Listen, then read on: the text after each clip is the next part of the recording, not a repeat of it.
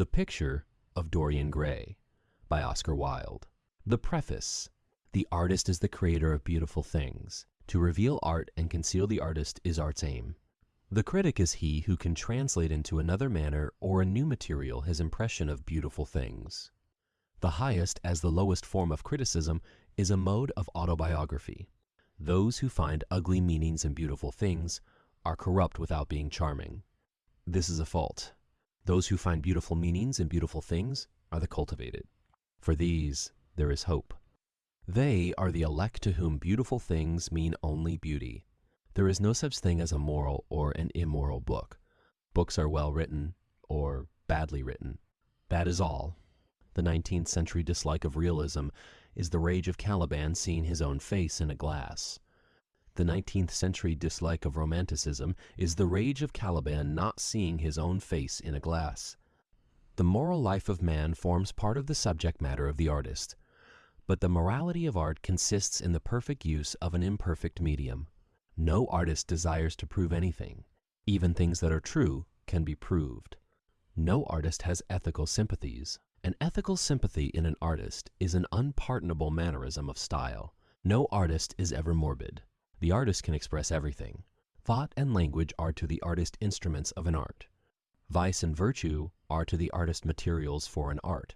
From the point of view of form, the type of all the arts is the art of the musician. From the point of view of feeling, the actor's craft is the type. All art is at once surface and symbol.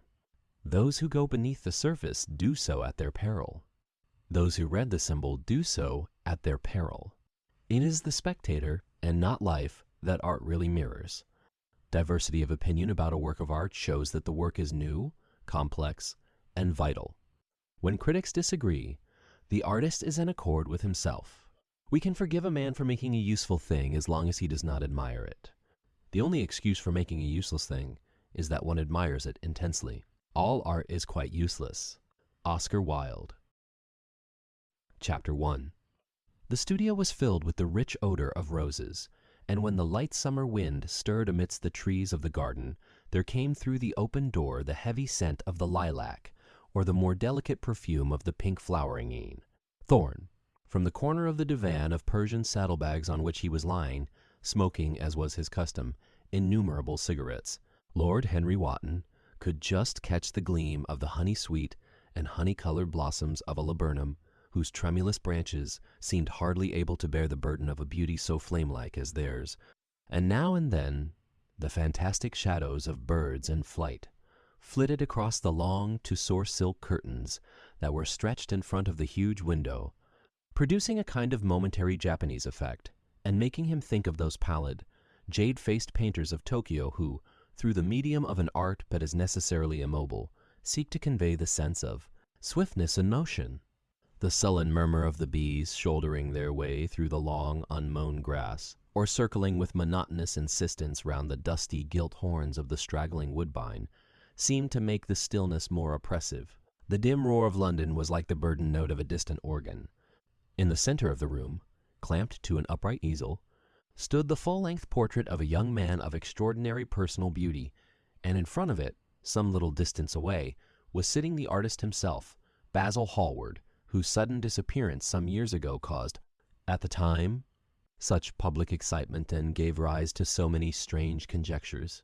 As the painter looked at the gracious and comely form he had so skillfully mirrored in his art, a smile of pleasure passed across his face, and seemed about to linger there, but he suddenly started up, and closing his eyes, placed his fingers upon the lids, as though he sought to imprison within his brain some curious dream from which he feared he might awake.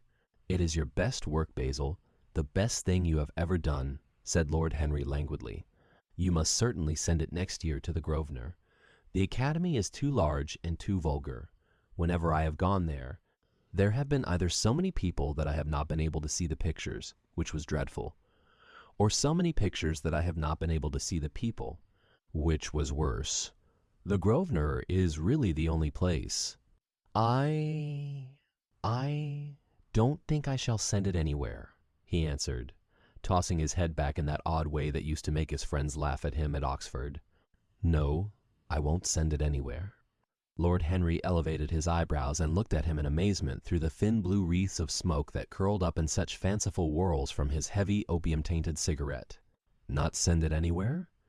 My dear fellow, why? Have you any reason? What odd chaps you painters are. You do anything in the world to gain a reputation. As soon as you have one, you seem to want to throw it away. It is silly of you, for there is only one thing in the world worse than being talked about, and that is not being talked about. A portrait like this would set you far above all the young men in England, and make the old men quite jealous, if old men are ever capable of any emotion. And I know you will laugh at me, he replied, but I really can't exhibit it. I have put too much of myself into it. Lord Henry stretched himself out on the divan and laughed. Yes, I knew you would, but it is quite true, all the same. Too much of yourself in it. Upon my word, Basil, I didn't know you were so vain. And I really can't see any resemblance between you, with your rugged strong face and your coal-black hair, and this young Adonis, who looks as if he was made out of ivory and rose leaves. Why, my dear Basil, he is a Narcissus, and of course you have an intellectual expression and all that. But beauty, real beauty, ends where an intellectual expression begins. Intellect is in itself a mode of exaggeration, and destroys the harmony of any face. The moment one sits down to think, one becomes all nose, or all forehead, or something horrid. Look at the successful men in any of the learned professions. How perfectly hideous they are, except, of course, in the church. But then in the church they don't think. A bishop keeps on saying at the age of 80 what he was told to say when he was a boy of 18. And as a natural consequence, he always looks absolutely delightful. Your mysterious young friend, whose name you have never told me, but whose picture really fascinates me, never thinks. I feel quite sure of that. He is some brainless, beautiful creature who should be always here in winter when we have no flowers to look at, and always here in summer when we want something to chill our intelligence. Don't flatter yourself, Basil. You are not in the least like him. You don't understand me, Harry, answered the artist. Of course I am not like him. I know that perfectly well. Indeed, I should be sorry to look like him. You shrug your shoulders? I am telling you the truth. There is a fatality about all physical and intellectual distinction. The sort of fatality that seems to dog through history the faltering steps of kings. It is better not to be different from one's fellows. The ugly and the stupid have the best of it in this world. They can sit at their ease and gape at the play. If they know nothing of victory, they are at least spared the knowledge of defeat. They live as we all should live, undisturbed, indifferent, and without disquiet. They neither bring ruin upon others, nor ever receive it from alien hands. Your rank and wealth, hairy double hair. My brains, such as they are my art, whatever it may be worth, Dorian Gray's good looks we shall all suffer for what the gods have given us. Suffer terribly. Dorian Gray? Is that his name? Asked Lord Henry, walking across the studio towards Basil Hallward. Yes, that is his name. I didn't intend to tell it to you. But why not? Oh, I can't explain. When I like people immensely, I never tell their names to anyone. It is like surrendering a part of them. I have grown to love secrecy. It seems to be the one thing that can make modern life mysterious or marvelous to us. The commonest thing is delightful if one only hides it. When I leave town now, I never tell my people where I am going. If I did, I would lose all my pleasure. It is a silly habit, I dare say, but somehow it seems to bring a great deal of romance into one's life. I suppose you think me awfully foolish about it? Not at all, answered Lord Henry. Not at all. My dear Basil, you seem to forget that I am married, and the one charm of marriage is that it makes a life of deception absolutely necessary for both parties. I never know where my wife is, and my wife never knows what I am doing. When we do meet occasionally. When we dine out together, or go down to the Duke's, we tell each other the most absurd stories, with the most serious faces. My wife is very good at it, much better, in fact, than I am. She never gets confused over her dates, and I always do. But when she does find me out, she makes no row at all. I sometimes wish she would, but she nearly laughs at me. I hate the way you talk about your married life, Harry, said Basil Hallward, strolling towards the door that led into the garden. I believe that you are really a very good husband, but that you are thoroughly ashamed of your own virtues. You are an extraordinary fellow. You never say a moral thing, and you never do a wrong thing. Your cynicism is simply a pose. Being natural is simply a pose, and the most irritating pose I know, cried Lord Henry, laughing. And the two young men went out into the garden together and ensconced themselves on a long bamboo seat that stood in the shade of a tall laurel bush. The sunlight slipped over the polished leaves. In the grass, white daisies were tremulous. After a pause, Lord Henry pulled out his watch. I am afraid I must be going, Basil, he murmured, and before I go, I insist on your answering a question I put to you some time ago. What is that? Said the painter, keeping his eyes fixed on the ground. You know quite well. I do not, Harry. Harry? Well, I want you to explain to me why you won't exhibit Dorian Gray's picture. I want the real reason. I told you the real reason. You did not. You said it was because there was too much of yourself in it. Now that is childish. Harry, said Basil Hallward, looking him straight in the face, every portrait that is painted with feeling is a portrait of the artist, not of the sitter. The sitter is merely the accident, the occasion. It is not he who is revealed by the painter. It is rather the painter who, on the colored canvas, reveals himself. The reason I will not exhibit this picture is that I am afraid that I have shown in it the secret of my own soul. Lord Henry laughed. And what is that? He asked. I will tell you, said Hallward, but an expression of perplexity came over his face. I am all expectation, Basil, continued his companion, glancing at him. Oh, there is really very little to tell, Harry, answered the painter, and I am afraid you will hardly understand it. Perhaps you will hardly believe it. Lord Henry smiled, and leaning down, plucked a pink-petaled daisy from the grass and examined it. I am quite sure I shall understand it, he replied, gazing intently at the little golden white feathered disc. And as for believing things, I can believe anything, provided that it is quite incredible. The wind shook some blossoms from the trees, and the heavy lilac blooms, with their clustering stars, moved to and fro in the languid air. A grasshopper began to chirrup by the wall, and like a blue thread, a long, thin dragonfly floated past on its brown gauze wings. Lord Henry felt as if he could hear Basil Hallward's heart beating, and wondered what was coming. The story is simply this, said the painter after some time.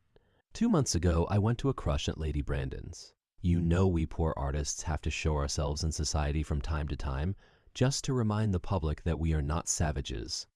With an evening coat and a white tie, as you told me once, anybody, even a stockbroker, can gain a reputation for being civilized. Well, after I had been in the room about 10 minutes, talking to huge, overdressed dowagers and tedious academicians, I suddenly became conscious that someone was looking at me. I turned halfway round and saw Dorian Gray for the first time. When our eyes met, I felt that I was growing pale. A curious sensation of terror came over me. I knew that I had come face to face with someone whose mere personality was so fascinating that, if I allowed it to do so, it would absorb my whole nature, my whole soul, very art itself. I did not want any external influence in my life. You know yourself, Harry, how independent I am by nature. I have always been my own master, had at least always been so, till I met Dorian Gray. Then, but I don't know how to explain it to you.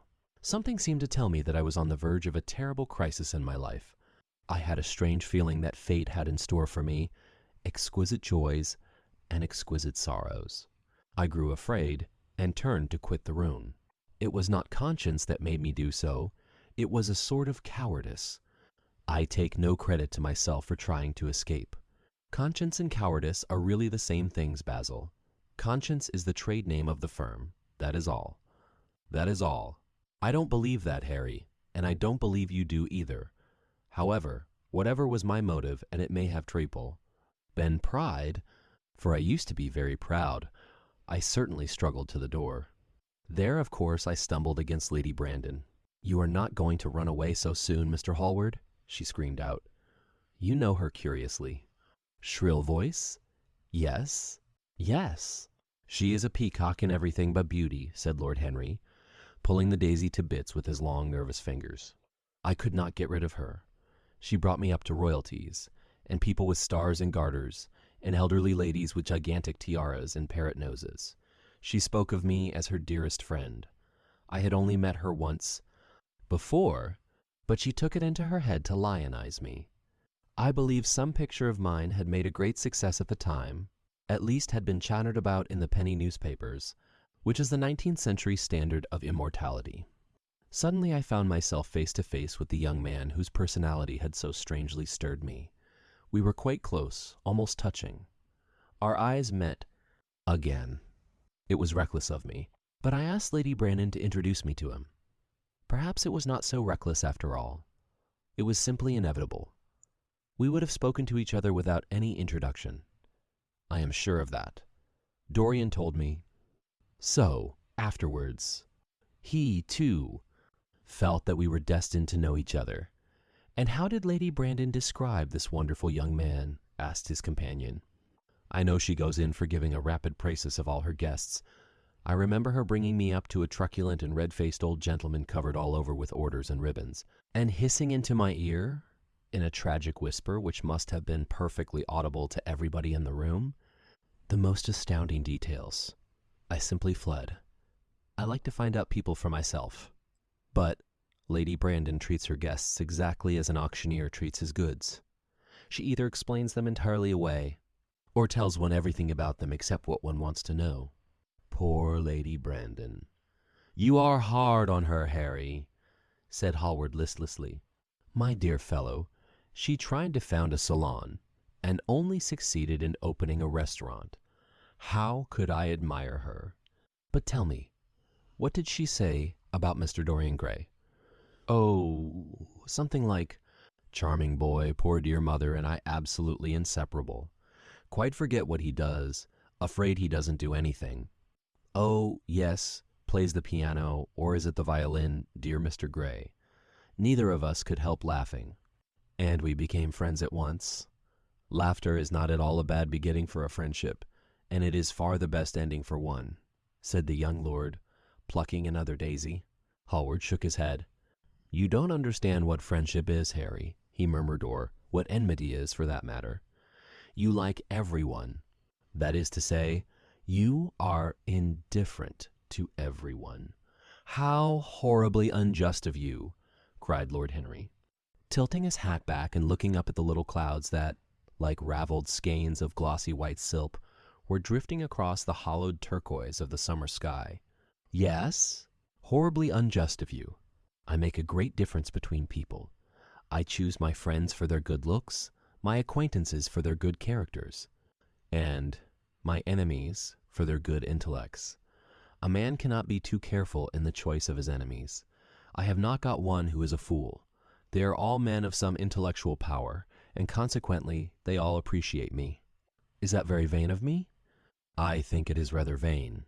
I should think it was, Harry. But according to your category, I must be merely an acquaintance. My dear old Basil, you are much more than an acquaintance, and much less than a friend. A sort of brother, I suppose." "Oh, brothers! I don't care for brothers. My elder brother won't die, and my younger brothers seem never to do anything else." "Harry!" exclaimed Hallward, frowning. "My dear fellow, I am not quite serious. But I can't help detesting my relations. I suppose it comes from the fact that none of us can stand other people having the same faults as ourselves. I quite sympathize with the rage of the English democracy against what they call the vices of the upper orders. The masses feel that drunkenness, stupidity, and immorality should be their own special property, and that if any one of us makes an ass of himself, he is poaching on their preserves. When poor Sothern got into the divorce court, their indignation was quite magnificent, and yet I don't suppose that 10% of the proletariat live correctly. I don't agree with a single word that you have said, and, what is more, Harry, I feel sure you don't either." Lord Henry stroked his pointed brown beard and tapped the toe of his patent leather boot with a tasseled ebony cane. "How English you are, Basil! That is the second time you have made that observation. If one puts forward an idea to a true Englishman always, a rash thing to Bates. Do he never dreams of considering whether the idea is right or wrong? The only thing he considers of any importance is whether one believes it oneself. Now, the value of an idea has nothing whatsoever to do with the sincerity of the man who expresses it. Indeed, the probabilities are that the more insincere the man is, the more purely intellectual will the idea be, as in that case it will not be colored by either his wants, his desires, or his prejudices. However, I don't propose to discuss politics, sociology, or metaphysics with you. I like persons better than principles, and I like persons with no principles better than anything else in the world. Tell me more about Mr. Dorian Gray. How often do you see him?" "Every day. I couldn't be happy if I didn't palm. See him every day. He is absolutely necessary to me." "How extraordinary! I thought you would never care for anything but your art." "He is all my art to me now," said the painter gravely. "I sometimes think, Harry, that there are only two eras of any importance in the world's history. The first is the appearance of a new medium for art, and the second is the appearance of a new personality for art also. What the invention of oil painting was to the Venetians, the face of Antinous was to late Greek sculpture, and the face of Dorian Gray will some day be to me. It is not merely that I paint from him, draw from him, sketch from him. Of course I have done all that, but he is much more to me than a model or a sitter. I won't tell you that I am dissatisfied with what I have done of him, or that his beauty is such that art cannot express it. There is nothing that art cannot express, and I know that the work I have done, since I met Dorian Gray, is good work, is the best work of my life. But in some curious way I wonder, will you understand me?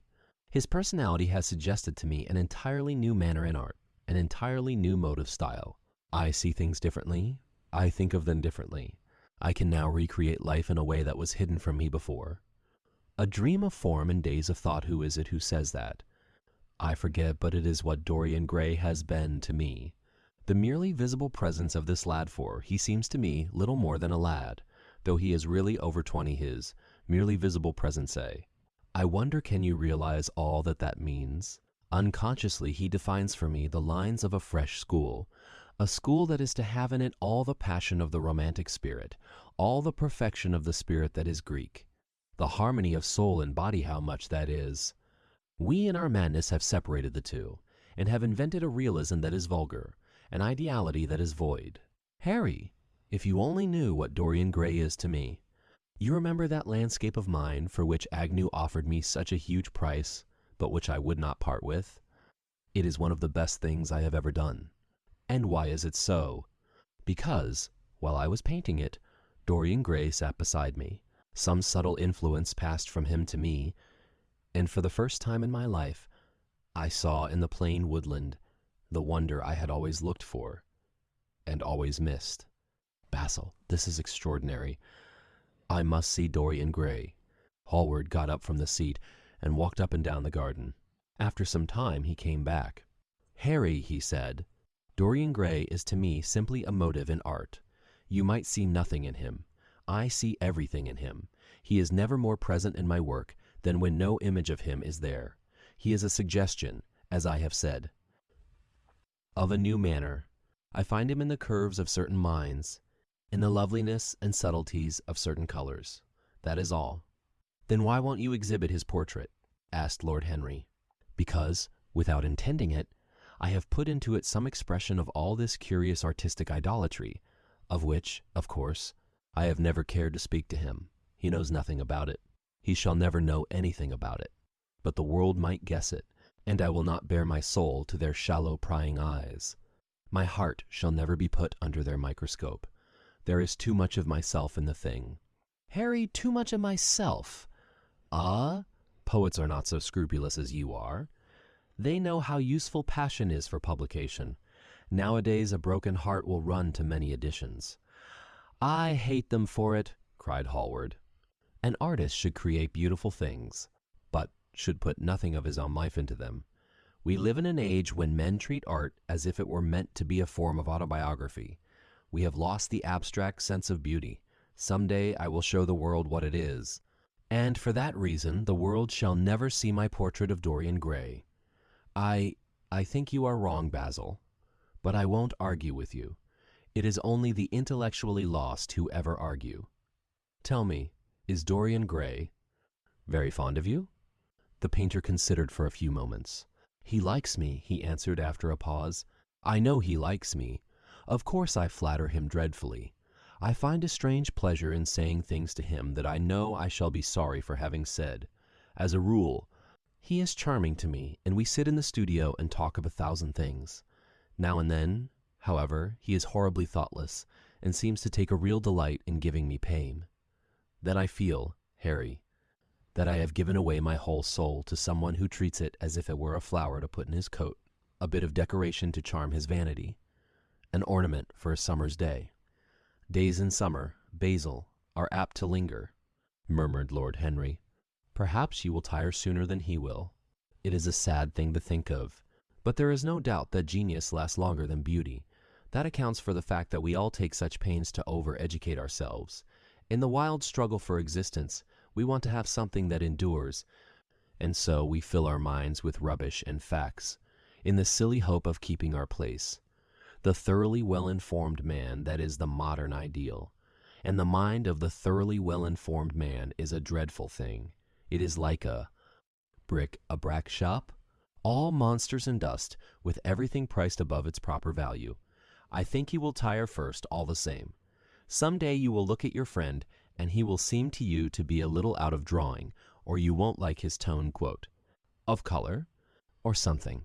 You will bitterly reproach him in your own heart, and seriously think that he has behaved very badly to you. The next time he calls, you will be perfectly cold and indifferent. It will be a great pity, for it will alter you.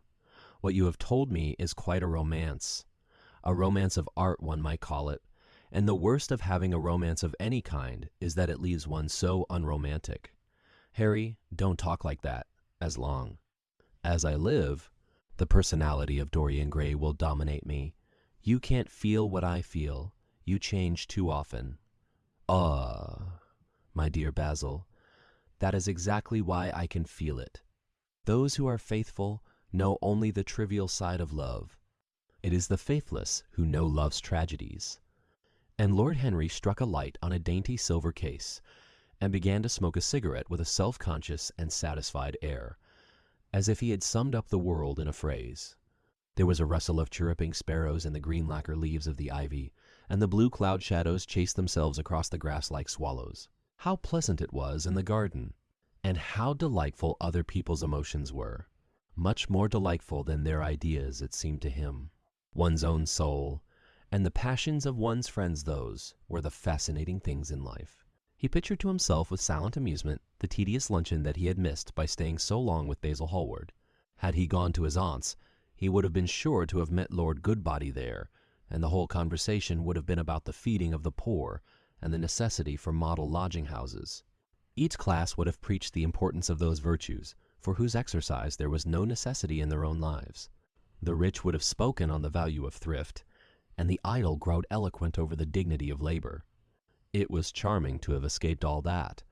As he thought of his aunt, an idea seemed to strike him. He turned to Hallward and said, "My dear fellow, I have just remembered." "Remembered what, Harry?" "Where I heard the name of Dorian Gray." "Where was it?"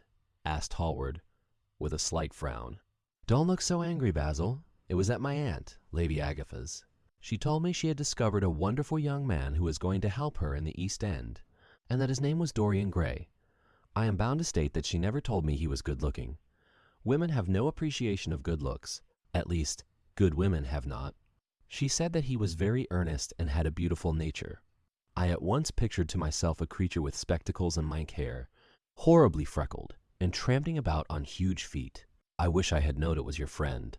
I am very glad you didn't, Harry." "Harry, why?" don't want you to meet him. You don't want me to meet him? No, no, mighty mister. Dorian Gray is in the studio.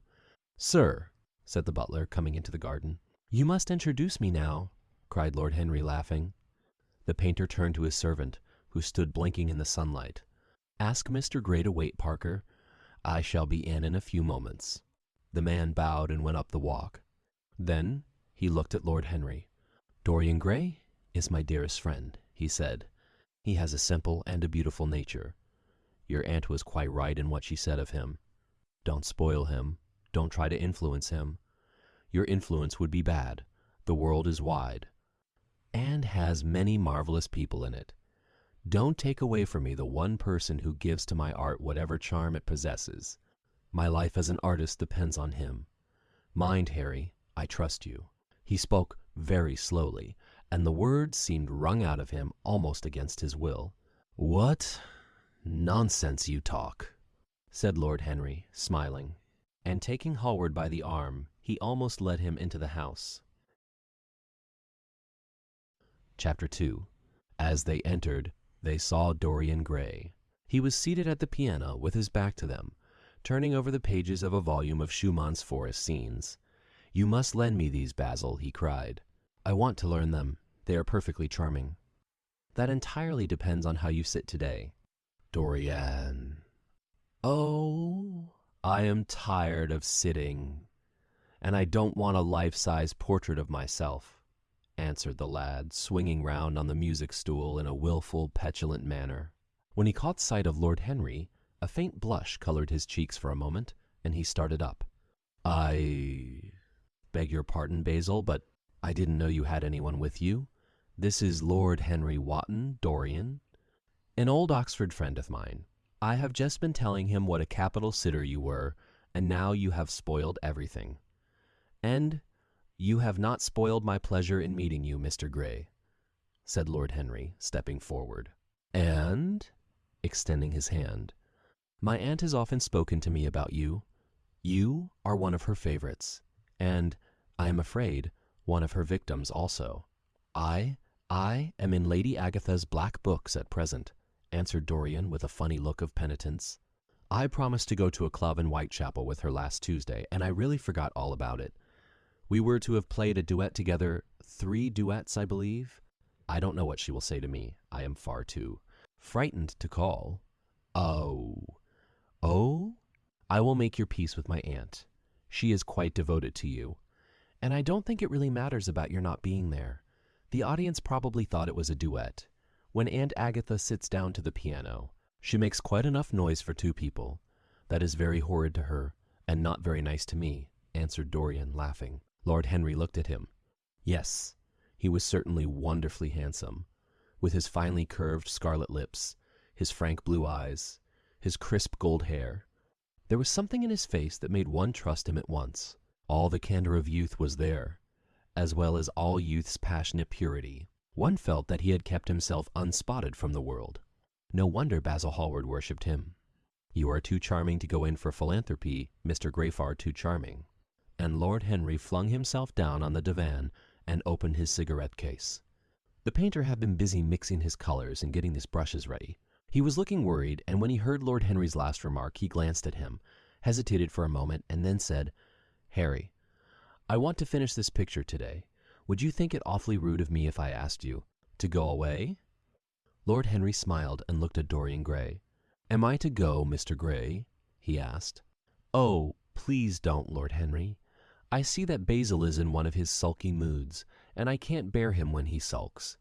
Besides, I want you to tell me why I should not go in for philanthropy. I don't know that I shall tell you that, Mr. Gray. It is so tedious a subject that one would have to talk seriously about it, but I certainly shall not run.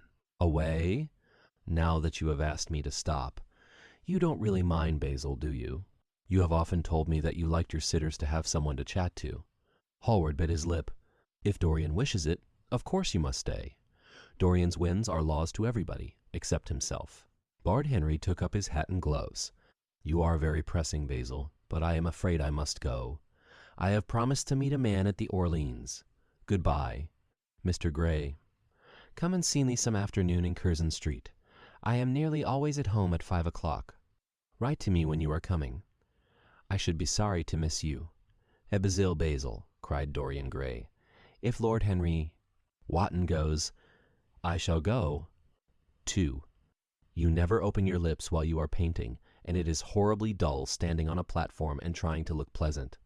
Ask him to stay. I insist upon it. I.T. Stay, Harry, to oblige Dorian and to oblige me, said Hallward, gazing intently at his picture.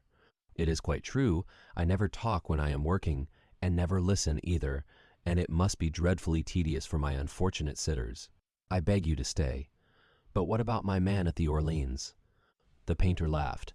I don't think there will be any difficulty about that. Sit down again, Harry. And now, Dorian, get up on the platform, and don't move about too much, or pay any attention to what Lord Henry says. He has a very bad influence over all his friends, with the single exception of myself. Dorian Gray stepped up on the dais with the air of a young Greek martyr, and made a little mow of discontent to Lord Henry, to whom he had rather taken a fancy. He was so unlike Basil. They made a delightful contrast. And he had such a beautiful voice. After a few moments he said to him, Have you really a very bad influence, Lord Henry? As bad as Basil says? There is no such thing as a good influence. Mr. Gray, all influence is immoral. Immoral from the scientific point of view. Why? Why? Because to influence a person is to give him one's own soul. He does not think his natural thoughts, or burn with his natural passions.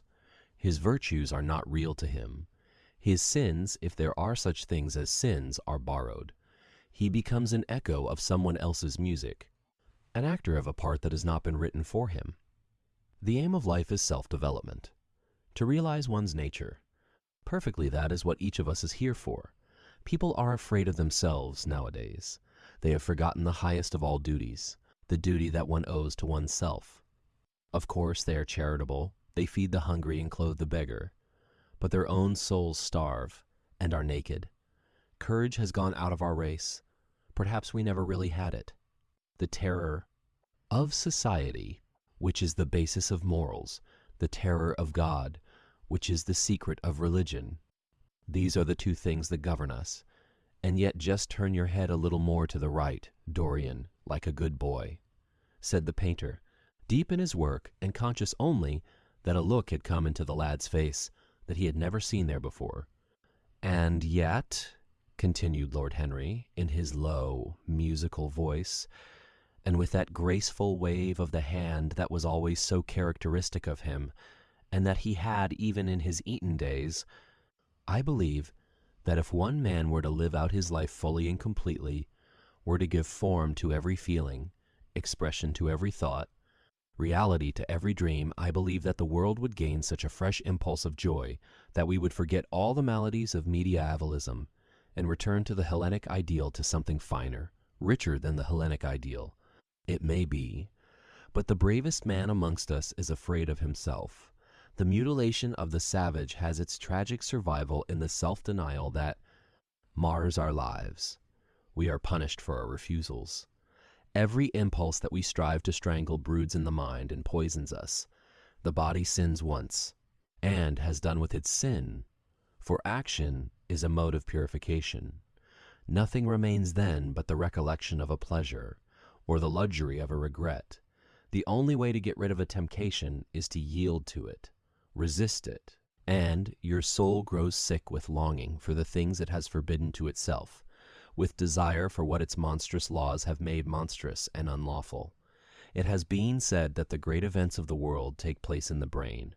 It is in Bray, the brain, and the brain only, that the great sins of the world take place also. You, Mr. Gray, you yourself, with your rose-red youth and your rose-white boyhood, you have had passions that have made you afraid, thoughts that have filled you with terror, daydreams and sleeping dreams whose mere memory might stain your cheek with shame. Stop, faltered Dorian Gray. Stop. You bewilder me. I don't know what to say. There is some answer to you, but I cannot find it. Don't speak. Let me think. Or, rather, let me try not to think. For nearly 10 minutes he stood there, motionless, with parted lips and eyes strangely bright. He was dimly conscious that entirely fresh influences were at work within him, yet they seemed to him to have come really from himself.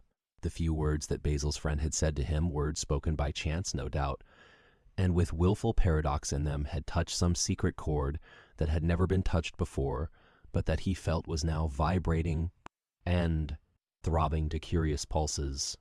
Music had stirred him like that. Music had troubled him many times, but music was not articulate. It was not a new world, but rather another chaos that had created in us. Words, mere words. How terrible they were, how clear and vivid and cruel. One could not escape from them. And yet, what a subtle magic there was in them. They seemed to be able to give a plastic form to formless things, and to have a music of their own as sweet as that of viol or of lute.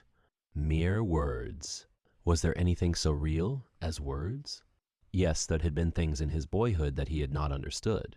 He understood them now. Life suddenly became fiery-colored to him. It seemed to him that he had been walking in fire. Why had he not known it? With his subtle smile, Lord Henry watched him. He knew the precise psychological moment when to say nothing. He felt intensely interested. He was amazed at the sudden impression that his words had produced, and, remembering a book that he had read when he was 16, a book which had revealed to him much that he had not known before, he wondered whether Dorian Gray was passing through a similar experience. He had merely shot an arrow into the air. Had it hit the mark? How fascinating the lad was! Hallward painted away with that marvelous bold touch of his, that had the true refinement and perfect delicacy that in art, at any rate, comes only from strength. He was unconscious of the silence. Basil, I am tired I am tired of standing, cried Dorian Gray suddenly. I must go out and sit in the garden. The air is stifling here. My dear fellow, I am so sorry. When I am painting, I can't think of anything else. But you never sat better. You were perfectly still, and I have caught the effect I wanted, the half-parted lips, and the bright look in the eyes. I don't know what Harry has been saying to you, but he has certainly made you have the most wonderful expression. I suppose he has been paying you compliments. You mustn't believe a word that he says. He has certainly not been paying me compliments. Perhaps that is the reason that I don't believe anything he has told me. You know you believe it all, said Lord Henry, looking at him with his dreamy, languorous eyes. I will go out to the garden with you. It is horribly hot in the studio. Basil, let us have something iced to drink, something with strawberries in it. Certainly, Harry. Just touch the bell, and when Parker comes, I will tell him what you want. I have got to work up this background, so I will join you later on. Don't keep Dorian too long. I have never been in better form for painting than I am today. This is going to be my masterpiece. It is my masterpiece as it stands. Lord Henry went out to the garden and found Dorian Gray burying his face in the great cool lilac blossoms, feverishly drinking in their perfume as if it had been wine. He came close to him and put his hand upon his shoulder. You are quite right to do that, he murmured. Nothing can cure the soul but the senses, just as nothing can cure the senses but the soul. The lad started and drew back. He was bareheaded, and the leaves had tossed his rebellious curls and tangled all their gilded threads. There was a look of fear in his eyes, such as people have when they are suddenly awakened. His finely chiseled nostrils quivered, and some hidden nerve shook the scarlet of his lips and left them trembling. Yes, continued Lord Henry, that is one of the great secrets of life, to cure the soul by means of the senses, and the senses by means of the soul. You are a wonderful creation. You know more than you think you know, just as you know less than you want to know. Dorian Gray frowned and turned his head away. He could not help liking the tall, graceful young man who was standing by him. His romantic, olive-colored face and worn expression interested him. There was something in his low, languid voice that was absolutely fascinating. His cool, white, flower-like hands even, had a curious charm. They moved as he spoke, like music, and seemed to have a language of their own. But he felt afraid of him, and ashamed of being afraid. Why had it been left for a stranger to reveal him to himself? He had known Basil Hallward for months, but the friendship between them had never altered him. Suddenly there had come someone across his life who seemed to have disclosed to him life's mystery. And yet, what was there to be afraid of? He was not a schoolboy or a girl. It was absurd to be frightened. "Let us go and sit in the shade," said Lord Henry. "Parker has brought out the drinks, and if you stay any longer in this glare, you will be quite spoiled, and Basil will never paint you again. You really must not allow yourself to become sunburnt. It would be unbecoming." What can it matter?" cried Dorian Gray, laughing, as he sat down on the seat at the end of the garden. "It should matter everything to you, Mr. Gray." Why? "Because you have the most marvelous youth, and youth is the one thing worth having. I don't feel that, Lord Henry. No, you don't feel it now.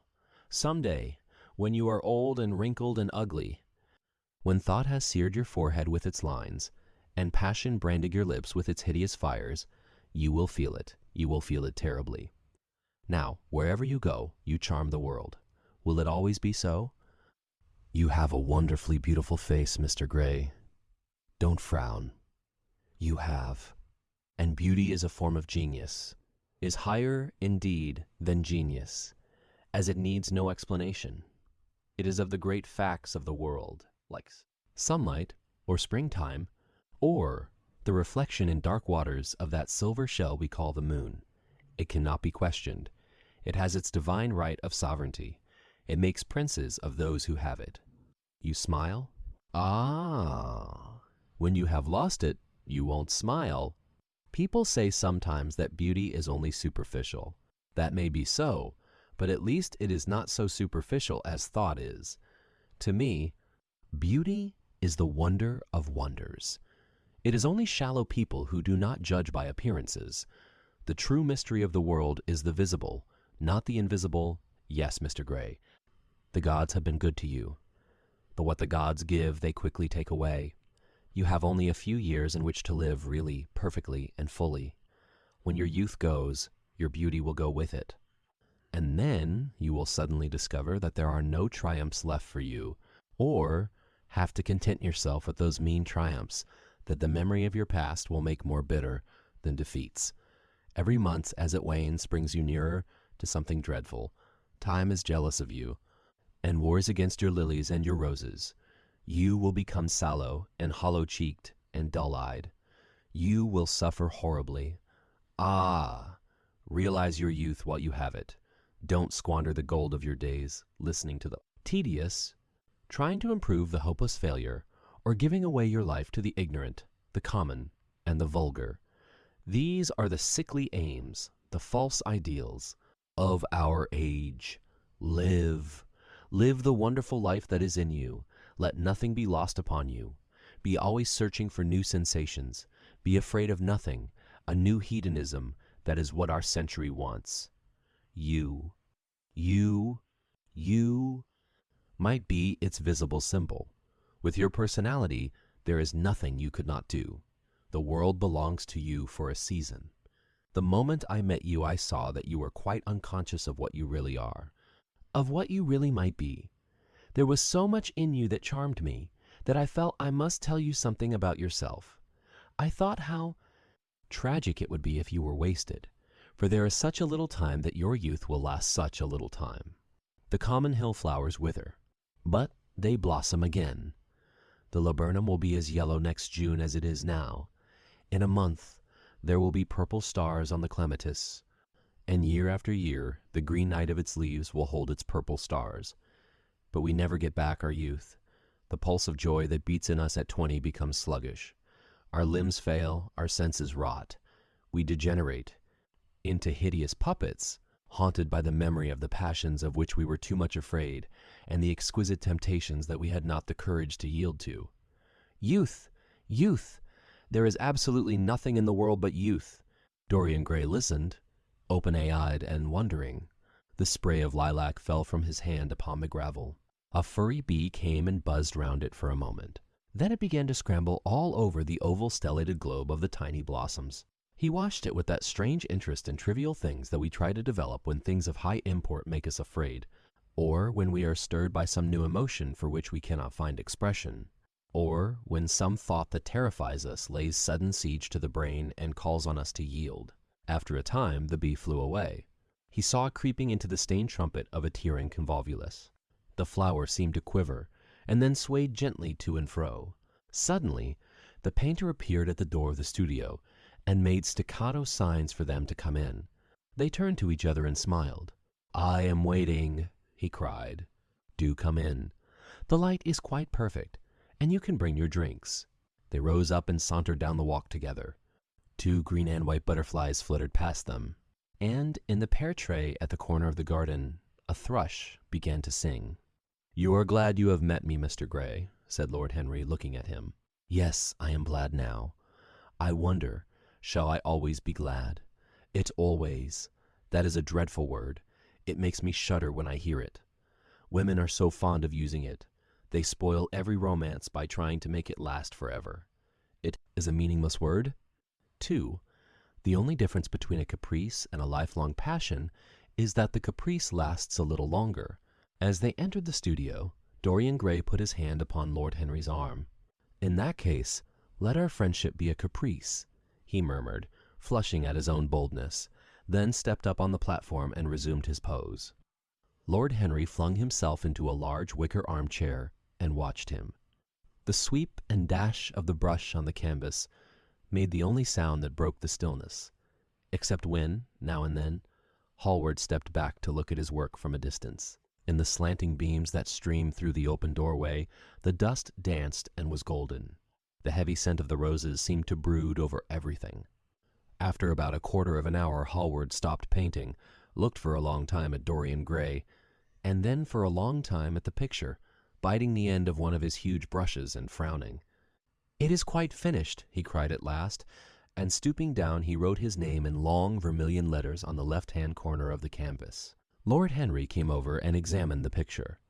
It was certainly a wonderful work of art, and a wonderful likeness as well. "My dear fellow, I congratulate you most warmly," he said. "It is the finest portrait of modern times. Mr. Gray, come over and look at yourself." The lad started, as if awakened from some dream. "Is it really finished?" he murmured, stepping down from the platform. "Quite finished?" said the painter. "And you have sat splendidly today. I am awfully obliged to you." "That is entirely due to me," broke in Lord Henry. "Isn't it, Mr. Gray?" Dorian made no answer, but passed listlessly in front of his picture and turned towards it. When he saw it, he drew back, and his cheeks flushed for a moment with pleasure. A look of joy came into his eyes, as if he had recognized himself for the first time. He stood there motionless and in wonder, dimly conscious that Hallward was speaking to him, but not catching the meaning of his words. The sense of his own beauty came on him like a revelation. He had never felt it before. Basil Hallward's compliments had seemed to him to be merely the charming exaggeration of friendship. He had listened to them, laughed at them, forgotten them. They had not influenced his nature. Then had come Lord Henry Wotton with his strange panegyric on youth, his terrible warning of its brevity. That had stirred him at the time, and now, as he stood gazing at the shadow of his own loveliness, the full reality of the description flashed across him. Yes, there would be a day when his face would be wrinkled and wizen, his eyes dim and colorless, the grace of his figure broken and deformed. The scarlet would pass away from his lips, and the gold steal from his hair. The life that was to make his soul would mar his body. He would become dreadful, hideous, and uncouth. As he thought of it, a sharp pang of pain struck through him like a knife, and made each delicate fiber of his nature quiver. His eyes deepened into amethyst, and across them came a mist of tears. He felt as if a hand of ice had been laid upon his heart. "Don't you like it?" cried Hallward at last, stunned a little by the lad's silence, not understanding what it meant. "Of course he likes it," said Lord Henry. "Who wouldn't like it? It is one of the greatest things in modern art. I will give you anything you like to ask for it. I must have it." "Aye, yes. It is not my property, Harry." "Whose property is it?" "Dow." "Dorian's, of course," answered the painter. "He is a very lucky fellow. How sad it is," murmured Dorian Gray with his eyes still fixed upon his own portrait. "How sad it is. I shall grow old and horrible and dreadful. But this picture will remain always young. It will never be older than this particular day of June. If it were only the other way, if it were I who was to be always young, and the picture that was to grow old, for that I would give everything. Yes, there is nothing in the whole world I would not give. I would give my soul for that." "You would hardly care for such an arrangement, Basil," cried Lord Henry, laughing. "It would be rather hard lines on your work."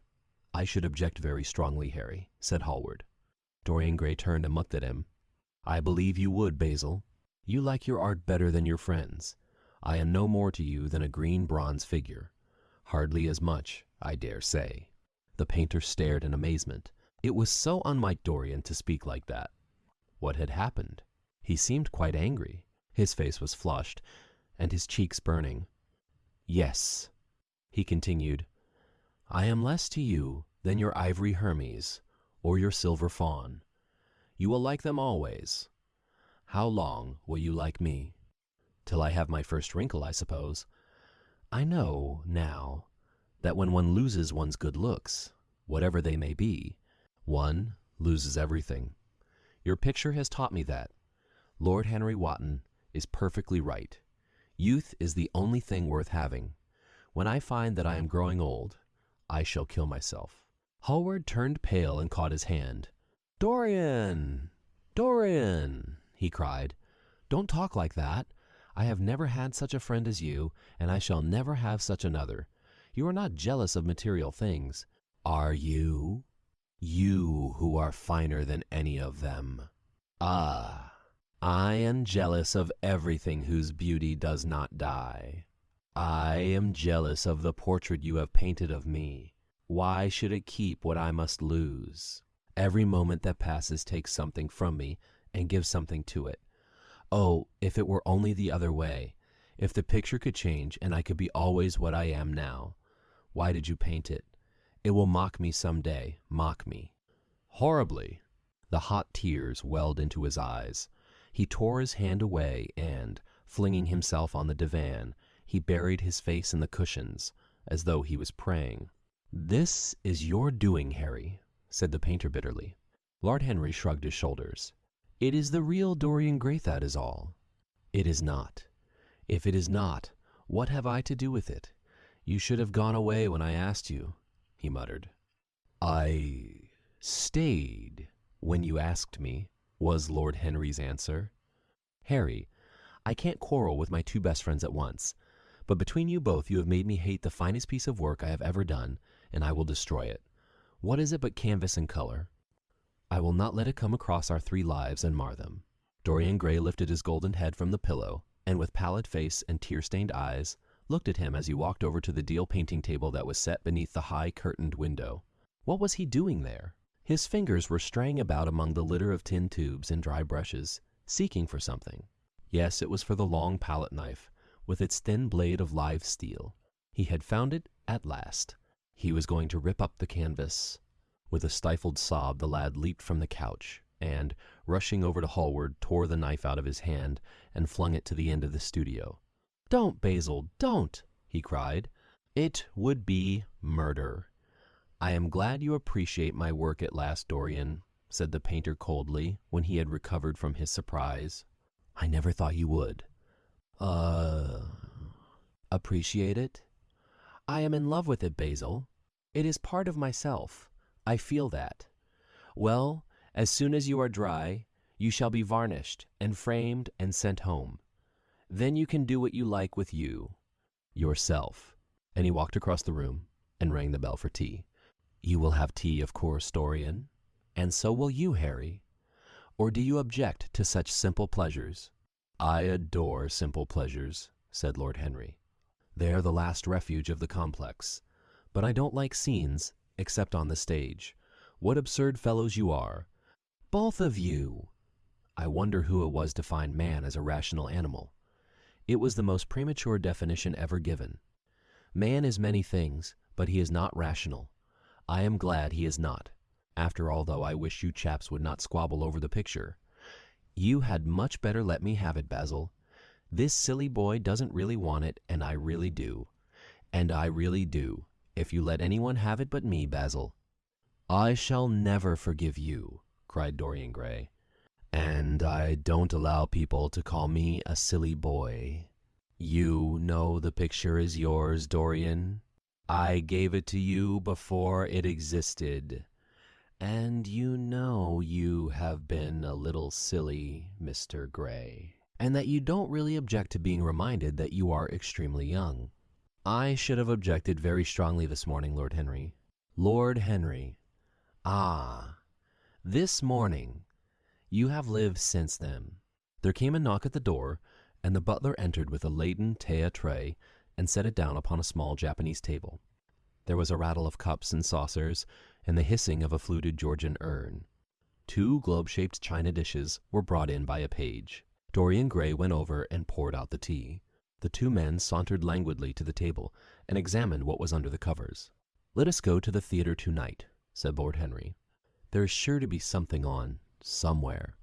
I have promised to dine at White's, but it is only with an old friend, so I can send him a wire to say that I am ill, or that I am prevented from coming in consequence of a subsequent engagement. I think that would be a rather nice excuse.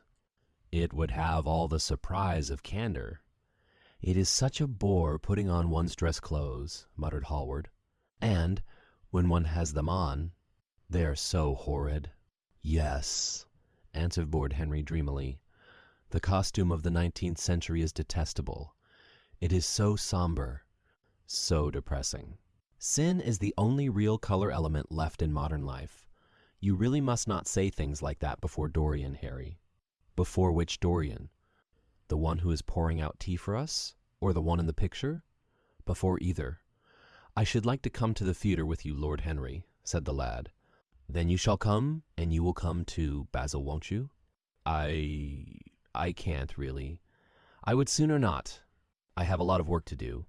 And, well, then, you and I will go alone, Mr. Gray." "I should like that awfully." The painter bit his lip and walked over, cup in hand, to the picture. "I shall stay with the real Dorian," he said sadly. "Is it the real Dorian?" cried the original of the portrait, strolling across to him. "Am I really like that?" "Yes, you are just like that." "How wonderful, Basil! At least you are like it in appearance." "But it will never alter," sighed Hallward. "That is something. What a fuss people make about fidelity!" exclaimed Lord Henry. "Why, even in love, it is purely a question for physiology. It has nothing to do with our own will. Young men want to be faithful, and our not old men want to be faithless, and cannot. That is all one can say." "Don't go to the theatre tonight, Dorian," said Hallward. "Stop and dine with me." "I can't, Basil." "Dazzle." "Why?" "Because I have promised Lord Henry Wotton to go with him. He won't like you the better for keeping your promises. He always breaks his own. I beg you not to go." Dorian Gray laughed and shook his head. "I entreat you." The lad hesitated and looked over at Lord Henry, who was watching them from the table with an amused smile. "I must go, Basil," he answered. "Very well," said Hallward, and he went over and laid down his cup on the tray. "It is rather late, and as you have to dress, you had better lose no time. Goodbye, Harry. Goodbye, Dorian. Come and see me soon. Come tomorrow." "Certainly." "Certainly. You won't forget?" "No, of course not," cried Dorian. And Harry." "Harry?" asked Basil. "Remember when I asked you, when we were in the garden this morning? I have forgotten it. And I trust you. I trust you. I wish I could trust myself," said Lord Henry, laughing. "Come, Mr. Gray. My hansom is outside, and I can drop you at your own place. Goodbye, Basil. It has been a most interesting afternoon." As the door closed behind them, the painter flung himself down on a sofa, and a look of pain came into his face. Chapter 3. At 12:30 next day, Lord Henry Wotton strolled from Curzon Street over to the Albany to call on his uncle. Lord Fermor, A genial, if somewhat rough-mannered old bachelor, whom the outside world called selfish because it derived no particular benefit from him, but who was considered generous by society as he fed the people crow. Who amused him? His father had been our ambassador at Madrid when Isabella was young and prim unthought of, but had retired from the diplomatic service in a capricious moment of annoyance on not being offered the embassy at Paris, a post to which he considered that he was fully entitled by reason of his birth, his indolence, the good English of his dispatches, and his inordinate passion for pleasure. The son, who had been his father's secretary, had resigned along with his chief, somewhat foolishly as was thought at the time, and on succeeding some months later to the title, had set himself to the serious study of the great aristocratic art of doing absolutely nothing. He had 2 large town houses, but preferred to live in chambers as it was less trouble, and took most of his meals at his club. He paid some attention to the management of his collieries in the Midland counties, excusing himself for this taint of industry on the ground that the one advantage of having coal was that it enabled a gentleman to afford the decency of burning wood on his own hearth. In politics he was a Tory, except when the Tories were in office, during which period he roundly abused them for being a pack of radicals. He was a hero to his valet, who bullied him, and a terror to most of his relations, whom he bullied in turn. Only England could have produced him, and he always said that the country was going to the dogs. His principles were out of date, but there was a good deal to be said for his prejudices. When Lord Henry entered the room, he found his uncle sitting in a rough shooting coat, smoking a cheroot and grumbling over the Times. "Well, Harry," said the old gentleman, "what brings you out so early? I thought you dandies never got up till 2, and were not visible till 5. Pure family affection, I assure you, Uncle George. I want to get something out of you." "Money, I suppose," said Lord Fermor, making a wry face. "Well, sit down and tell me all about it. Young people, nowadays, imagine that money is everything." "Yes," murmured Lord Henry, settling his buttonhole in his coat, "and when they grow older, they know it. But I don't want money. It is only people who pay their bills who want that. Uncle George, and I never pay mine. Credit is the capital of a younger son, and one lives charmingly upon it. Besides, I always deal with Dartmoor's tradesmen, and consequently they never bother me. What I want is information. Not useful information, of course. Useless information. Well, I can tell you anything that is in an English blue book, Harry, although those fellows nowadays write a lot of nonsense. When I was in the diplomatic, things were much better, but I hear they let them in now by examination. What can you expect? Examinations, sir, are pure humbug from beginning to end. If a man is a gentleman, he knows quite enough, and if he is not a gentleman, whatever he knows is bad for him. Mr. Dorian Gray does not belong to blue books, Uncle George," said Lord Henry languidly. "Mr. Dorian Gray? Who is he?" asked Lord Fermor, knitting his bushy white eyebrows. "That is what I have come to learn, Uncle George. Or rather, by know who he is. He is the last Lord Kelso's grandson. His mother was a Devereux, Lady Margaret Devereux. I want you to tell me about his mother. What was she like? Whom did she marry? You have known nearly everybody in your time, so you might have known her. I am very much interested in Mr. Gray at present. I have only just met him." "Now, Kelso's grandson," echoed the old gentleman. "Kelso's grandson!" "Of course. I knew his mother intimately. I believe I was at her christening. She was an extraordinarily beautiful girl, Margaret Devereux, and made all the men frantic by running away with a penniless young fellow, mere nobody, sir, a subaltern in a foot regiment, or something of that kind. Certainly. I remember the whole thing as if it happened yesterday. The poor chap was killed in a duel at Spa a few months after the marriage. There was an ugly story about it. They said Kelso got some rascally adventurer, some Belgian brute, to insult his son-in-law in public, paid him, sir, to do it. Paid him, and that the fellow spitted his man as if he had been a pigeon. The thing was hushed up, but egad, Kelso ate his chop alone at the club for some time afterwards. He brought his daughter back with him, I was told, and she never spoke to him again. Oh, yes. It was a bad business. The girl died, too, died within a year. So she left a son, did she? I had forgotten that. What sort of boy is he? If he is like his mother, he must be a good-looking chap.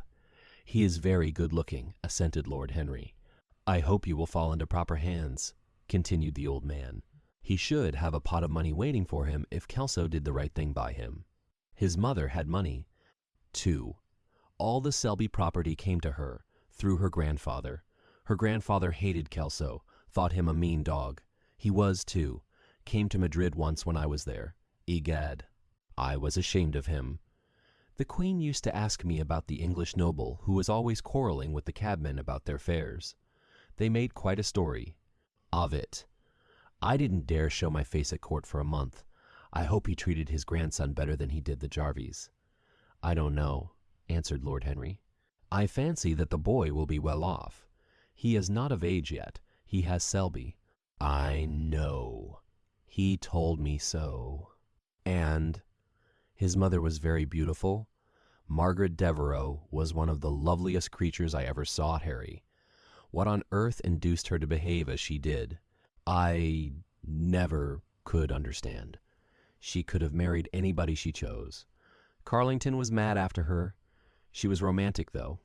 All the women of that family were. The men were a poor lot. Egad, the women were wonderful. Carlington went on his knees to her. Told me so himself.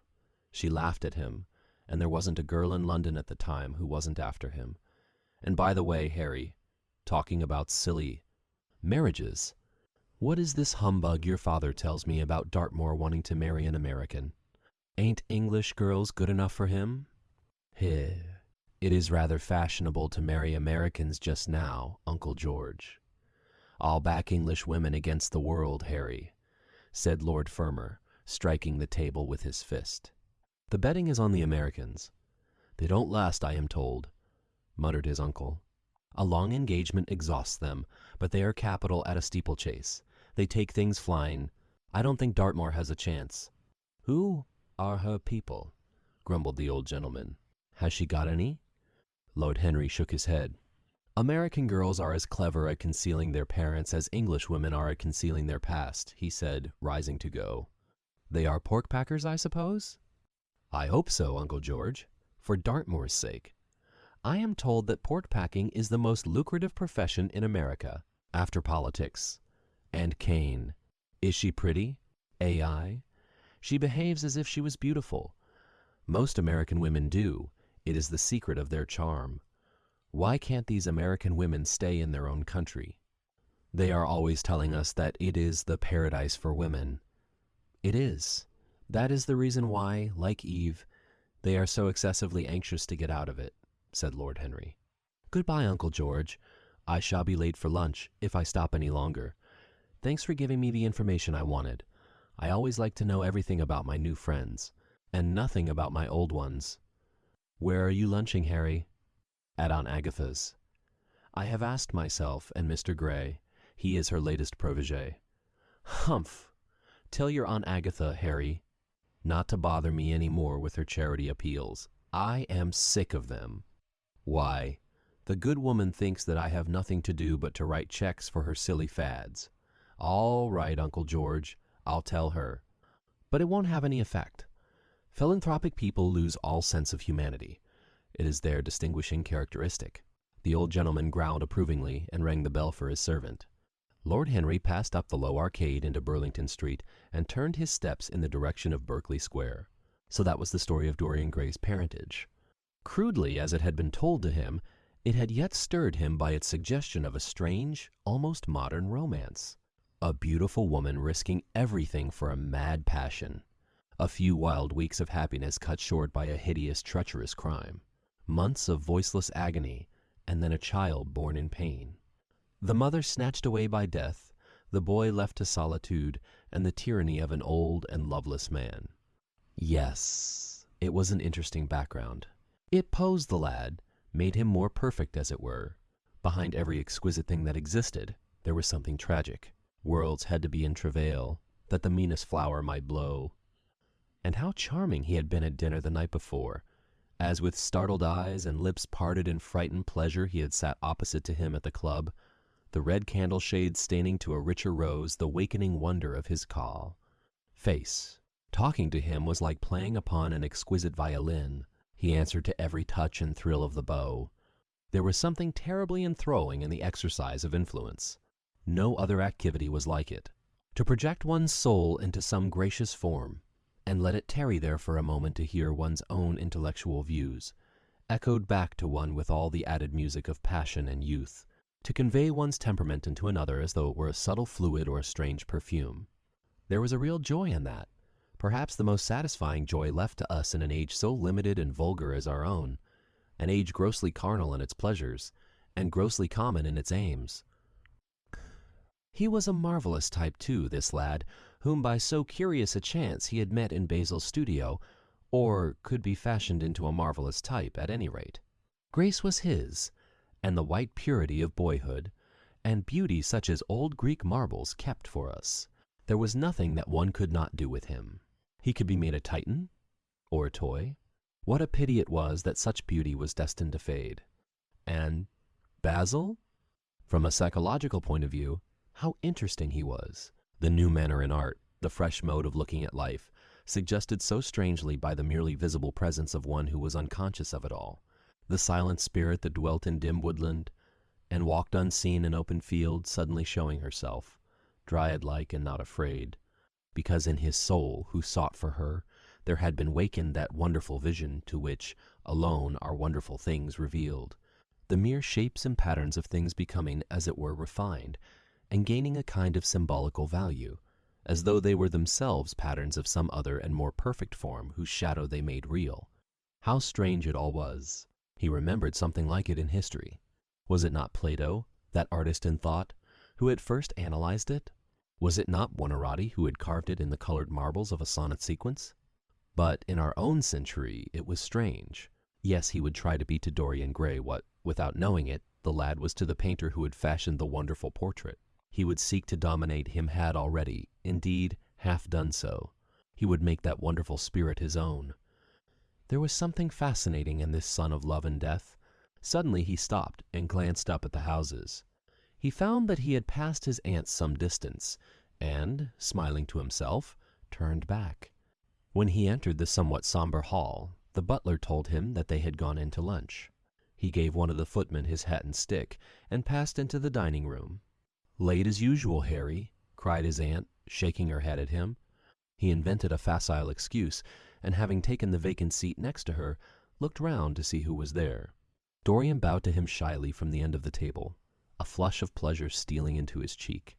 Opposite was the Duchess of Harley, a lady of admirable good nature and good temper, much liked by everyone who knew her, and of those ample architectural proportions that in women who are not duchesses are described by contemporary historians as stoutness.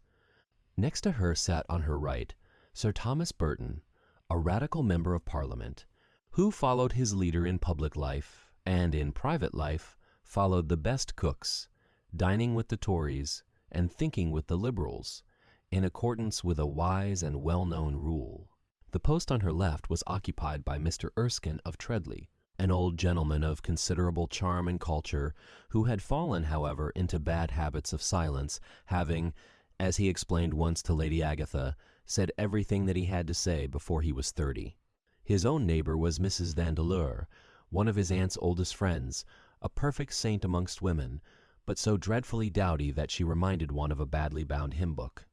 Fortunately for him she had on the other side Lord Fauldle, a most intelligent, middle-aged mediocrity, as bald as a ministerial statement in the House of Commons, with whom she was conversing in that intensely earnest manner which is the one unpardonable error, as he remarked once himself, that all really good people fall into bird, and from which none of them ever quite escape. "We are talking about poor Dartmoor, Lord Henry," cried the Duchess, nodding pleasantly to him across the table. "Do you think he will really marry this fascinating young person?" "I believe she has made up her mind to propose to him, Duchess." "How dreadful!" exclaimed Lady Agatha. "Really, someone should interfere. I am told, on excellent authority, That her father keeps an American dry goods store, said Sir Thomas Burton, looking supercilious. My uncle has already suggested pork packing, Sir Thomas. Dry goods! What are American dry goods? Asked the Duchess, raising her large hands in wonder and accentuating the verb. American novels, answered Lord Henry, helping himself to some quail. The Duchess looked puzzled. Don't mind him, my dear, whispered Lady Agatha. He never means anything that he says. When America was discovered, said the radical memorand, he began to give some wearisome facts. Like all people who try to exhaust a subject, he exhausted his listeners. The Duchess sighed and exercised her privilege of interruption. I wish to goodness it never had been discovered at all, she exclaimed. Really, our girls have no chance nowadays. It is most unfair. Perhaps, after all, America never has been discovered, said Mr. Erskine. I myself would say that it had nearly been detected. Ow! But I have seen specimens of the inhabitants, answered the Duchess vaguely. I must confess that most of them are extremely pretty, and they dress well. Too, they get all their dresses in Paris. I wish I could afford to do the same. They say that when good Americans die, they go to Paris, chuckled Sir Thomas, who had a large wardrobe of humorous cast-off clothes. Really? And where do bad Americans go to when they die? Inquired the Duchess. They go to America, murmured Lord Henry. Sir Thomas frowned. I am afraid that your nephew is prejudiced against that great country, he said to Lady Agatha. I have traveled all over it in cars provided by the directors, who, in such matters, are extremely civil. I assure you that it is an education to visit it. But must we really see Chicago in order to be educated? Asked Mr. Erskine plaintively. I don't feel up to the journey. Sir Thomas waved his hand. Mr. Erskine of Treadley has the world on his shelves. We practical men like to see things, not to read about them. The Americans are an extremely interesting people. They are absolutely reasonable. I think that is their distinguishing characteristic. Yes, Mr. Erskine. An absolutely reasonable people. I assure you there is no nonsense about the Americans. How dreadful, cried Lord Henry. I can stand brute force, but brute reason is quite unbearable. There is something unfair about its use. It is hitting below the intellect. And I do not understand you, said Sir Thomas, growing rather red. I do, Lord Henry, murmured Mr. Erskine with a smile. Paradoxes are all very well in their way, rejoined the baronet. Was that a paradox? Asked Mr. Erskine. I did not think so. Perhaps it was. Well, the way of paradoxes is the way of truth. To test reality, we must see it on the tightrope. When the verities become acrobats, we can judge them. Dear me, said Lady Agatha, how you men argue. I am sure I never can make out what you are talking about. Oh, Harry, I am quite vexed with you. Why do you try to persuade our nice Mr. Dorian Gray to give up the East End? I assure you he would be quite invaluable. They would love his playing. I want him to play to me, cried Lord Henry, smiling, and he looked down the table and caught a bright answering glance. But they are so unhappy in Whitechapel, continued Lady Agatha. I can sympathize with everything except suffering, said Lord Henry, shrugging his shoulders. I cannot sympathize with that. It is too ugly, too horrible, too distressing. There is something terribly morbid in the modern sympathy with pain. One should sympathize with the color, the beauty, the joy of life. The less said about life's sores, the better. Still, the East End is a very important problem, remarked Sir Thomas with a grave shake of the head. Quite so, answered the young lord. It is the problem of slavery, and we try to solve it by amusing the slaves. The politician looked at him keenly. What change do you propose, then? He asked. Lord Henry laughed. I don't desire to change anything in England except the weather, he answered. I am quite content with philosophic contemplation, but, as the 19th century has gone bankrupt through an over-expenditure of sympathy, I would suggest that we should appeal to science to put us straight. The advantage of the emotions is that they lead us astray, and the advantage of science is that it is not emotional. But we have such grave responsibilities, ventured Mrs. Vandeleur timidly. Terribly grave, echoed Lady Agatha. Lord Henry looked over at Mr. Erskine. Humanity takes itself too seriously. It is the world's original sin. If the caveman had known how to laugh, history would have been different. You are really very comforting, warbled the Duchess. I have always felt rather guilty when I came to see your dear aunt, for I take no interest at all in the East End. For the future I shall be able to look her in the face without a blush. A blush is very becoming, Duchess. Duchess, remarked Lord Henry. Only when one is young, she answered. When an old woman like myself blushes, it is a very bad sign. Ah, Lord Henry, I wish you would tell me how to become young again. He thought for a moment.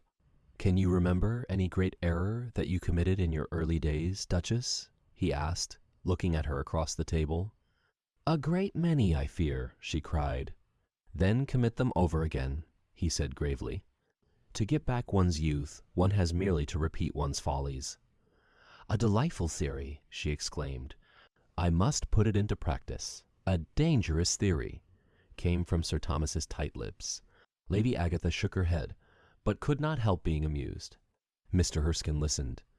Yes, he continued, that is one of the great secrets of life. Nowadays most people die of a sort of creeping common sense, and discover when it is too late that the only things one never regrets are one's mistakes. A laugh ran round the table. He played with the idea and grew willful, tossed it into the air, and transformed it, let it escape and recaptured it, made it iridescent with fancy, and winged it with paradox. The praise of folly, as he went on, soared into a philosophy, and philosophy herself became young, and catching the mad music of pleasure, wearing, one might fancy, her wine-stained robe and wreath of ivy, danced like a bacchante over the hills of life, and mocked the slow Silenus for Ray.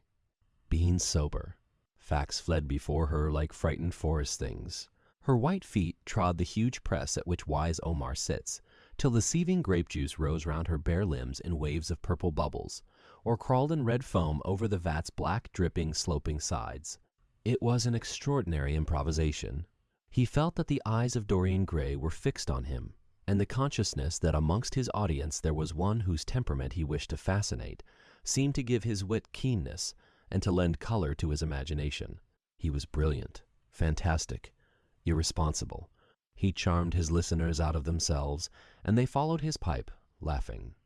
Dorian Gray never took his gaze off him, but sat like one under a spell, smiles chasing each other over his lips, and wonder growing grave in his darkening eyes. At last, liveried in the costume of the age, reality entered the room in the shape of a servant to tell the Duchess that her carriage was waiting. She wrung her hands in mock despair. "How annoying!" she cried. "I must go. I have to call for my husband at the club, to take him to some absurd meeting at Willis's rooms, where he is going to be in the chair. If I am late, he is sure to be furious, and I couldn't have a scene in this bonnet. It is far too fragile. A harsh word would ruin it. No, I must go, dear Agatha. Goodbye, Lord Henry. You are quite delightful, and dreadfully demoralizing. I am sure I don't know what to say about your views. You must come and dine with us some night. Tuesday? Are you disengaged Tuesday? For you I would throw over anybody, Duchess, said Lord Henry with a bow. Ah, that is very nice, and very wrong of you, she cried. So mind you come, and she swept out of the room, followed by Lady Agatha and the other ladies. When Lord Henry had sat down again, Mr. Erskine moved round, and taking a chair close to him, placed his hand upon his arm. You talk books away, he said. Why don't you write one? I am too fond of reading books to care to write them, Mr. Erskine. I should like to write a novel, certainly, a novel that would be as lovely as a Persian carpet and as unreal. But there is no literary public in England for anything except newspapers, primers, and encyclopedias. Of all people in the world, the English have the least sense of the beauty of literature. I fear you are right, answered Mr. Erskine. I myself used to have literary ambitions, but I gave them up long ago. And now, my dear young friend, if you will allow me to call you so, may I ask if you really meant all that you said to us at lunch? I quite forget what I said, smiled Lord Henry. Was it all very bad? Very bad indeed. In fact, I consider you extremely dangerous, and if anything happens to our good Duchess, we shall all look on you as being primarily responsible. But I should like to talk to you about life. The generation into which I was born was tedious. Some day, when you are tired of London, come down to Treadley and expound to me your philosophy of pleasure over some admirable Burgundy I am fortunate enough to possess. I shall be charmed. A visit to Treadley would be a great privilege. It has a perfect host, and a perfect library. You will complete it, answered the old gentleman with a courteous bow. And now I must bid good-bye to your excellent aunt. I am due at the Athenaeum. It is the hour when we sleep there. And all of you, Mr. Erskine? 40 of us in 40 armchairs. We are practicing for an English Academy. Of letters. Lord Henry laughed and rose. I am going to the park, he cried. As he was passing out of the door, Dorian Gray touched him on the arm. Let me come with you, he murmured. But I thought you had promised Basil Hallward to go and see him, answered Lord Henry. I would sooner come with you. Yes, I feel I must come with you. Do let me. And you will promise to talk to me all the time? No one talks so wonderfully as you do.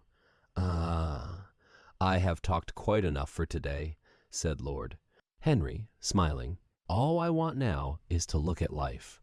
You may come and look at it with me, if you care to. Chapter 4. One afternoon, a month later, Dorian Gray was reclining in a luxurious armchair in the little library of Lord Henry's house in Mayfair. It was, in its way, a very charming room, with its high-panelled wainscoting of olive-stained oak, its cream-colored frieze and ceiling of raised plasterwork, and its brick-dust felt carpet strewn with silk, long-fringed Persian rugs. On a tiny satinwood table stood a statuette by Clodion, and beside it lay a copy of Les Saintes Nouvelles, bound for Margaret of Valois by Clovis Eve and powdered with the gilt daisies the Queen had selected for her. Device. Some large blue china jars and pair of tulips were ranged on the mantel-shelf, and through the small leaded panes of the window streamed the apricot-colored light of a summer day in London. Lord Henry had not yet come in. He was always late on principle, his principle being that punctuality is the thief of time. So the lad was looking rather sulky, as with listless fingers he turned over the pages of an elaborately illustrated edition of Manon Lescaut that he had found in one of the bookcases. The formal, monotonous ticking of the Louis Quatorze clock annoyed him. Once or twice he thought of going away. At last he heard a step outside, and the door opened. "How late you are, Harry," he murmured. "I am afraid it is not Harry, Mr. Gray," answered a shrill voice. He glanced quickly round and rose to his feet. "I beg your pardon. I thought you thought it was my husband. It is only his wife. You must let me introduce myself. I know you quite well by your photographs. I think my husband has got 17 of them. I not. 17? Lady Henry? Well, 18 then. And I saw you with him the other night at the opera." She laughed nervously as she spoke, and watched him with her vague forget-me-not eyes. She was a curious woman, whose dresses always looked as if they had been designed in a rage and put on in a tempest.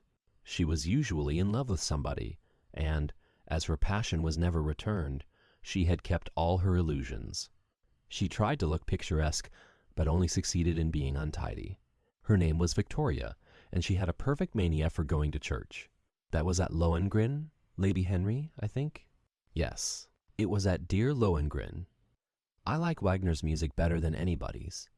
It is so loud that one can talk the whole time without other people hearing what one says. That is a great advantage, don't you think so, Mr. Gray? The same nervous staccato laugh broke from her thin lips, and her fingers began to play with a long tortoise-shell paper knife. Dorian smiled and shook his head. "I am afraid I don't think so, Lady Henry. I never talk during music, at least during good music. If one hears bad music, it is one's duty to drown it in conversation.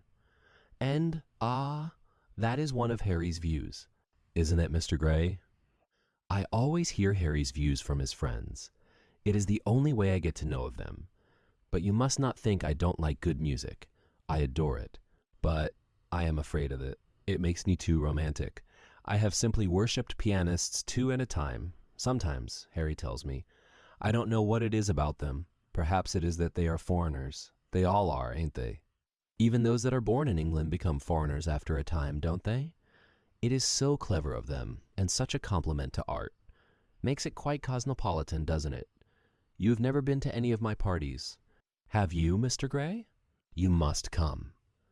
I can't afford orchids, but I spare no expense in foreigners. They make one's rooms look so picturesque. But here is Harry. Harry, I came in to look for you. To ask you something. I forget what it was, and I found Mr. Gray here.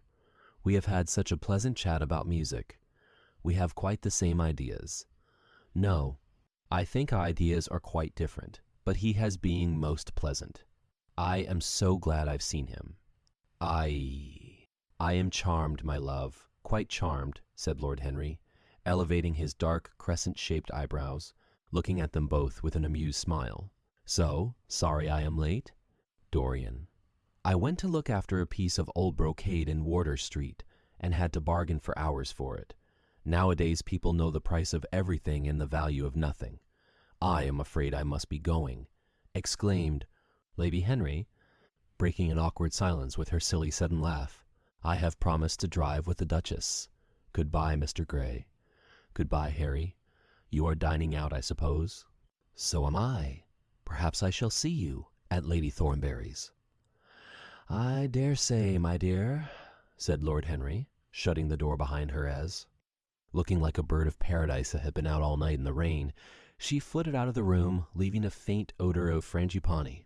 Then he lit a cigarette and flung himself down on the sofa.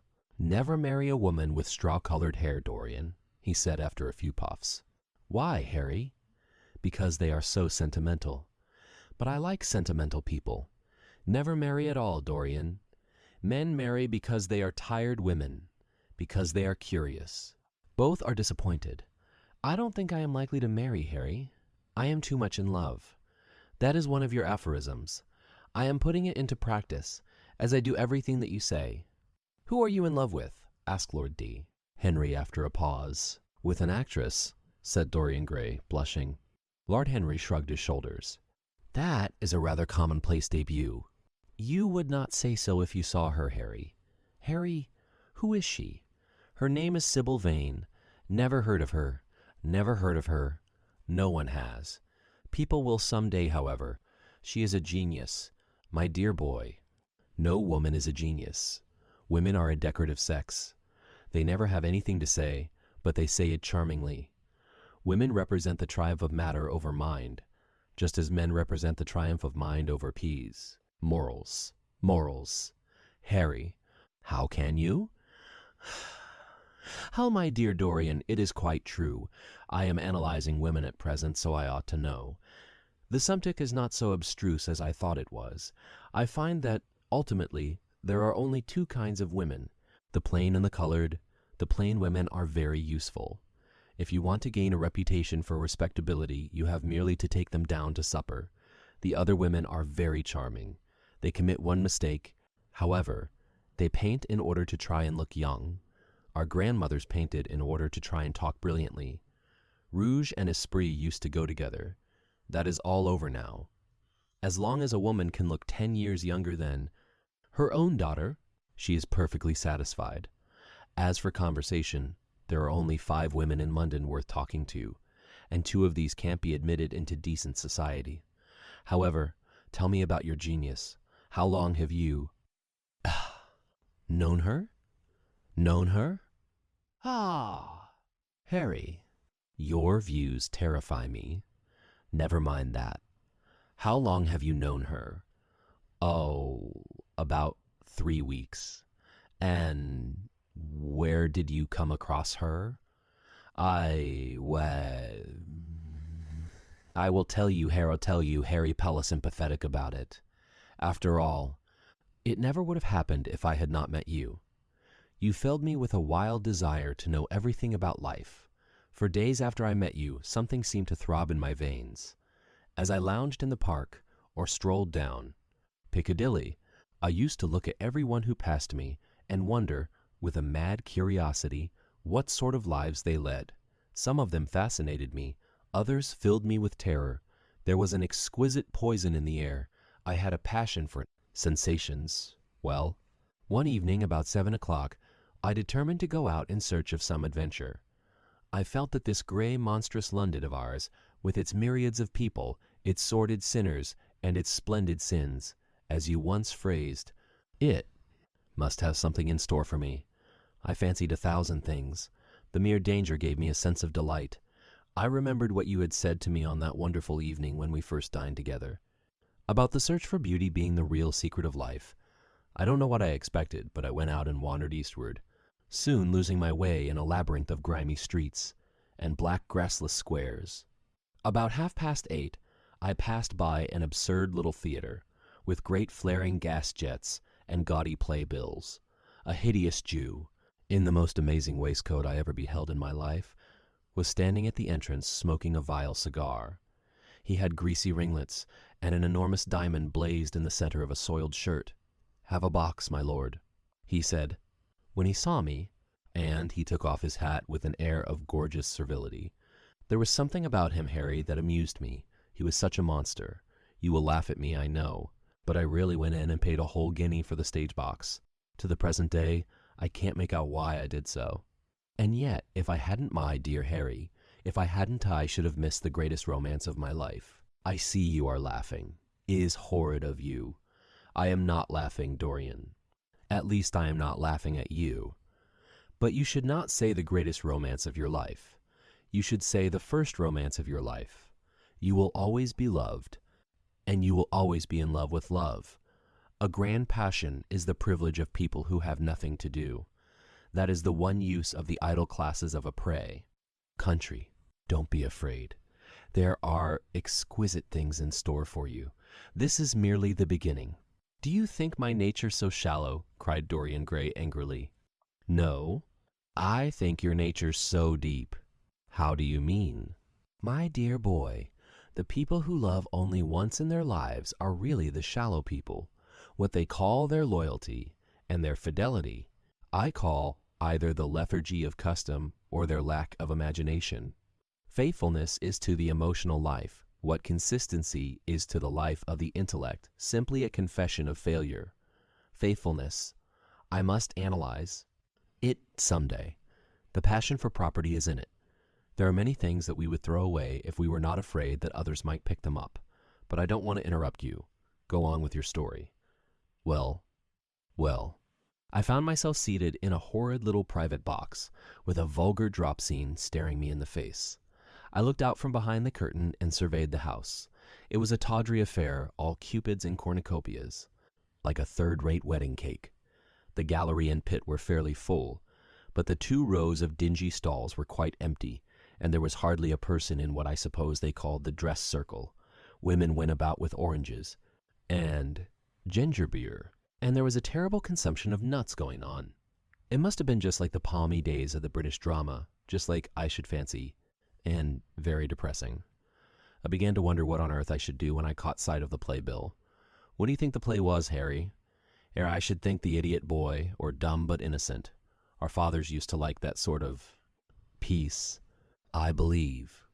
The longer I live, Dorian, the more keenly I feel that whatever was good enough for our fathers is not good enough for us. In art, as in politics, les grands-pères ont toujours tort. This play was good enough for us. Harry, it was Romeo and Juliet. I must admit that I was rather annoyed at the idea of seeing Shakespeare done in such a wretched hole of a place. Still, I felt interested, in a sort of way. At any rate, I determined to wait for the first act. There was a dreadful orchestra, presided over by a young Hebrew who sat at a cracked piano, that nearly drove me away. But at last the drop scene was drawn up and the play began. Romeo was a stout elderly gentleman, with corked eyebrows, a husky tragedy voice, and a figure like a beer barrel. Mercutio was almost as bad. He was played by the low comedian, who had introduced gags of his own and was on most friendly terms with the pit. They were both as grotesque as the scenery, and that looked as if it had come out of a country booth. But Juliet! Harry, imagine a girl hardly 17 years of age, with a little, flower-like face, a small Greek head with plaited coils of dark brown hair, eyes that were violet wells of passion, lips that were like the petals of a rose, She was the loveliest thing I had ever seen in my life. You said to me once that pathos left you unmoved, but that beauty, mere beauty, could fill your eyes with tears. I tell you, Harry, I could hardly see this girl for the mist of tears that came across me, and her voice, I never heard such a voice. It was very low at first, with deep mellow notes that seemed to fall singly upon one's ear. Then it became a little louder, and sounded like a flute or a distant hautboy. In the garden scene, it had all the tremulous ecstasy that one hears just before dawn when nightingales are singing. There were moments, later on, when it had the wild passion of violins. You know how a voice can stir one. Your voice and the voice of Sybil Vane are two things that I shall never forget. When I close my eyes, I hear them, and each of them says something different. I don't know which to follow. Why should I not love her? Harry, I do love her. She is everything to me in life. Night after night, I go to see her play. One evening she is Rosalind, and the next evening she is Imogen. I have seen her die in the gloom of an Italian tomb, sucking the poison from her lover's lips. I have watched her wandering through the forest of Arden, disguised as a pretty boy in hose and doublet and dainty cap.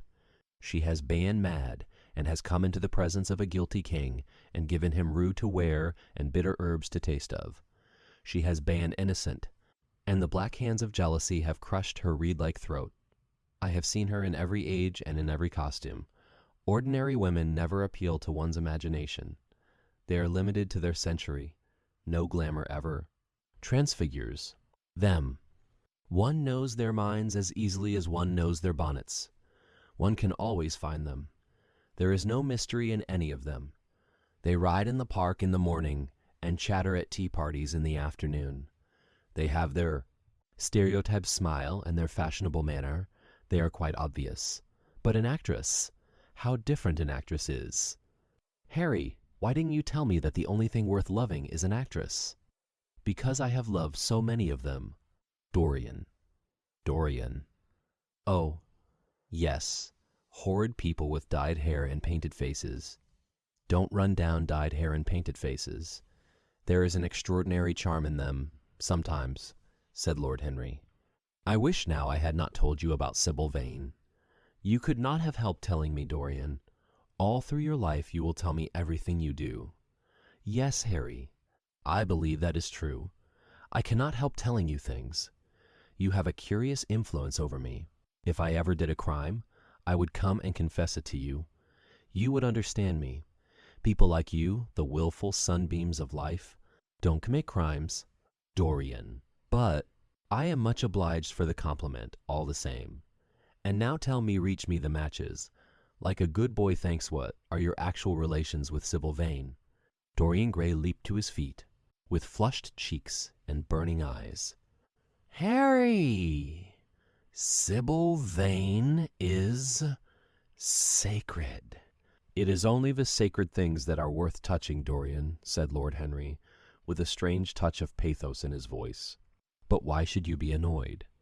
I suppose she will belong to you some day. When one is in love, one always begins by deceiving oneself, and one always ends by deceiving others. That is what the world calls a romance. You know her, at any rate, I suppose. Of course I know her. On the first night I was at the theater, the horrid old Jew came round to the box after the performance was over and offered to take me behind the scenes and introduce me to her. I was furious with him, and told him that Julia had been dead for hundreds of years and that her body was lying in a marble tomb in Verona. I think, from his blank look of amazement, that he was under the impression that I had taken too much champagne, or something. I am not surprised. Then he asked me if I wrote for any of the newspapers. I told him I never even read them. He seemed terribly disappointed at that, and confided to me that all the dramatic critics were in a conspiracy against him, and that they were every one of them to be bought. I should not wonder if he was quite right there. But, on the other hand, judging from their appearance, most of them cannot be at all expensive. Well, he seemed to think they were beyond his means, laughed Dorian. By this time, however, the lights were being put out in the theater, and I had to go. He wanted me to try some cigars that he strongly recommended. I declined. The next night, of course, I arrived at the place again. When he saw me, he made me a little bow and assured me that I was a munificent patron of art. He was a most offensive brute, though he had an extraordinary passion for Shakespeare.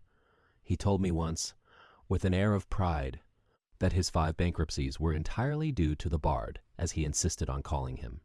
He seemed to think it a distinction. It was a distinction. My dear Doriana, great distinction. Most people become bankrupt through having invested too heavily in the prose of life. To have ruined oneself over poetry is honor. But when did you first speak to Miss Sybil Vane? The 3rd night. She had been playing Rosalind. I could not help going round. I had thrown her some flowers, and she had looked at me, at least I fancied that she had. The old Jew was persistent. He seemed determined to take me behind, so I consented.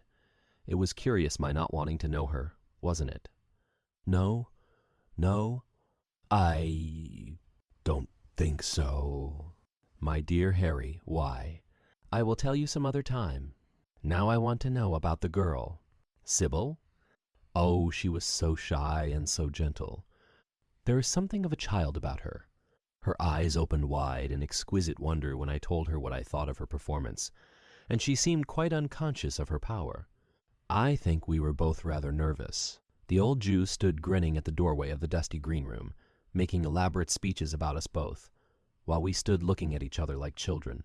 He would insist on calling me my lord, so I had to assure Sybil that I was not anything of the kind. She said quite simply to me, "You look more like a prince." "I must call you Prince Charming." Upon my word, Dorian, Miss Sybil knows how to pay compliments. You don't understand her, Harry. She regarded me merely as a person in a play. She knows nothing of life. She lives with her mother, a faded, tired woman who played Lady Capulet in a sort of magenta dressing wrapper on the first night, and looks as if she had seen better days. I know that look. It depresses me, murmured Lord Henry, examining his rings. The Jew wanted to tell me her history, but I said it did not interest me. And you were quite right. There is always something infinitely mean about other people's tragedies. And Sybil is the only thing I care about. What is it to me where she came from? From her little head to her little feet, she is absolutely and entirely divine. Every night of my life I go to see her act, and every night she is more marvelous. That is the reason, I suppose, that you never dine with me now. I thought you must have some curious romance on hand. You have, but it is not quite what I expected. My dear Harry, we either lunch or sup together every day, and I have been to the opera with you several times, said Dorian, opening his blue eyes in wonder. You always come dreadfully late. Well, I can't help going to see Sybil play, he cried, even if it is only for a single act. I get hungry for her presence, ye. And when I think of the wonderful soul that is hidden away in that little ivory body, I am filled with awe. You can dine with me tonight, Dorian, can't you? He shook his head. Tonight she is Imogen, he answered, and tomorrow night she will be Juliet. When is she Sybil Vane? Never, never. I congratulate you. How horrid you are. She is all the great heroines of the world in one. She is more than an individual. You laugh, but I tell you she has genius. I love her, and I must make her love me. You who know all the secrets of life, tell me how to charm Sybil Vane to love me. I want to make Romeo jealous. I want the dead lovers of the world to hear our laughter and grow sad. I want a breath of our passion to stir their dust into consciousness, to wake their ashes into pain. My God, Harry, how I worship her. He was walking up and down the room as he spoke. Hectic spots of red burned on his cheeks. He was terribly excited. Lord Henry watched him with a subtle sense of pleasure. How different he was now from the shy, frightened boy he had met in Basil Hallward's studio. His nature had developed like a flower, had borne blossoms of scarlet flame. Out of its secret hiding place had crept his soul, and desire had come to meet it on the way. And "What do you propose to do?" said Lord Henry at last. "I want you and Basil to come with me some night and see her act. I have not the slightest fear of the result. You are certain to acknowledge her genius. Then we must get her out of the Jew's hands. She is bound to him for 3 years at least. For 2 years and 8 months from the present time, I shall have to pay him something. Of course, when all that is settled, I shall take a West End theater and bring her out properly. She will make the world as mad as she has made me. That would be impossible, my dear boy. Yes, she will. She has not merely consummate art instinct in her, but she has personality also. And you have often told me that it is personalities, not principles, that move the age. Well, what night shall we go? Let me see. Today is Tuesday. Let us fix tomorrow. She plays Juliet tomorrow. Tomorrow. All right. The Bristol at 8 o'clock, and I will get Basil. Not 8, Harry, please. 6:30.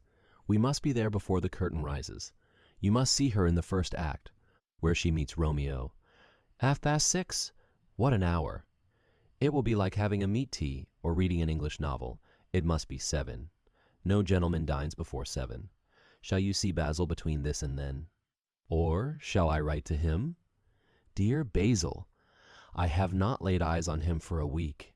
It is rather horrid of me, as he has sent me my portrait in the most wonderful frame, specially designed by himself, and, though I am a little jealous of the picture for being a whole month younger than I am, I must admit that I delight in it. Perhaps you had better write to him. I don't want to see him alone. He says things that annoy me. He gives me good advice.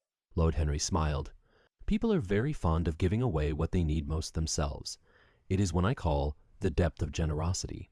Oh, Basil is the best of fellows, but he seems to me to be just a bit of a Philistine. Since I have known you, Harry, I have discovered that. Basil, my dear boy, puts everything that is charming in him into his work. The consequence is that he has nothing left for life but his prejudices, his principles, and his common sense. The only artists I have ever known who are personally delightful are bad artists. Good artists exist simply in what they make, and consequently are perfectly uninteresting in what they are. A great poet, a really great poet, is the most unpoetical of all creatures, but inferior poets are absolutely fascinating. The worse their rhymes are, the more picturesque they look. The mere fact of having published a book of second-rate sonnets makes a man quite irresistible. He lives the poetry that he cannot write. The others write the poetry that they dare not realize. I wonder, is that really so? Harry, said Dorian Gray, putting some perfume on his handkerchief out of a large gold-topped bottle that stood on the table. It must be, if you say it. And now I am off. Imogen is waiting for me. Don't forget about tomorrow. Goodbye. As he left the room, Lord Henry's heavy eyelids drooped, and he began to think. Certainly few people had ever interested him so much as Dorian Gray, and yet the lad's mad adoration of someone else caused him not the slightest pang of annoyance or jealousy. He was pleased by it. It made him a more interesting study. He had been always enthralled by the methods of natural science, but the ordinary subject matter of that science had seemed to him trivial and of no import. And so he had begun by vivisecting himself, as he had ended by vivisecting others. Human life, that appeared to him the one thing worth investigating. Compared to it, there was nothing else of any value. It was true that as one watched life in its curious crucible of pain and pleasure, one could not wear over one's face a mask of glass, nor keep the sulphurous fumes from troubling the brain and making the imagination turbid with monstrous fancies and misshapen dreams. There were poisons so subtle that to know their properties one had to sicken of them. There were maladies so strange that one had to pass through them if one sought to understand their nature. And yet, what a great reward one received! How wonderful the whole world became to one! To note the curious hard logic of passion, and the emotional colored life of the intellect, to observe where they met, and where they separated, at what point they were in unison, and at what point they were at discord. There was a delight in that. What matter what the cost was? One could never pay too high a price for any sensation. He was conscious and, The thought brought a gleam of pleasure into his brown agate eyes that it was through certain words of his, musical words said with musical utterance, that Dorian Gray's soul had turned to this white girl and bowed in worship before her. To a large extent the lad was his own creation. He had made him premature. That was something. Ordinary people waited till life disclosed to them its secrets, but to the few, to the elect, the mysteries of life were revealed before the veil was drawn away. Sometimes this was the effect of art, and chiefly of the art of literature, which dealt immediately with the passions and the intellect. But now and then a complex personality took the place and assumed the office of art, was indeed, in its way, a real work of art, life having its elaborate masterpieces, just as poetry has, or sculpture, or painting. Yes, the lad was premature. He was gathering his harvest while it was yet spring. The pulse and passion of youth were in him, but he was becoming self-conscious. It was delightful to watch him. With his beautiful face and his beautiful soul, he was a thing to wonder at. It was no matter how it all ended, or was destined to end. He was like one of those gracious figures in a pageant or a play, whose joys seem to be remote from one, but whose sorrows stir one's sense of beauty, and whose wounds are like red roses. Soul and body, body and soul, how mysterious they were. There was animalism in the soul, and the body had its moments of spirituality. The senses could refine, and the intellect could degrade. Who could say where the fleshly impulse ceased, or the psychical impulse began? How shallow were the arbitrary definitions of ordinary psychologists, and yet how difficult to decide between the claims of the various schools. Was the soul a shadow seated in the house of sin? Or was the body really in the soul, as Giordano Bruno thought? The separation of spirit from matter was a mystery, and the union of spirit with matter was a mystery also. He began to wonder whether we could ever make psychology so absolute a science that each little spring of life would be revealed to us. As it was, we always misunderstood ourselves and rarely understood others. Experience was of no ethical value. It was merely the name men gave to their mistakes. Moralists had, as a rule, regarded it as a mode of warning, had claimed for it a certain ethical efficacy in the formation of character, had praised it as something that taught us what to follow and showed us what to avoid. But there was no motive power in experience. It was as little of an active cause as conscience itself. All that it really demonstrated was that our future would be the same as our past, and that the sin we had done once, and with loathing, we would do many times, and with joy. It was clear to him that the experimental method was the only method by which one could arrive at any scientific analysis of the passions, and certainly Dorian Gray was a subject made to his hand, and seemed to promise rich gram, and fruitful results. His sudden mad love for Sybil Vane was a psychological phenomenon of no small interest. There was no doubt that curiosity had much to do with it, curiosity and the desire for new experiences, yet it was not a simple, but rather a very complex passion. What there was in it of the purely sensuous instinct of boyhood had been transformed by the workings of the imagination, changed into something that seemed to the lad himself to be remote from sense, and was for that very reason all the more dangerous. It was the passions about whose origin we deceived ourselves that tyrannized most strongly over us. Our weakest motives were those of whose nature we were conscious. It often happened that when we thought we were experimenting on others, we were really experimenting on ourselves. While Lord Henry sat dreaming on these things, a knock came to the door, and his valet entered and reminded him it was time to dress for dinner. He got up and looked out into the street. The sunset had smitten into scarlet gold the upper windows of the houses opposite. The panes glowed like plates of heated metal. The sky above was like a faded rose. He thought of his friend's young fire-colored life, and wondered how it was all going to end. When he arrived home about 12:30, he saw a telegram lying on the hall table. He opened it and found it was from Dorian Gray. It was to tell him that he was engaged to be married to Sybil Vane. Chapter 5. "Mother, mother, I am so happy," whispered the girl, burying her face in the lap of the faded, tired-looking woman who, with back turned to the shrill, intrusive light, was sitting in the one-armed chair that their dingy sitting-room contained. "I am so happy," she repeated, "and you must be happy too." Mrs. Vane winced and put her thin, bismuth-whitened hands on her daughter's head. "Happy," she echoed. I am only happy, Sybil, what I see you act. You must not think of anything but your acting. Mr. Isaacs has been very good to us, and we owe him money." The girl looked up and pouted. "Money, mother?" she cried. "What does money matter? Love is more than money. Mr. Isaacs has advanced us £50 to pay off our debts and to get a proper outfit for James. You must not forget that. Sybil, £50 is a very large sum. Mr. Isaacs has been most considerate." "He is not a gentleman, mother, and I hate the way he talks to me," said the girl, rising to her feet and going over to the window. "I don't know how we could manage without him," answered the elder woman querulously. Sybil Vane tossed her head and laughed. "We don't want him any more, mother. Prince Charming rules life for us now." Then she paused. A rose shook in her blood and shadowed her cheeks.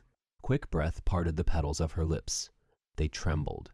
Some southern wind of passion swept over her and stirred the dainty folds of her dress. "I love him," she said simply. "Foolish child, was the parent phrase flung in answer.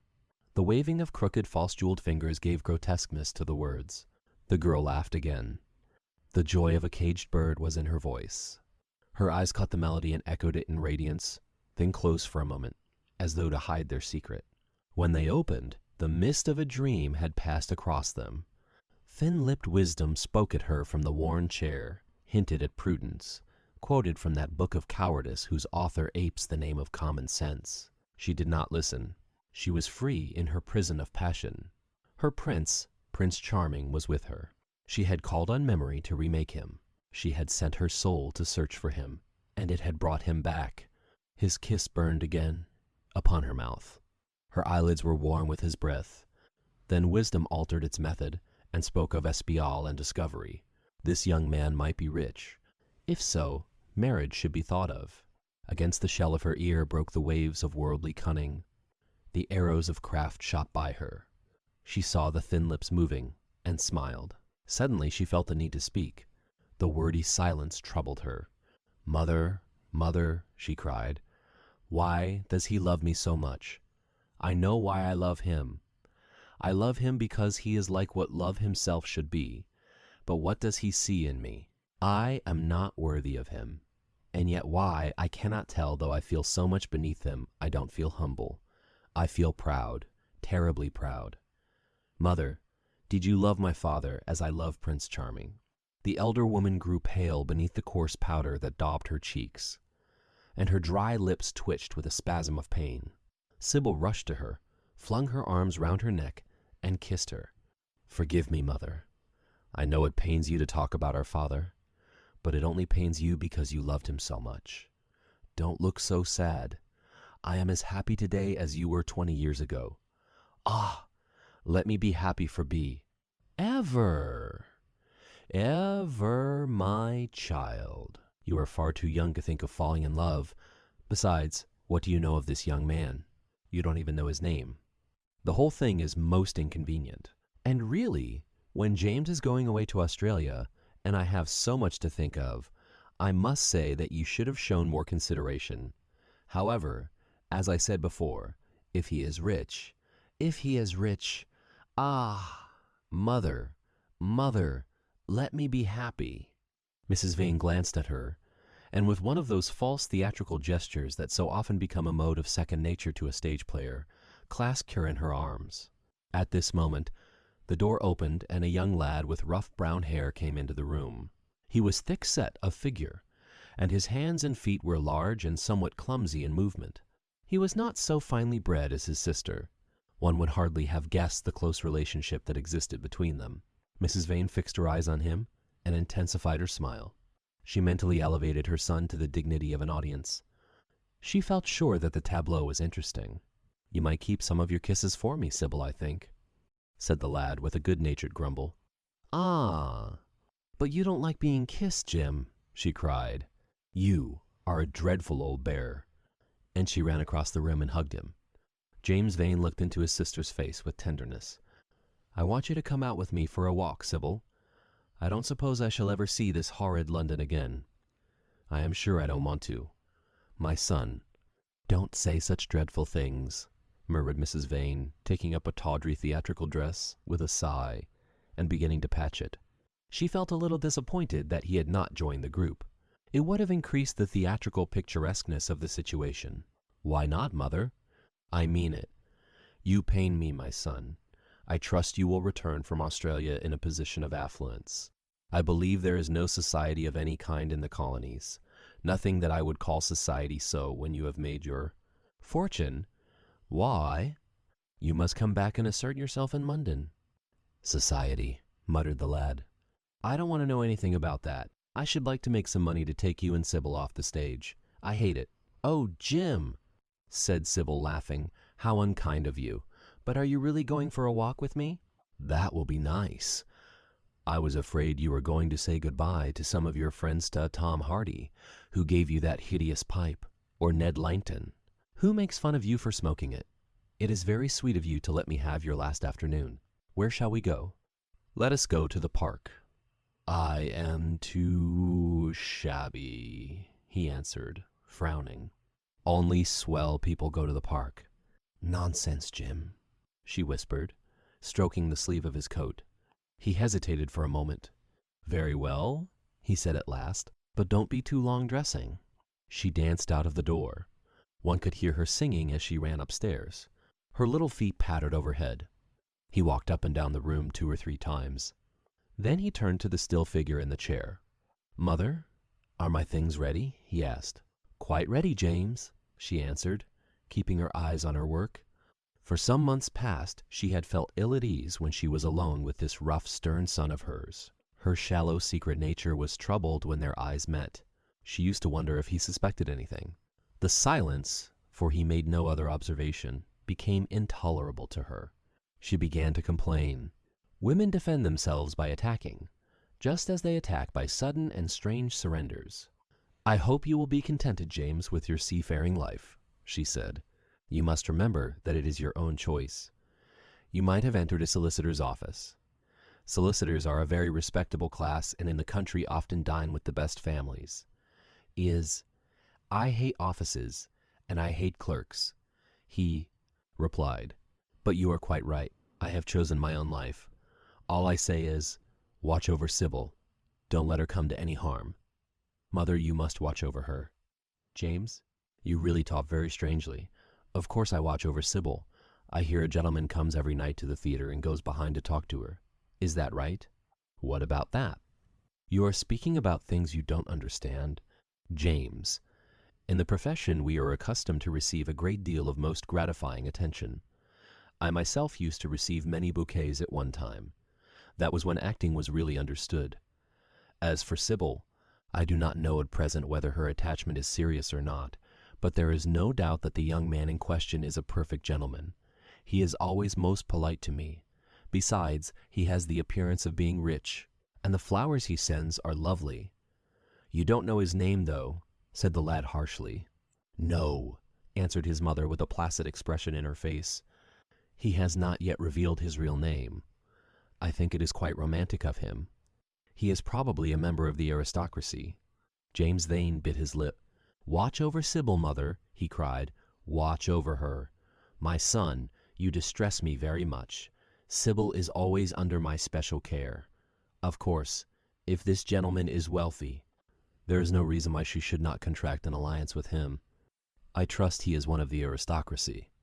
He has all the appearance of it. I must say, it might be a most brilliant marriage for Sybil. They would make a charming couple. His good looks are really quite remarkable. Everybody notices them. The lad muttered something to himself and drummed on the window pane with his coarse fingers. He had just turned round to say something when the door opened and Sybil ran in. How serious you both are, she cried. What is the matter? Nothing, he answered. I suppose one must be serious sometimes. Goodbye, mother. I will have my dinner at 5 o'clock. Everything is packed, except my shirts, so you need not trouble. Goodbye, my son, she answered with a bow of strained stateliness. She was extremely annoyed at the tone he had adopted with her, and there was something in his look that had made her feel afraid. Kiss me, mother, said the girl. Her flower-like lips touched the withered cheek and warmed its frost. My child, cried Mrs. Vane, looking up to the ceiling in search of an imaginary gallery. "Come, Sybil," said her brother impatiently. He hated his mother's affectations.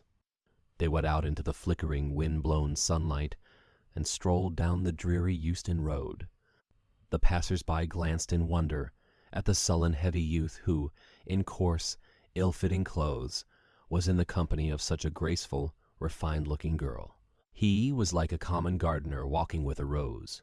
Jim frowned from time to time when he caught the inquisitive glance of some stranger. He had that dislike of being stared at, which comes on geniuses late in life and never leaves the commonplace. Sybil, however, was quite unconscious of the effect she was producing. Her love was trembling in laughter on her lips. She was thinking of Prince Charming, and, that she might think of him all the more, she did not talk of him, but prattled on about the ship in which Jim was going to sail, about the gold he was certain to find, about the wonderful heiress whose life he was to save from the wicked, red-shirted bushrangers. For he was not to remain a sailor, or a supercargo, or whatever he was going to be. Oh, no! A sailor's existence was dreadful. Fancy being cooped up in a horrid ship, with the hoarse, hump-backed waves trying to get in, and a black wind blowing the masts down and tearing the sails into long, screaming ribbons. He was to leave the vessel at Melbourne, bid a polite good-bye to the captain, and go off at once to the goldfields. Before a week was over, he was to come across a large nugget of pure gold, the largest nugget that had ever been discovered, and bring it down to the coast in a wagon guarded by 6 mounted policemen. The bushrangers were to attack them 3 times and be defeated with immense slaughter. Or, no, he was not to go to the goldfields at all. They were horrid places, where men got intoxicated and shot each other in barrooms and used bad language. He was to be a nice sheep farmer, and one evening, as he was riding home, he was to see the beautiful heiress being carried off by a robber on a black horse, and give chase and rescue her. Of course she would fall in love with him, and he with her, and they would get married and come home and live in an immense house in London. Yes, there were delightful things in store for him, but he must be very good, and not lose his temper, or spend his money foolishly. She was only a year older than he was, but she knew so much more of life. He must be sure, also, to write to her by every mail, and to say his prayers each night before he went to sleep. God was very good, and would watch over him. She would pray for him too, and in a few years he would come back quite rich and happy. The lad listened sulkily to her and made no answer. He was heartsick at leaving home.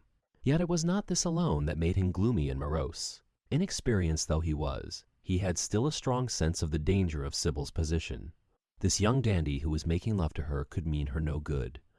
He was a gentleman, and he hated him for that, hated him through some curious race instinct for which he could not account, and which for that reason was all the more dominant within him. He was conscious also of the shallowness and vanity of his mother's nature, and in that saw infinite peril for Sybil and Sybil's happiness. Children begin by loving their parents. As they grow older, they judge them. Sometimes they forgive them. His mother. He had something on his mind to ask of her, something that he had brooded on for many months of silence. A chance phrase that he had heard at the theater, a whispered sneer that had reached his ears one night as he waited at the stage door, had set loose a train of horrible thoughts. He remembered it as if it had been the lash of a hunting crop across his face. His brows knit together into a wedge-like furrow, and with a twitch of pain he bit his underlip. "You are not listening to a word I am saying, Jim," cried Sybil, "and I am making the most delightful plans for your future. Do say something. What do you want me to say?" "Oh, that you will be a good boy and not forget us," she answered, smiling at him. He shrugged his shoulders. "You are more likely to forget me than I am to forget you, Sybil." She flushed. "What do you mean, Jim?" she asked. "You have a new friend, I hear. Who is he? Why had he not told me about him? He means you no good." "Stop, Jim!" she exclaimed. "You must not say anything against him." "I love him." "Why, you don't even know his name," answered the lad. "Who is he?" "I have a right to know. He is called Prince Charming. Don't you like the name?" "Oh!" "You silly boy. You should never forget it. If you only saw him, You would think him the most wonderful person in the world. Someday you will meet him when you come back from Australia.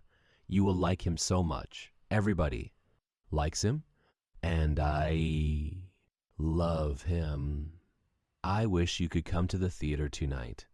He is going to be there, and I am to play Juliet. Oh, how I shall play it! Fancy, Jim, to be in love and play Juliet, to have him sitting there, to play for his delight. I am afraid I may frighten the company, frighten or enthrall them. To be in love is to surpass one's self. Poor, dreadful Mr. Isaacs will be shouting genius to his loafers at the bar. He has preached me as a dogma. Tonight he will announce me as a revelation. I feel it, and it is all his only. Prince Charming, my wonderful lover, my God of graces. But I am poor beside him. Poor? What does that matter? When poverty creeps in at the door, love flies in through the window. Our proverbs want rewriting. They were made in winter, and it is summer now. Springtime for me, I think, a very dance of blossoms in blue skies. He is a gentleman, said the lad sullenly. A prince, she cried musically. What more do you want? H.E. He wants to enslave you. H.E. I shudder at the thought of being free. I want you to beware of him. H.E. To see him is to worship him. To know him is to trust him. Sybil, you are mad about him. She laughed and took his arm. You dear old Jim, you talk as if you were 100. Some day you will be in love yourself. Then you will know what it is. Don't look so sulky. Surely you should be glad to think that, though you are going away, you leave me happier than I have ever been before. Life has been hard for us both, terribly hard and difficult, but it will be different now. You are going to a new world, and I have found one. Here are 2 chairs. Let us sit down and see the smart people go by. They took their seats amidst a crowd of watchers. The tulip beds across the road flamed like throbbing rings of fire, a white dust-tremulous cloud of orris root. It seemed hung in the panting air.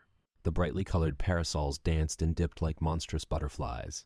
She made her brother talk of himself, his hopes, his prospects. He spoke slowly and with effort.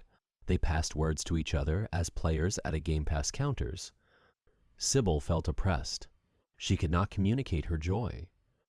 A faint smile curving that sullen mouth was all the echo she could win. After some time she became silent. Suddenly she caught a glimpse of golden hair and laughing lips, and in an open carriage with 2 ladies Dorian Gray drove past. She started to her feet.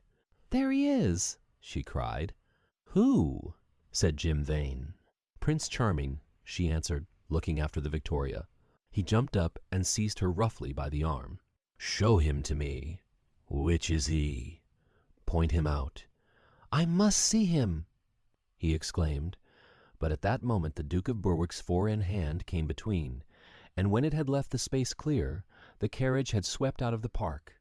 "He is gone," murmured Sybil sadly. "I wish you had seen him." "I wish I had, for as sure as there is a God in heaven, if he ever does you any wrong, I shall kill him." She looked at him in horror. He repeated his words. They cut the air like a dagger. The people round began to gape. A lady standing close to her tittered. "Come away, Jim, come away," she whispered. He followed her doggedly as she passed through the crowd. He felt glad at what he had said. When they reached the Achilles statue, she turned round. There was pity in her eyes that became laughter on her lips. She shook her head at him. "You are foolish, Jim. Utterly foolish, a bad-tempered boy. That is all. How can you say such horrible things? You don't know what you are talking about. You are simply jealous and unkind. Ah, I wish you would fall in love. Love makes people good, and what you said was wicked." "I am 16, he answered, "and I know what I am about. Mother is no help to you. She doesn't understand how to look after you. I wish now that I was not going to Australia at all. I have a great mind to chuck the whole thing up. I would, if my articles hadn't been signed. And, oh, don't be so serious, Jim. You are like one of the heroes of those silly melodramas Mother used to be so fond of acting in. I am not going to quarrel with you. I have seen him, and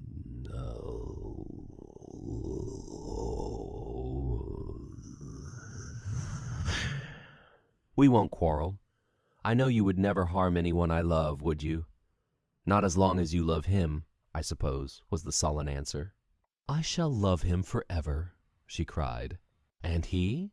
Forever, too. He had better. She shrank from him. Then she laughed and put her hand on his arm. He was merely a boy. At the Marble Arch they hailed an omnibus, which left them close to their shabby home in the Euston Road. It was after 5 o'clock, and Sybil had to lie down for a couple of hours before acting. Jim insisted that she should do so. He said that he would sooner part with her when their mother was not present. She would be sure to make a scene, and he detested scenes of every kind. In Sybil's own room they parted. There was jealousy in the lad's heart, and a fierce, murderous hatred of the stranger who, as it seemed to him, had come between them. Yet, when her arms were flung round his neck, and her fingers strayed through his hair, he softened and kissed her with real affection. There were tears in his eyes as he went downstairs. His mother was waiting for him below.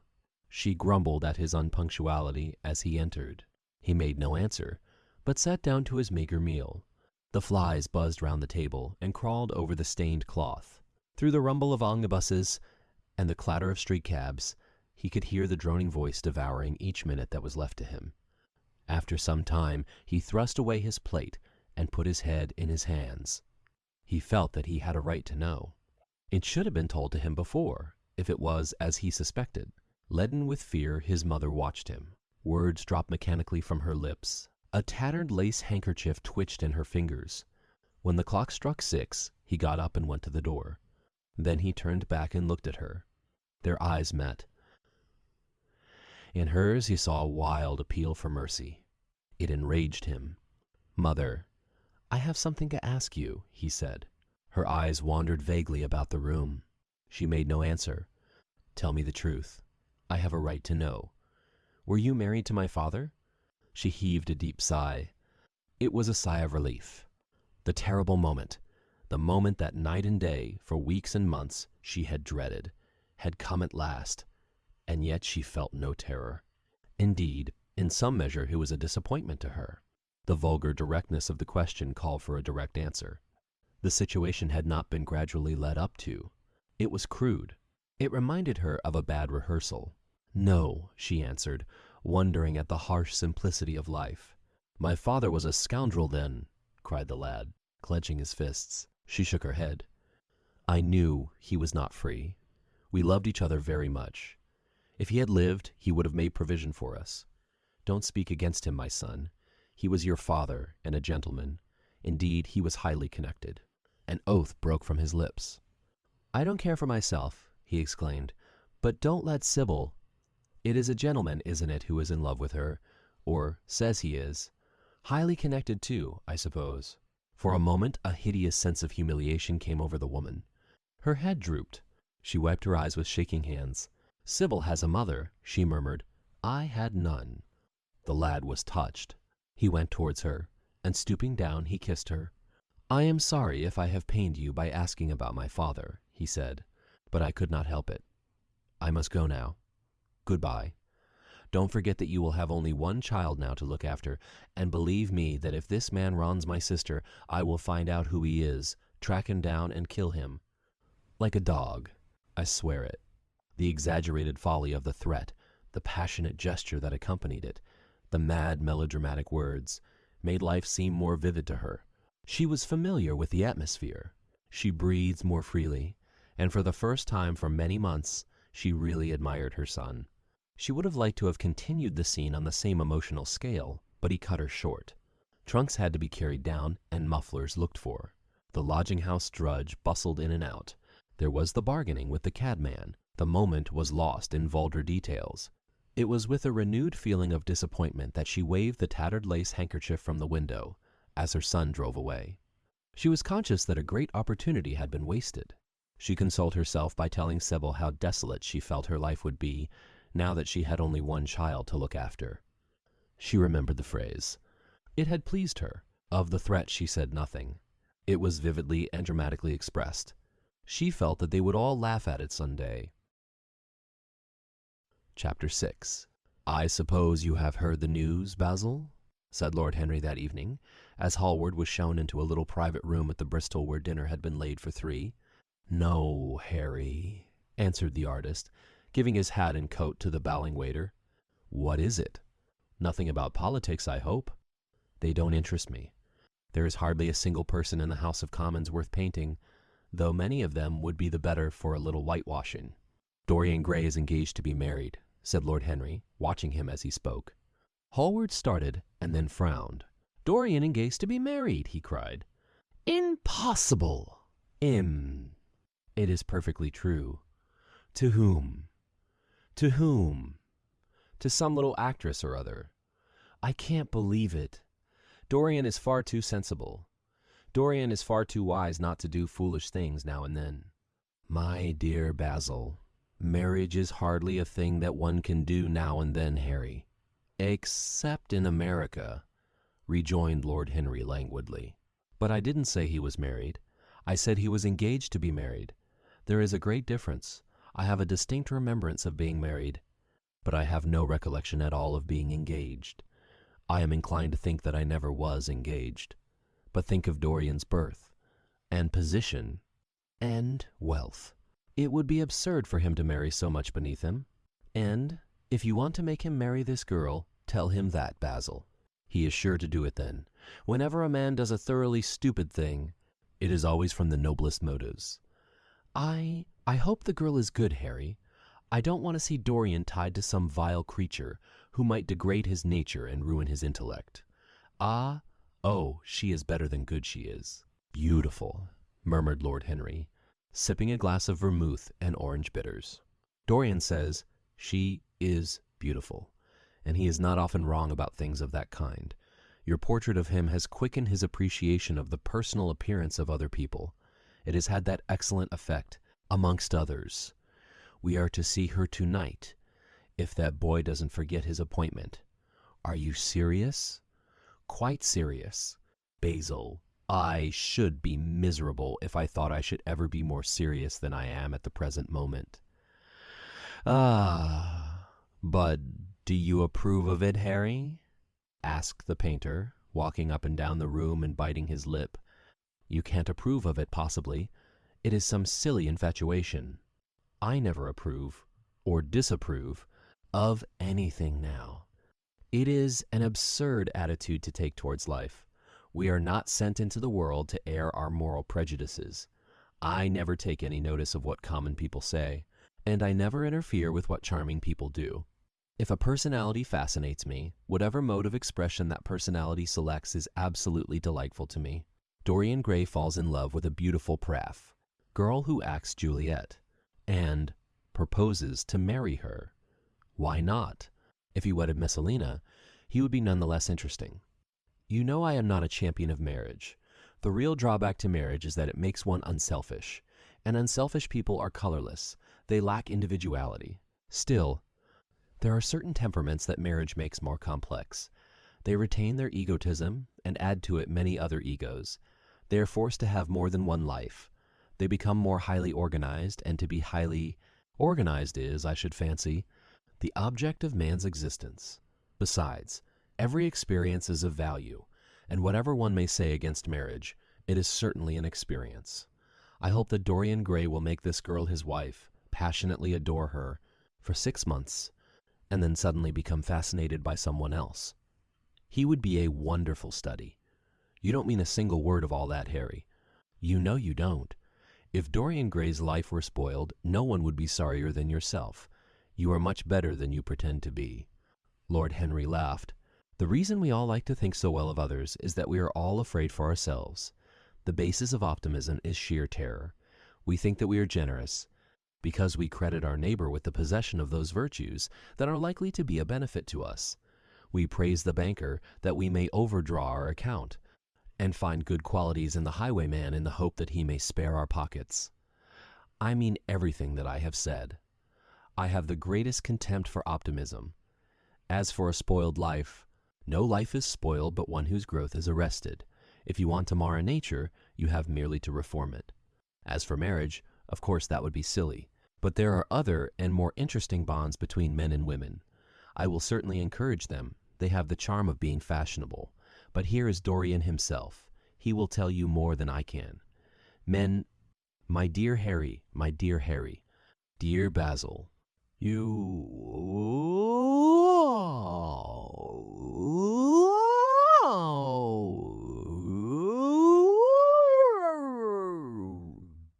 said the lag through a laugh, heaving kink with his satin-lined wings and shaking each of his friends by the hand in turn. I have never been so happy. Of course, it is sudden all really delightful things are, and yet it seems to me to be the one thing I have been looking for all my life.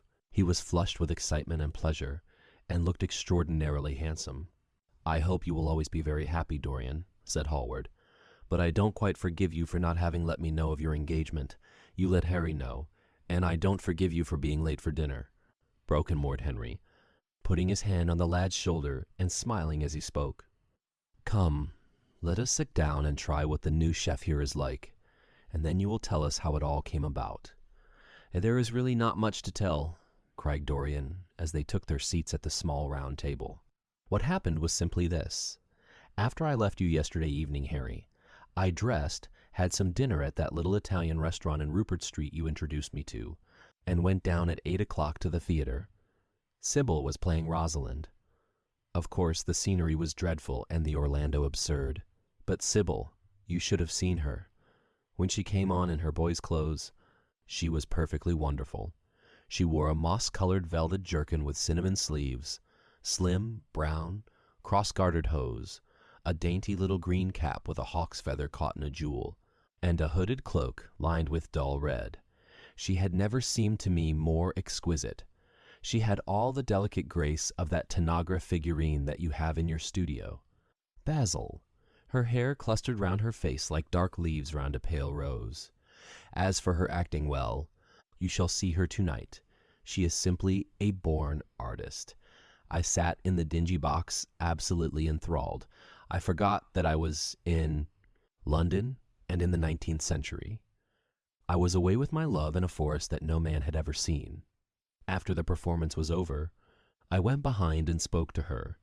As we were sitting together, suddenly there came into her eyes a look that I had never seen there before. My lips moved towards hers. We kissed each other. I can't describe to you what I felt at that moment. It seemed to me that all my life had been narrowed to one perfect point of rose-colored joy. She trembled all over and shook like a white narcissus. Then she flung herself on her knees and kissed my hands. I feel that I should not tell you all this, but I can't help it. Of course, our engagement is a dead secret. She has not even told her own mother. I don't know what my guardians will say. Lord Radley is sure to be furious. I don't care. I shall be of age in less than a year, and then I can do what I like. I have been right, Basil, haven't I, to take my love out of poetry and to find my wife in Shakespeare's plays? Lips that Shakespeare taught to speak have whispered their secret in my ear. I have had the arms of Rosalind around me and kissed Juliet on the mouth. Yes, Dorian, I suppose you were right, said Hallward slowly. Have you seen her today? Asked Lord Henry. Dorian Gray shook his head. I left her in the forest of Arden. I shall find her in an orchard in Verona. Lord Henry sipped his champagne in a meditative manner. At what particular point did you mention the word marriage, Dorian? And what did she say in answer? Perhaps you forgot all about it. My dear Harry, I did not treat it as a business transaction, and I did not make any formal proposal. I told her that I loved her, and she said she was not worthy to be my wife. Not worthy? Why, the whole world is nothing to me compared with her. Women are wonderfully practical, murmured Lord Henry, much more practical than we are. In situations of that kind, we often forget to say anything about marriage. They always remind us. Hallward laid his hand upon his arm. Don't, Harry. You have annoyed Dorian. He is not like other men. He would never bring misery upon anyone. His nature is too fine for that. Lord Henry looked across the table. Dorian is never annoyed with me, he answered. I asked the question for the best reason possible, for the only reason, indeed. That excuses one for asking any question, simple curiosity. I have a theory that it is always the women who propose to us, and not we who propose to the women, except, of course, in middle-class life. But then the sastache. Middle classes are not modern. Dorian Gray laughed and tossed his head. You are quite incorrigible, Harry, but I don't mind. It is impossible to be angry with you. When you see Sybil Vane, you will feel that the man who could wrong her would be a beast without a heart. I cannot understand how anyone can wish to shame the thing he loves. I love Sybil Vane. I want to place her on a pedestal of gold and to see the world worship the woman who is mine. What is marriage? An irrevocable vow. You mock at it for that. Ah, don't mock.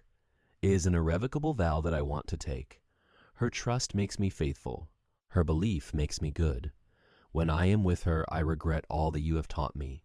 I become different from what you have known me to be.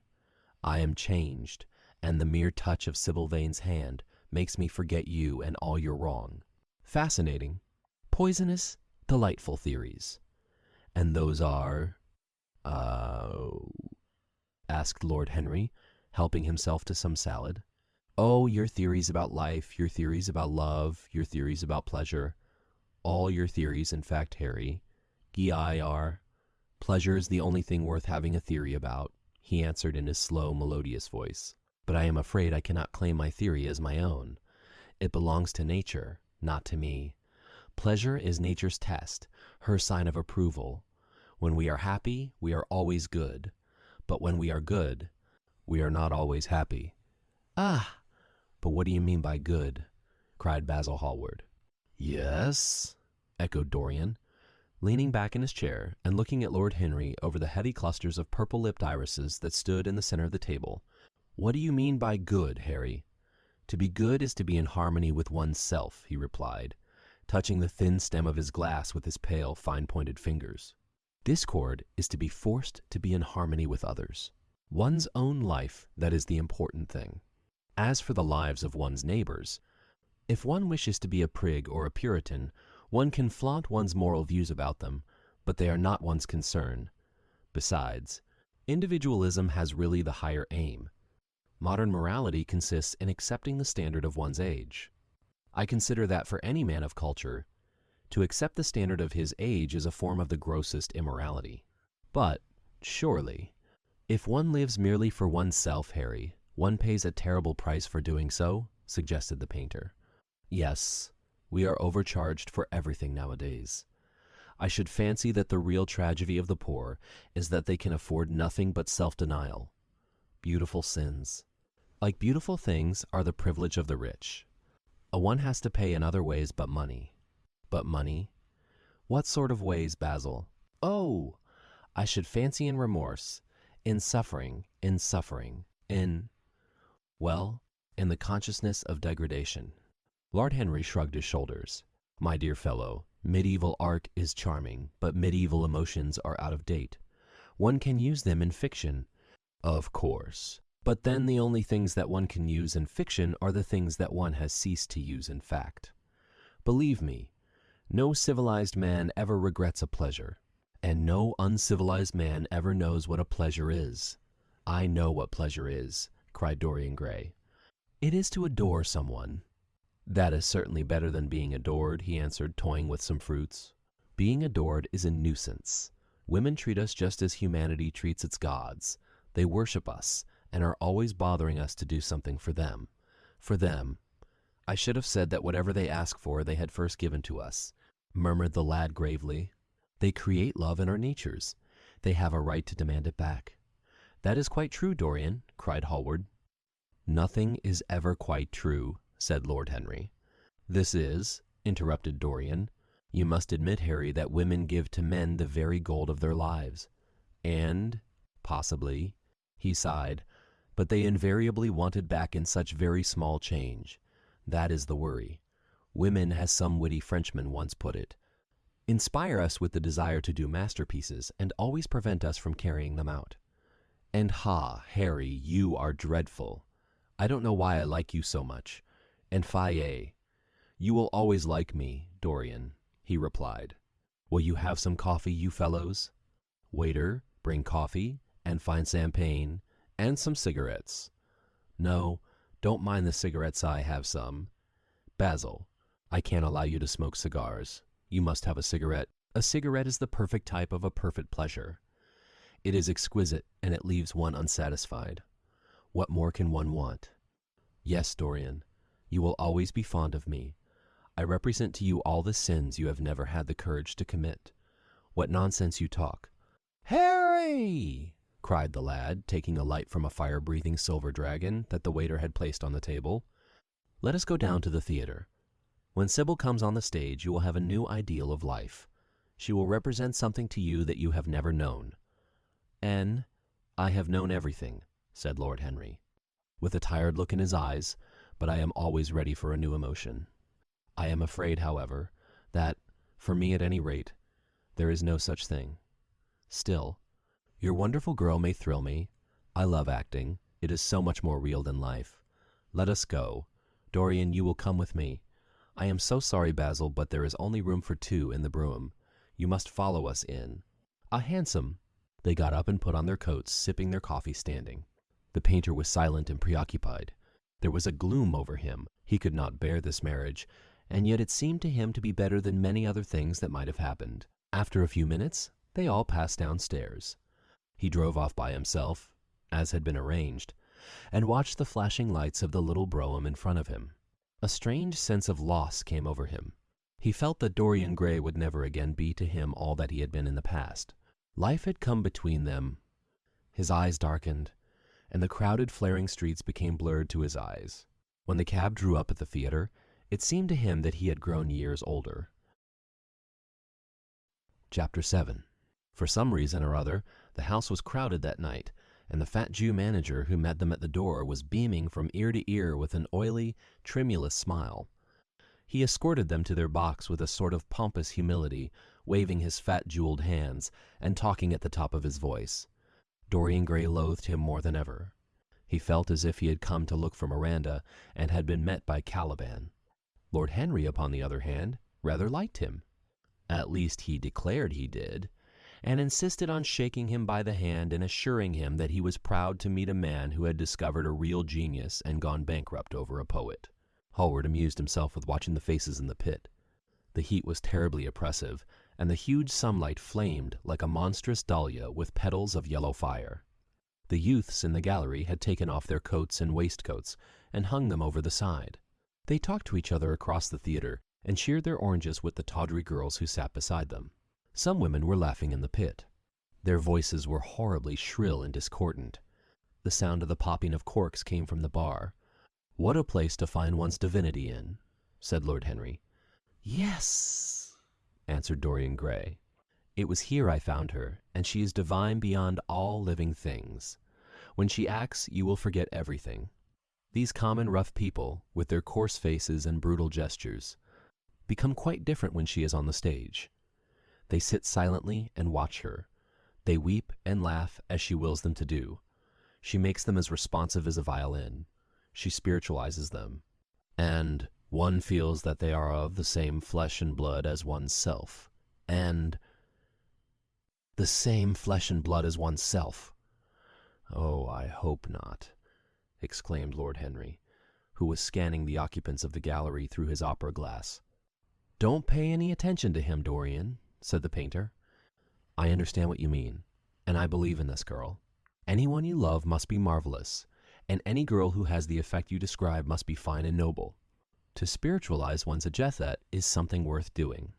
If this girl can give a soul to those who have lived without one, if she can create the sense of beauty in people whose lives have been sordid and ugly, if she can strip them of their selfishness and lend them tears for sorrows that are not their own, she is worthy of all your adoration, worthy of the adoration of the world.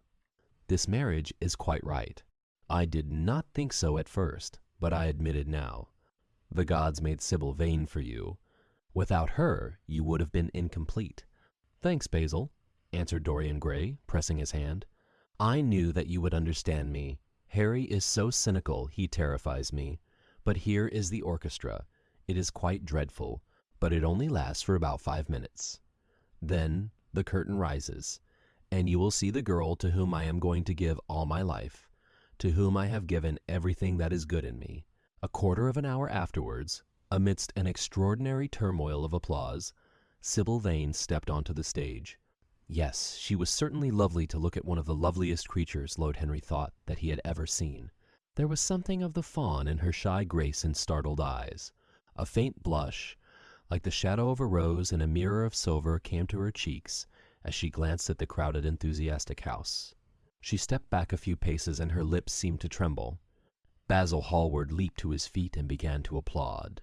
Motionless, and as one in a dream, sat Dorian Gray gazing at her. Lord Henry peered through his glasses, murmuring, "Charming, charming."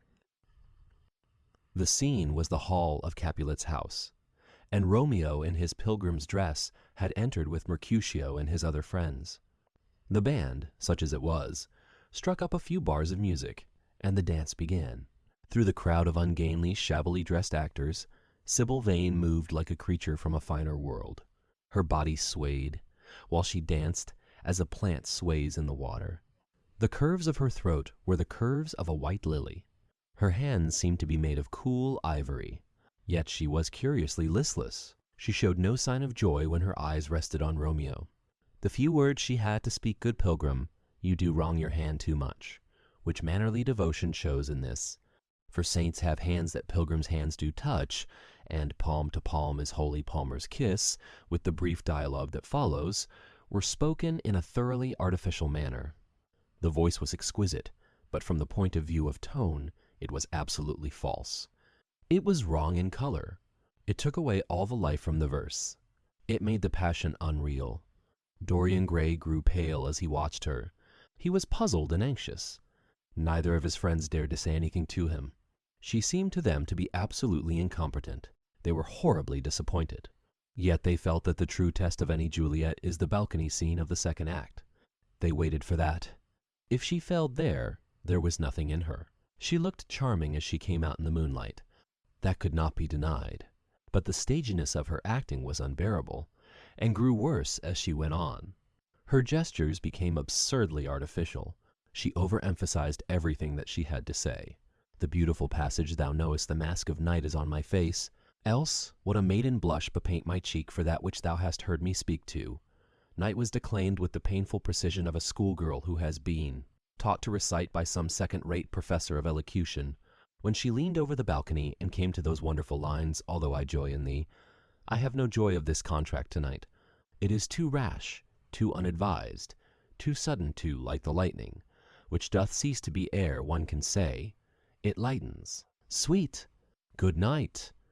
This bud of love by summer's ripening breath may prove a beauteous flower when next we meet." She spoke the words as though they conveyed no meaning to her. It was not nervousness. Indeed, so far from being nervous, she was absolutely self-contained. It was simply bad art. She was a complete failure. Even the common uneducated audience of the pit and gallery lost their interest in the play. They got restless, and began to talk loudly, and to whistle. The Jew manager, who was standing at the back of the dress circle, stamped and swore with rage. The only person unmoved was the girl herself. When the second act was over, there came a storm of hisses, and Lord Henry got up from his chair and put on his coat. "She is quite beautiful, Dorian," he said, "but she can't act. Let us go." "I am going to see the play through," answered the lad in a hard, bitter voice. "I am awfully sorry that I have made you waste an evening, Harry.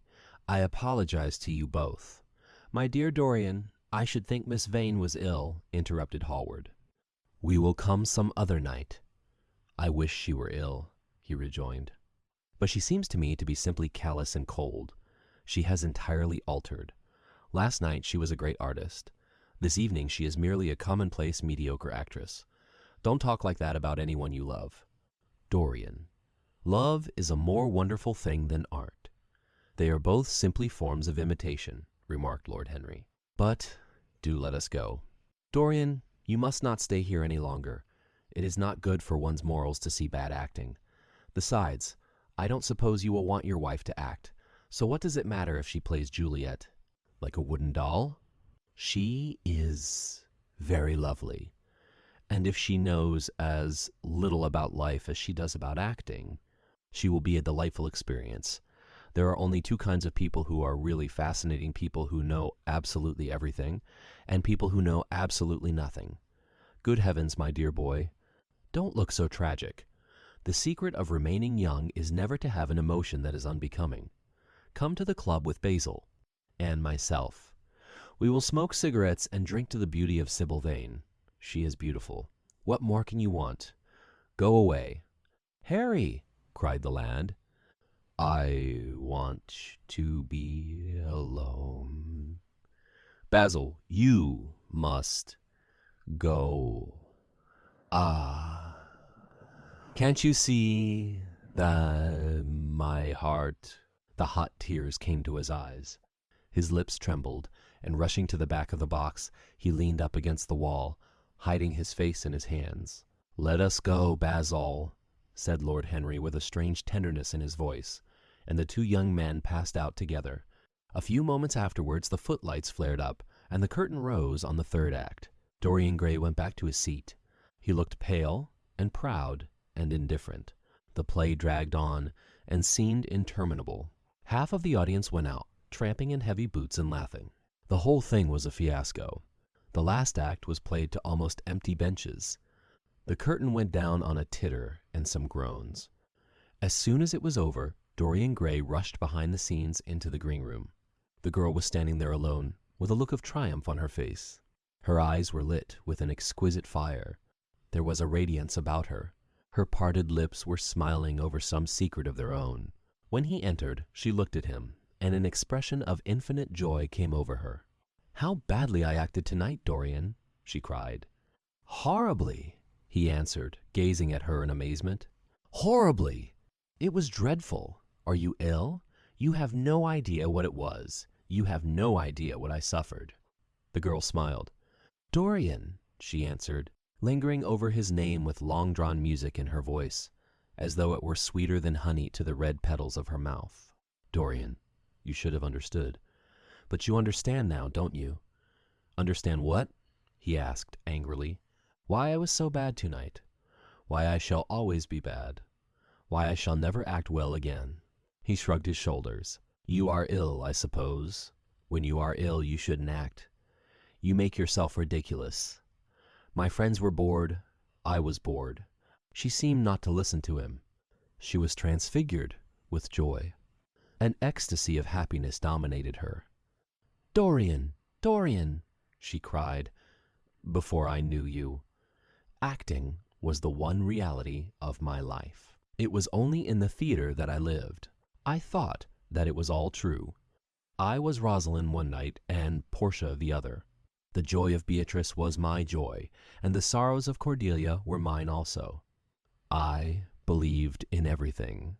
The common people who acted with me seemed to me to be godlike. The painted scenes were my world. I knew nothing but shadows, and I thought them real. You came, oh, my beautiful love, and you freed my soul from prison. You taught me what reality really is.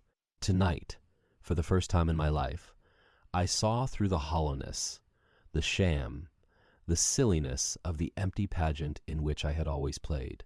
Tonight, for the first time, I became conscious that the Romeo was hideous and old and painted, that the moonlight in the orchard was false, that the scenery was vulgar, and that the words I had to speak were unreal, were not my words, were not what I wanted to say. You had brought me something higher, something of which all art is but a reflection. You had made me understand what love really is. My love, Prince Charming, Prince of Life. I have grown sick of shadows. You are more to me than all art can ever be. What have I to do with the puppets of a play? When I came on tonight, I could not understand how it was that everything had gone from me. I thought that I was going to be wonderful. I found that I could do nothing. Suddenly it dawned on my soul what it all meant. The knowledge was exquisite to me. I heard them hissing, and I smiled. What could they know of love such as ours? Take me away, Dorian, taking me away with you, where we can be quite alone. I hate the stage. I might mimic a passion that I do not feel, but I cannot mimic one that burns me like fire. "Oh, Dorian, Dorian, you understand now what it signifies. Even if I could do it, it would be profanation for me to play at being in love. You have made me see that." He flung himself down on the sofa and turned away his face. "You have killed my love," he muttered. She looked at him in wonder and laughed. He made no answer. She came across to him and with her little fingers stroked his hair. She knelt down and pressed his hands to her lips. He drew them away and a shudder ran through him. Then he leaped up and went to the door. "Yes, yes," he cried. "You have killed my love. You used to stir my imagination. Now you don't even stir my curiosity. You simply produce no effect. I loved you because you were marvelous, because you had genius, intellect, because you realized the dreams of great poets and gave shape and substance to the shadows of art. You have thrown it all away. You are shallow and stupid. My God, how mad I was to love you! What a fool I have been! You are nothing to me now. I will never see you again. I will never think of you. I will never mention your name. You don't know what you were to me. Once. Why, once. Oh, I can't bear to think of it. I wish I had never laid eyes upon you. You have spoiled the romance of my life. How little you can know of love, if you say it mars your art. Without your art, you are nothing. I would have made you famous, splendid, magnificent. The world would have worshipped you, and you, what are you now? A third-rate actress with a pretty face. The girl grew white and trembled. She clenched her hands together, and her voice seemed to catch in her throat. "You are not serious, Dorian?" she murmured. "You are acting. Acting! I leave that to you. You do it so well," he answered bitterly. She rose from her knees and, with a piteous expression of pain in her face, came across the room to him. She put her hand upon his arm and looked into his eyes. He thrust her back. "Don't touch me!" he cried. A low moan broke from her, and she flung herself at his feet and lay there like a trampled flower. "Dorian, Dorian, don't leave me," she whispered. "I am so sorry I didn't act well. I was thinking of you all the time. But I will try indeed. I will try. It came so suddenly across me. My love for you. I think I should never have known it if you had not kissed me, if we had not kissed each other. Kiss me again, my love. Don't go away from me. I couldn't bear it. Oh, don't go away from me. My brother. My brother. No. Never mind. He didn't mean it. He was in jest. But you. Oh, can't you forgive me for tonight? I will work so hard and try to improve. Don't be cruel to me, because I love you better than anything in the world. After all, it is only once that I have not pleased you. But you are quite right, Dorian. I should have shown myself more of an artist.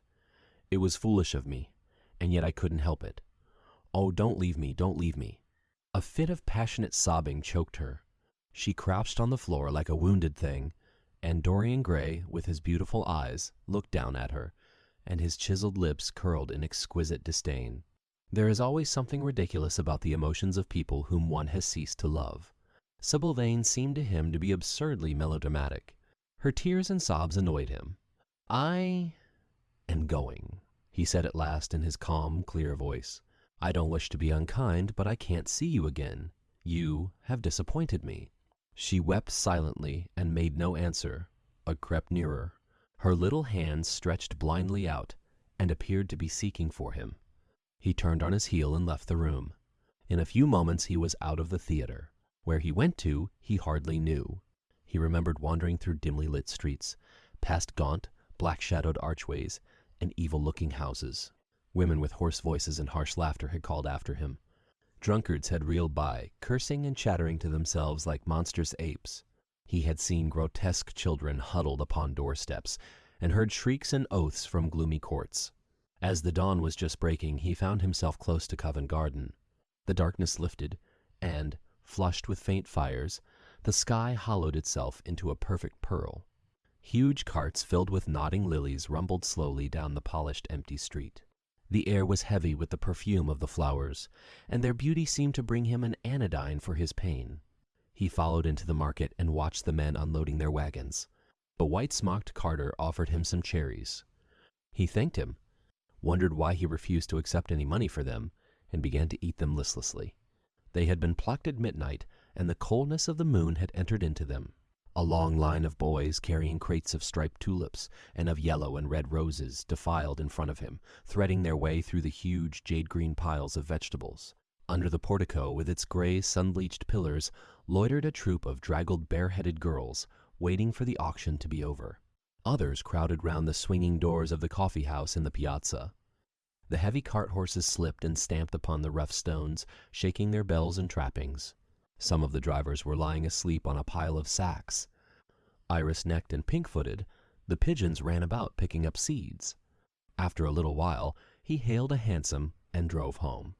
For a few moments he loitered upon the doorstep, looking round at the silent square, with its blank, close-shuttered windows and its staring blinds. The sky was pure opal now, and the roofs of the houses glistened like silver against it. From some chimney opposite a thin wreath of smoke was rising. It curled, a violet riband, through the nacre-colored air. In the huge gilt Venetian lantern, spoil of some doge's barge, that hung from the ceiling of the great oak-paneled hall of entrance, lights were still burning from 3 flickering jets. Thin blue petals of flame they seemed, rimmed with white fire. He turned them out, and, having thrown his hat and cape on the table, passed through the library towards the door of his bedroom, a large octagonal chamber on the ground floor that, in his newborn feeling for luxury, he had just had decorated for himself and hung with some curious Renaissance tapestries that had been discovered stored in a disused attic at Selby Royal. As he was turning the handle of the door, his eye fell upon the portrait Basil Hallward had painted of him. He started back as if in surprise. Then he went on into his own room, looking somewhat puzzled. After he had taken the buttonhole out of his coat, he seemed to hesitate. Finally, he came back, went over to the picture, and examined it. In the dim arrested light that struggled through the cream-colored silk blinds, the face appeared to him to be a little changed. The expression looked different. One would have said that there was a touch of cruelty in the mouth. It was certainly strange. He turned round and, walking to the window, drew up the blind. The bright dawn flooded the room and swept the fantastic shadows into dusky corners, where they lay shuddering. But the strange expression that he had noticed in the face of the portrait seemed to linger there, to be more intensified even. The quivering, ardent sunlight showed him the lines of cruelty round the mouth, as clearly as if he had been looking into a mirror after he had done some dreadful thing. He winced, and, taking up from the table an oval glass framed in ivory cupids, one of Lord Henry's many presents to him, glanced hurriedly into its polished depths. No line like that warped his red lips. What did it mean? He rubbed his eyes and came close to the picture and examined it again. There were no signs of any change when he looked into the actual painting, and yet there was no doubt that the whole expression had altered. It was not a mere fancy of his own. The thing was horribly apparent. He threw himself into a chair and began to think. Suddenly there flashed across his mind what he had said in Basil Hallward's studio the day the picture had been finished. Yes, he remembered it perfectly. He had uttered a mad wish that he himself might remain young, and the portrait grow old that his own beauty might be untarnished, and the face on the canvas bear the burden of his passions and his sins, that the painted image might be seared with the lines of suffering and thought, and that he might keep all the delicate bloom and loveliness of his then just conscious boyhood. Surely his wish had not been fulfilled. Such things were impossible. It seemed monstrous even to think of them. And yet there was the picture before him, with a touch of cruelty in the mouth. Cruelty. Had he been cruel? It was the girl's fault, not his. He had dreamed of her as a great artist, had given his love to her because he had thought her great. Then she had disappointed him. She had been shallow and unworthy. And yet a feeling of infinite regret came over him, as he thought of her lying at his feet sobbing like a little child. He remembered with what callousness he had watched her. Why had he been made like that? Why had such a soul been given to him? But he had suffered also. During the 3 terrible hours that the play had lasted, he had lived centuries of pain, eon upon eon of torture. His life was well worth hers. She had marred him for a moment if he had wounded her for an age. Besides, women were better suited to bear sorrow than men. They lived on their emotions. They only thought of their emotions. When they took lovers, it was merely to have someone with whom they could have scenes. Lord Henry had told him that, and Lord Henry knew what women were. Why should he trouble about Sybil Vane? She was nothing to him now. But the picture? What was he to say of that? It held the secret of his life and told his story. It had taught him to love his own beauty. Would it teach him to loathe his own soul? Would he ever look at it again? No. It was merely an illusion wrought on the troubled senses. The horrible night that he had passed had left phantoms behind it. Suddenly, there had fallen upon his brain that tiny scarlet speck that makes men mad. The picture had not changed. It was folly to think so. Yet it was watching him, with its beautiful marred face and its cruel smile. Its bright hair gleamed in the early sunlight. Its blue eyes met his own. A sense of infinite pity, not for himself, but for the painted image of himself, came over him. It had altered already, and would alter more. Its gold would wither into gray. Its red and white roses would die. For every sin that he committed, a stain would fleck and wreck its fairness. But he would not sin. The picture, changed or unchanged, would be to him the visible emblem of conscience. He would resist temptation. He would not see Lord Henry any more, would not, at any rate, listen to those subtle poisonous theories that in Basil Hallward's garden had first stirred within him the passion for impossible things. He would go back to Sybil Vane, make her amends, marry her, try to love her again. Yes, it was his duty to do so. She must have suffered more than he had. Poor child! He had been selfish and cruel to her. The fascination that she had exercised over him would return. They would be happy together. His life with her would be beautiful and pure. He got up from his chair and drew a large screen right in front of the portrait, shuddering as he glanced at it. How horrible! He murmured to himself, and he walked across to the window and opened it. When he stepped out onto the grass, he drew a deep breath. The fresh morning air seemed to drive away all his somber passions. He thought only of Sybil. A faint echo of his love came back to him. He repeated her name over and over again. The birds that were singing in the dew-drenched garden seemed to be telling the flowers about her. Chapter 8. It was long past noon when he awoke. His valet had crept several times on tiptoe into the room to see if he was stirring, and had wondered what made his young master sleep so late. Finally his bell sounded, and Victor came in softly with a cup of tea and a pile of letters on a small tray of old Sevres china, and drew back the olive satin curtains, with their shimmering blue lining, that hung in front of the bowl. 3 tall windows. "Monsieur has well slept this morning," he said, smiling. 1 o'clock, is it, Victor?" asked Dorian Gray drowsily. 1 hour and a quarter, monsieur. How late it was! He sat up, and having sipped some tea, turned over his letters. One of them was from Lord Henry, and had been brought by hand that morning. He hesitated for a moment, and then put it aside. The others he opened listlessly. They contained the usual collection of cards, invitations to dinner, tickets for private views, programs of charity concerts, and the like that are showered on fashionable young men every morning during the season. There was a rather heavy bill for a chaste silver Louis Quinze toilet set that he had not yet had the courage to send on to his guardians, who were extremely old-fashioned people, and did not realize that we live in an age when unnecessary things are our only necessities. And there were several very courteously worded communications from German street money-lenders, offering to advance any sum of money at a moment's notice, and at the most reasonable rates of interest. After about 10 minutes he got up, and throwing on an elaborate dressing-gown of silk-embroidered cashmere wool, passed into the onyx-paved bathroom. The cool water refreshed him after his long sleep. He seemed to have forgotten all that he had gone through.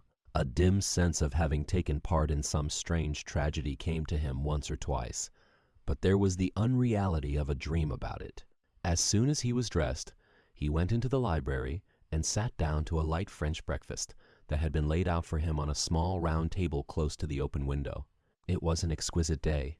The warm air seemed laden with spices. A bee flew in and buzzed round the blue dragon bowl that, filled with sulphur yellow roses, stood before him. He felt perfectly happy. Suddenly, his eye fell on the screen that he had placed in front of the portrait, and he started. "Too cold for monsieur?" asked his valet, putting an omelette on the table. "I shut the window?" Dorian shook his head. "I am not cold," he murmured. Was it all true? Had the portrait really changed? Or had it been simply his own imagination that had made him see a look of evil where there had been a look of joy? Surely a painted canvas could not alter? The thing was absurd. It would serve as a tale to tell Basil some day. It would make him smile. And yet, how vivid was his recollection of the whole thing! First in the dim twilight, and then in the bright dawn, he had seen the touch of cruelty round the warped lips. He almost dreaded his valet leaving the room. He knew that when he was alone he would have to examine the portrait. He was afraid of certainty. When the coffee and cigarettes had been brought and the man turned to go, he felt a wild desire to tell him to remain. As the door was closing behind him, he called him back. The man stood waiting for his orders. Dorian looked at him for a moment. "I am not at home to anyone, Victor," he said with a sigh. The man bowed and retired. Then he rose from the table, lit a cigarette, and flung himself down on a luxuriously cushioned couch that stood facing the screen. The screen was an old one, of gilt Spanish leather, stamped and wrought with a rather florid Louis XIV's pattern. He scanned it curiously, wondering if ever before it had concealed the secret of a man's life. Should he move it aside? After all? Why not let it stay there? What was the use of knowing? If the thing was true, it was terrible. If it was not true, why trouble about it? But what if, by some fate or deadlier chance, eyes other than his spied behind and saw the horrible change? What should he do? If Basil Hallward came and asked to look at his own picture, Basil would be sure to do that. No, the thing had to be examined, and at once. Anything would be better than this dreadful state of doubt. He got up and locked both doors. At least he would be alone when he looked upon the mask of his shame. Then he drew the screen aside and saw himself face to face. It was perfectly true. The portrait had altered, as he often remembered afterwards, and always with no small wonder. He found himself at first gazing at the portrait with a feeling of almost scientific interest. That such a change should have taken place was incredible to him, and yet it was a fact.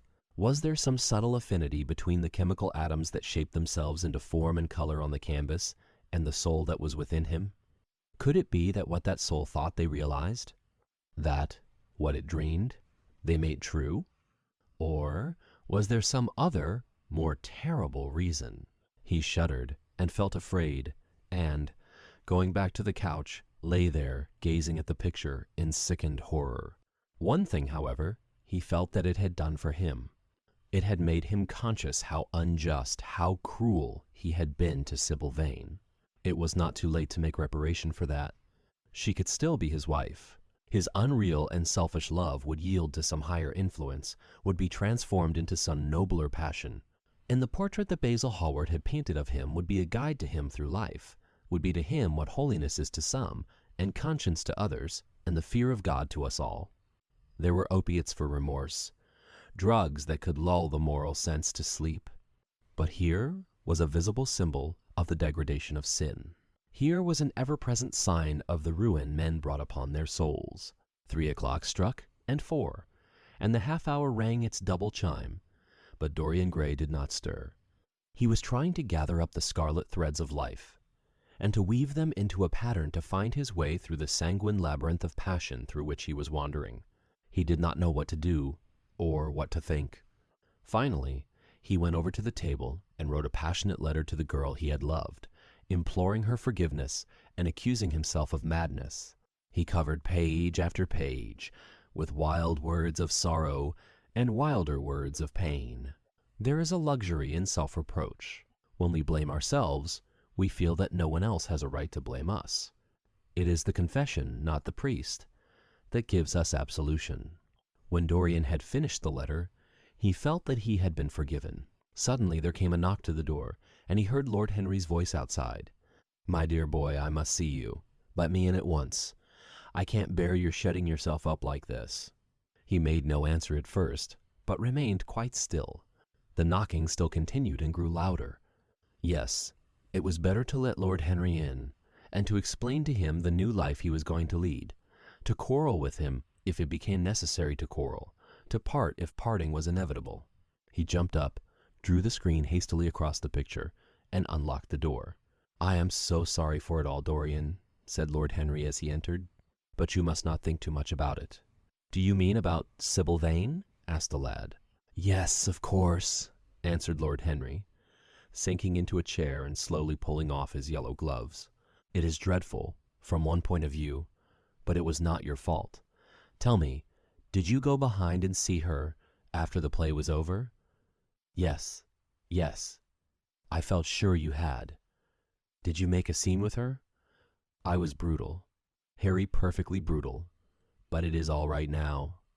I am not sorry for anything that has happened. It has taught me to know myself better." "Ah, Dorian, I am so glad you take it in that way. I was afraid I would find you plunged in remorse and tearing that nice curly hair of yours. I have got through all that," said Dorian, shaking his head and smiling. "I am perfectly happy now. I know what conscience is, to begin with. It is not what you told me it was. It is the divinest thing in us. Don't sneer at it, Harry. Any more, at least not before me. I want to be good. I can't bear the idea of my soul being hideous. A very charming artistic basis for ethics." "Dorian, I congratulate you on it. But how are you going to begin? By marrying Sybil Vane?" "Marrying Sybil Vane!" cried Lord Henry, standing up and looking at him in perplexed amazement. "But, my dear Dorian—" "Yes, Harry, I know what you are going to say. Something dreadful about marriage. Don't say it. Don't ever say things of that kind to me again. 2 days ago I asked Sybil to marry me. I am not going to break my word to her. She is to be my wife. Your wife. Dorian, didn't you get my letter? I wrote to you this morning and sent the note down by my own man." "Your letter? Oh, yes, I remember. I have not read it yet, Harry. I was afraid there might be something in it that I wouldn't like. You cut life to pieces with your epigrams." "You know nothing, then? What do you mean?" What do you mean?" Lord Henry walked across the room and, sitting down by Dorian Gray, took both his hands in his own and held them tightly. "Dorian," he said, "my letter, don't be frightened, was to tell you that Sybil Vane is dead." A cry of pain broke from the lad's lips, and he leaped to his feet, tearing his hands away from Lord Henry's grasp. "Dead! Sybil dead! It is not true! It is a horrible lie!" "How dare you say it?" "It is quite true, Dorian," said Lord Henry gravely. "It is in all the morning papers. I wrote down to you to ask you not to see anyone till I came. There will have to be an inquest, of course, and you must not be mixed up in it. Things like that make a man fashionable in Paris. But in London, people are so prejudiced. Here, one should never make one's debut with a scandal. One should reserve that to give an interest to one's old age. I suppose they don't know your name at the theater? If they don't, it is all right. Did anyone see you going round to her room? That is an important point." Dorian did not answer for a few moments. He was dazed with horror. Finally he stammered in a stifled voice, "Harry, did you say an inquest? What did you mean by that? Did Sybil?" "Oh, Harry, I can't bear it." "But be quick. Tell me everything at once. I have no doubt it was not an accident, Dorian, though it must be put in that way to the public. It seems that as she was leaving the theater with her mother, about 12:30 or so, she said she had forgotten something upstairs. They waited some time for her, but she did not come down again. They ultimately found her lying dead on the floor of her dressing room. She had swallowed something by mistake, some dreadful thing they use at theaters. I don't know what it was, but it had either prussic acid or white lead in it. I should fancy it was prussic acid, as she seems to have died instantaneously." "Harry, Harry, it is terrible!" cried the lad. "Yes, it is very tragic, of course, but you must not get yourself mixed up in it. I see by the Standard that she was 17. I shouldn't have thought she was almost younger than that. She looked such a child, and seemed to know so little about acting. "Dorian, you mustn't let this thing get on your nerves. You must come and dine with me, and afterwards we will look in at the opera. It is a Patty night, and everybody will be there. You can come to my sister's box. She has got some smart women with her. So I have murdered Sybil Vane," said Dorian Gray, half to himself. "Murdered her as surely as if I had cut her little throat with a knife. Yet the roses are not less lovely for all that. The birds sing just as happily in my garden, and tonight I am to dine with you, and then go on to the opera, and sup somewhere, I suppose, afterwards." How extraordinarily dramatic life is! If I had read all this in a book, Harry, I think I would have wept over it. Somehow, now that it has happened actually, and to me, it seems far too wonderful for tears. Here is the first passionate love letter I have ever written in my life. Strange that my first passionate love letter should have been addressed to a dead girl. Can they feel, I wonder, those white people we call the dead? Sybil, can she feel, or know, or listen? Oh, Harry, how I loved her once. It seems years ago to me now. She was everything to me. Then came that dreadful night, was it really only last night, when she played so badly, and my heart almost broke. She explained it all to me.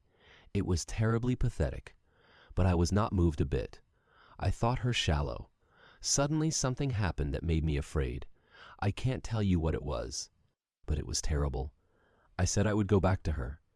I felt I had done wrong. And now she is dead. My God, my God. Harry, what shall I do? You don't know the danger I am in, and there is nothing to keep me straight. She would have done that for me. She had no right to kill herself. It was selfish of her.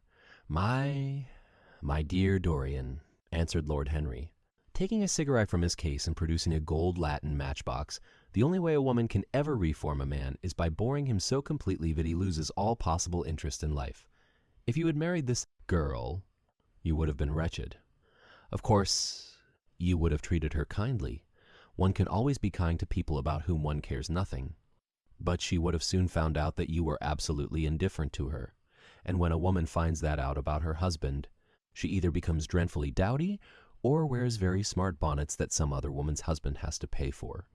I say nothing about the social mistake, which would have been abject, which, of course, I would not have allowed, but I assure you that in any case the whole thing would have been an absolute failure." I suppose it would," muttered the lad, walking up and down the room and looking horribly pale. "But I thought it was my duty. It is not my fault that this terrible tragedy has prevented my doing what was right. I remember your saying once that there is a fatality about good resolutions, that they are always made too late. Mine certainly were. Good resolutions are useless attempts to interfere with scientific laws. Their origin is pure vanity. Their result is absolutely nil. They give us, now and then, some of those luxurious, sterile emotions that have a certain charm for the weak. That is all that can be said for them. They are simply checks that men draw on a bank where they have no account. And, Harry," cried Dorian Gray, coming over and sitting down beside him, "why is it that I cannot feel this tragedy as much as I want to? I don't think I am heartless. Do you? You have done too many foolish things during the last fortnight to be entitled to give yourself that name, Dorian," answered Lord Henry with his sweet melancholy smile. The lad frowned. "I don't like that explanation, Harry," he rejoined, "but I am glad you don't think I am heartless. I am nothing of the kind. I know I am not, and yet I must admit that this thing that has happened, this not affect me as it should.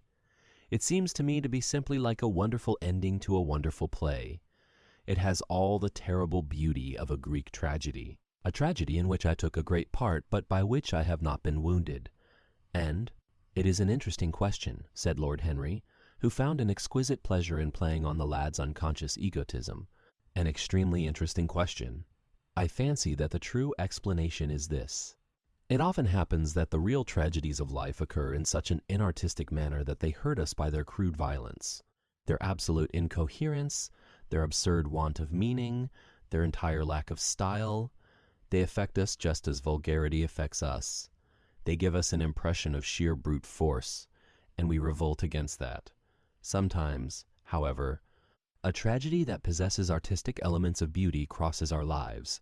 If these elements of beauty are real, the whole thing simply appeals to our sense of dramatic effect.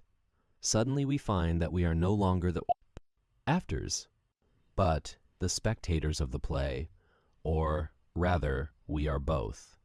We watch ourselves, and the mere wonder of the spectacle enthralls us. In the present case, what is it that has really happened? Someone has killed herself for love of you. I wish that I had ever had such an experience. It would have made me in love with love for the rest of my life. The people who have adored me there have not been very many, but there have been some have always insisted on living on, long after I had ceased to care for them, or they to care for me. They have become stout and tedious, and when I meet them, they go in at once for reminiscences. That awful memory of woman, what a fearful thing it is, and what an utter intellectual stagnation it reveals. One should absorb the color of life, but one should never remember its details. Details are always vulgar. I must sow poppies in my garden, sighed Dorian. There is no necessity, rejoined his companion. Life has always poppies in her hands. Of course, now and then things linger. I once wore nothing but violets all through one season, as a form of artistic mourning for a romance that would not die. Ultimately, however, it did die. I forget what killed it. I think it was her proposing to sacrifice the whole world for me. That is always a dreadful moment. It fills one with the terror of eternity. Well, would you believe it? A week ago at Lady Hampshire's, I found myself seated at dinner next the lady in question, and she insisted on going over the whole thing again and digging up the past and raking up the future. I had buried my romance in the bed of asphodel. She dragged it out again and assured me that I had spoiled her life. I am bound to state that she ate an enormous dinner, so I did not feel any anxiety. But what a lack of taste she showed! The one charm of the past is that it is the past. But women never know when the curtain has fallen. They always want a sixth act, and as soon as the interest of the play is entirely over, they propose to continue it. If they were allowed their own way, every comedy would have a tragic ending, and every tragedy would culminate in a farce. They are charmingly artificial, but they have no sense of art. You are more fortunate than I am. I assure you, Dorian, that not one of the women I have known would have done for me what Sybil Vane did for you. Ordinary women always console themselves. Some of them do it by going in for sentimental colors. Never trust a woman who wears mauve, whatever her age may be, or a woman over 35 who is fond of pink ribbons. It always means that they have a history. Others find a great consolation in suddenly discovering the good qualities of their husbands. They flaunt their conjugal felicity in one's face, as if it were the most fascinating of sins. Religion consoles some. Its mysteries have all the charm of a flirtation, a woman once told me, and I can quite understand it. Besides, nothing makes one so vain as being told that one is a sinner. Conscience makes egotists of us all. Yes, there is really no end to the consolations that women find in modern life. Indeed, I have not mentioned the most important one. "What is that, Harry?" said the lad listlessly. "Oh, the obvious consolation. Taking someone else's admirer when one loses one's own. In good society that always whitewashes a woman. But really, Dorian, how different Sybil Vane must have been from all the women one meets. There is something to me quite beautiful about her death. I am glad I am living in a century when such wonders happen. They make one believe in the reality of the things we all play with, such as romance, passion, and love. I was terribly cruel to her. You forget that. I am afraid that women appreciate cruelty, downright cruelty, more than anything else. They have wonderfully primitive instincts. We have emancipated them, but they remain slaves looking for their masters all the same. They love being dominated. I am sure you were splendid.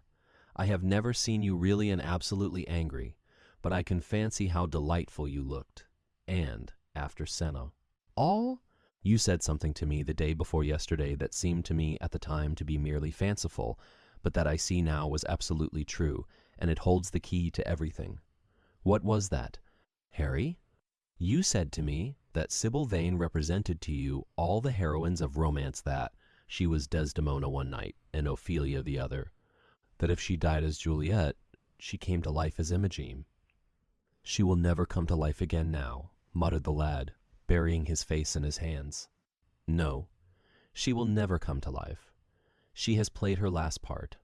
But you must think of that lonely death in the tawdry dressing room simply as a strange, lurid fragment from some Jacobean tragedy, as a wonderful scene from Webster or Ford or Cyril Tourneur. The girl never really lived, and so she has never really died. To you, at least, she was always a dream. A phantom that flitted through Shakespeare's plays and left them lovelier for its presence, a reed through which Shakespeare's music sounded richer and more full of joy. The moment she touched actual life, she marred it, and it marred it. Her, and so she passed away. Mourn for Ophelia if you like.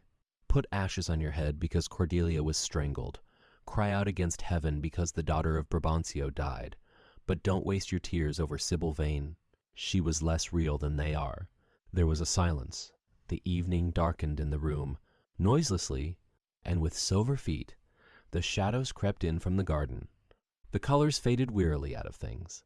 After some time, Dorian Gray looked up. You have explained me to myself, Harry, he murmured with something of a sigh of relief. I felt all that you have said, but somehow I was afraid of it, and I could not express it to myself. How well you know me. But we will not talk again of what has happened. It has been a marvelous experience. That is all. I wonder if life has still in store for me anything as marvelous. Life has everything in store for you. Dorian, there is nothing that you, with your extraordinary good looks, will not be able to do. But suppose, Harry, I became haggard, and old, and wrinkled. What then? Ah, then, said Lord Henry, rising to go, then, my dear Dorian, you would have to fight for your victories. As it is, they are brought to you. No, you must keep your good looks. We live in an age that reads too much to be wise, and that thinks too much to be beautiful. We cannot spare you, and now you had better dress and drive down to the club. We are rather late. As it is. I think I shall join you at the opera, Harry. I feel too tired to eat anything. What is the number of your sister's box? 27. I believe. It is on the grand tier. You will see her name on the door. But I am sorry you won't come and dine. I don't feel up to it, said Dorian listlessly. But I am awfully obliged to you for all that you have said to me. You are certainly my best friend. No one has ever understood me as you have.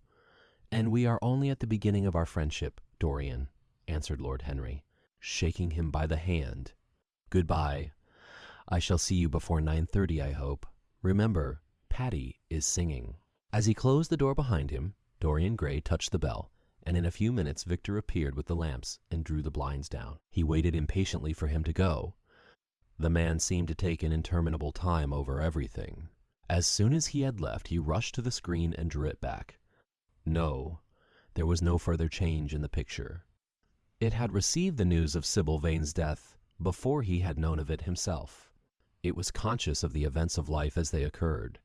The vicious cruelty that marred the fine lines of the mouth had, no doubt, appeared at the very moment that the girl had drunk the poison, whatever it was.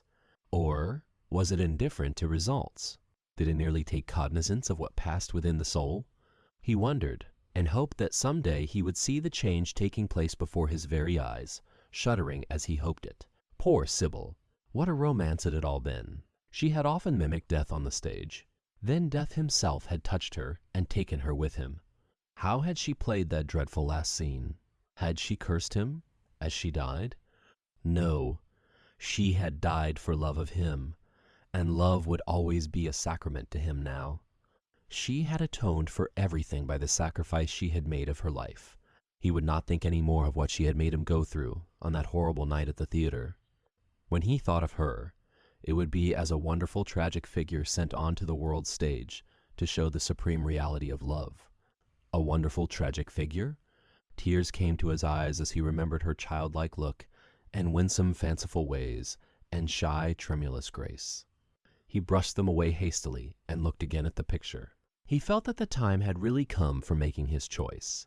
Or had his choice already been made? Yes, life had decided that for him life, and his own infinite curiosity about life, eternal youth, infinite passion, pleasures subtle and secret, wild joys and wilder sinche, was to have all these things. The portrait was to bear the burden of his shame, that was all. A feeling of pain crept over him as he thought of the desecration that was in store for the fair face on the canvas. Once, in boyish mockery of Narcissus, he had kissed, or feigned to kiss, those painted lips that now smiled so cruelly at him. Morning after morning he had sat before the portrait wondering at its beauty, almost enamored of it, as it seemed to him at times. Was it to alter now with every mood to which he yielded? Was it to become a monstrous and loathsome thing, to be hidden away in a locked room, to be shut out from the sunlight that had so often touched to brighter gold the waving wonder of its hair? The pity of it! The pity of it! For a moment he thought of praying that the horrible sympathy that existed between him and the picture might cease. It had changed in answer to a prayer. Perhaps in answer to a prayer it might remain unchanged. And yet, who that knew anything about life would surrender the chance of remaining always young, however fantastic that chance might be, or with what fateful consequences it might be fraught?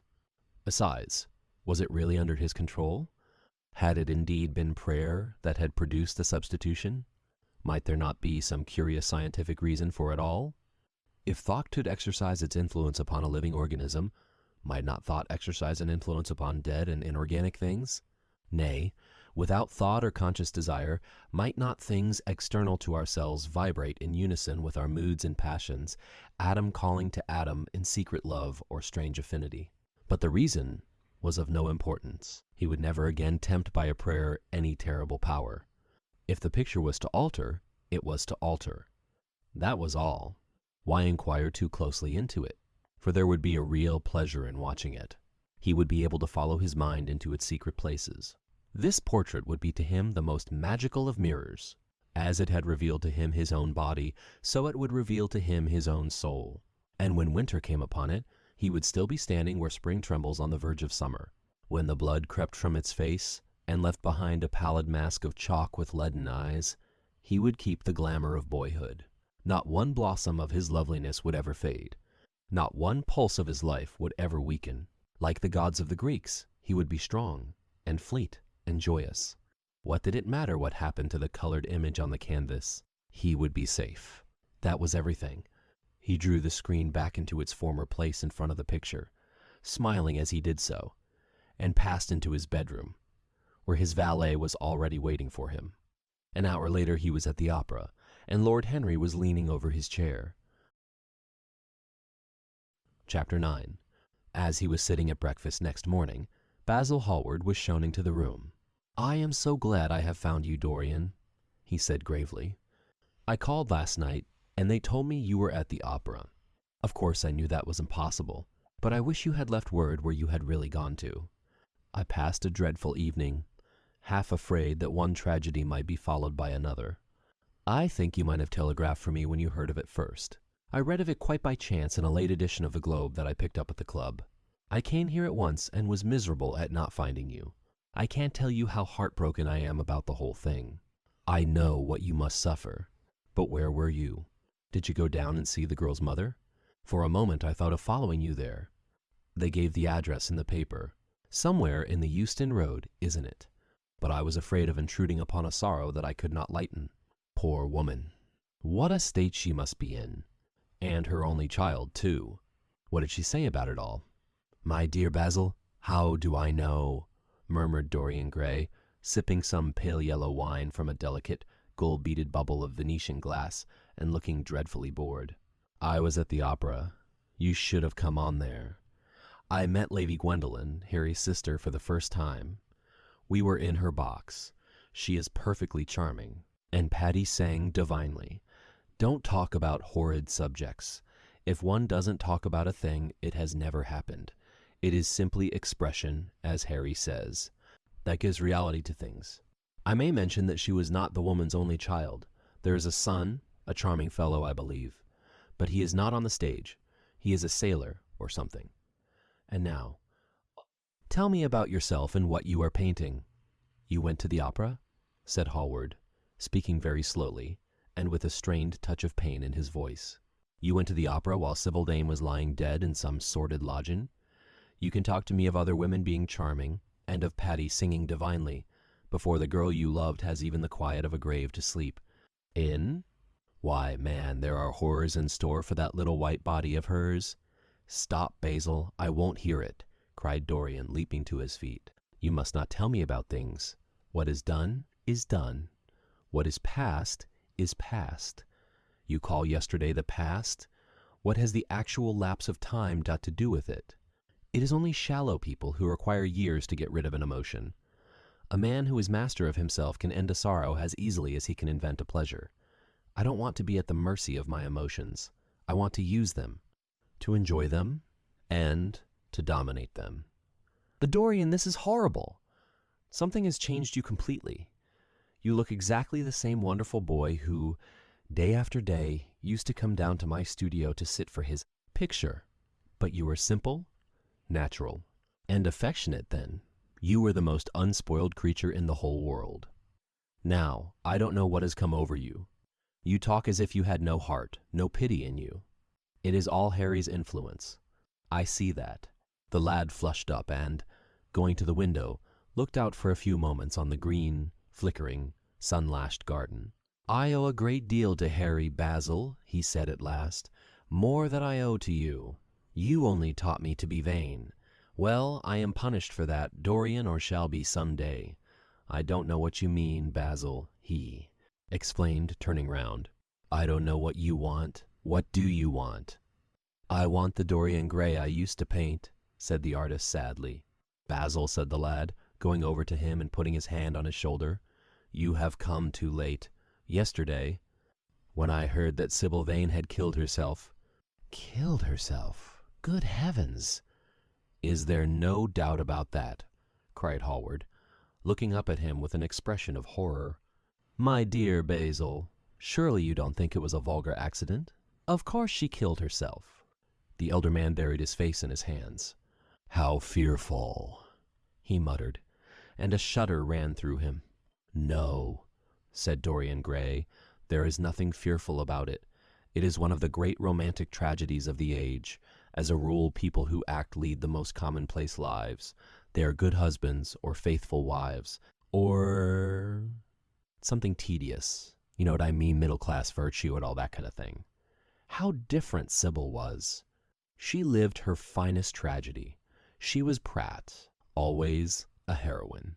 The last night she played the knight, you saw her, she acted badly, because she had known the reality of love.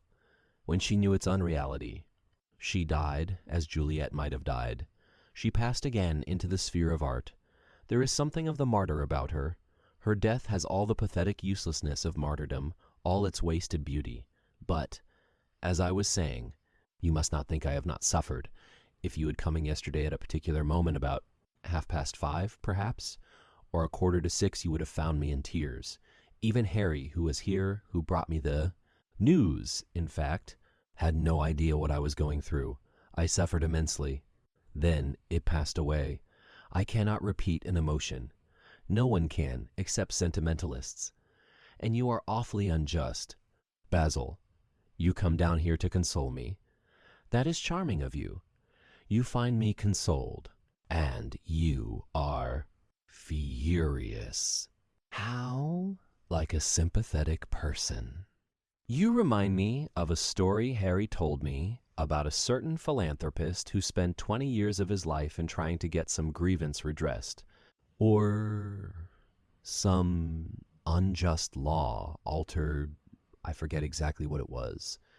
Finally he succeeded, and nothing could exceed his disappointment. He had absolutely nothing to do, almost died of ennui, and became a confirmed misanthrope. And besides, my dear old Basil, if you really want to console me, teach me rather to forget what has happened, or to see it from a proper artistic point of view. Was it not Gautier who used to write about La Consolation des Arts? I remember picking up a little vellum-covered book in your studio one day and chancing on that delightful phrase. Well, I am not like that young man you told me of when we were down at Marlow together. The young man who used to say that yellow satin could console one for all the miseries of life. I love beautiful things that one can touch and handle. Old brocades, green bronzes, lacquer work, carved ivories, exquisite surroundings, luxury, pomp. There is much to be got from all these. But the artistic temperament that they create, or at any rate reveal, is still more to me. To become the spectator of one's own life, as Harry says, is to escape the suffering of life. I know you are surprised at my talking to you like this. You have not realized how I have developed. I was a schoolboy when you knew me. I am a man now. I have new passions, new thoughts, ideas. I am different, but you must not like me less. I am changed, but you must always be my friend. Of course, I am very fond of Harry, but I know that you are better than he is. You are not stronger.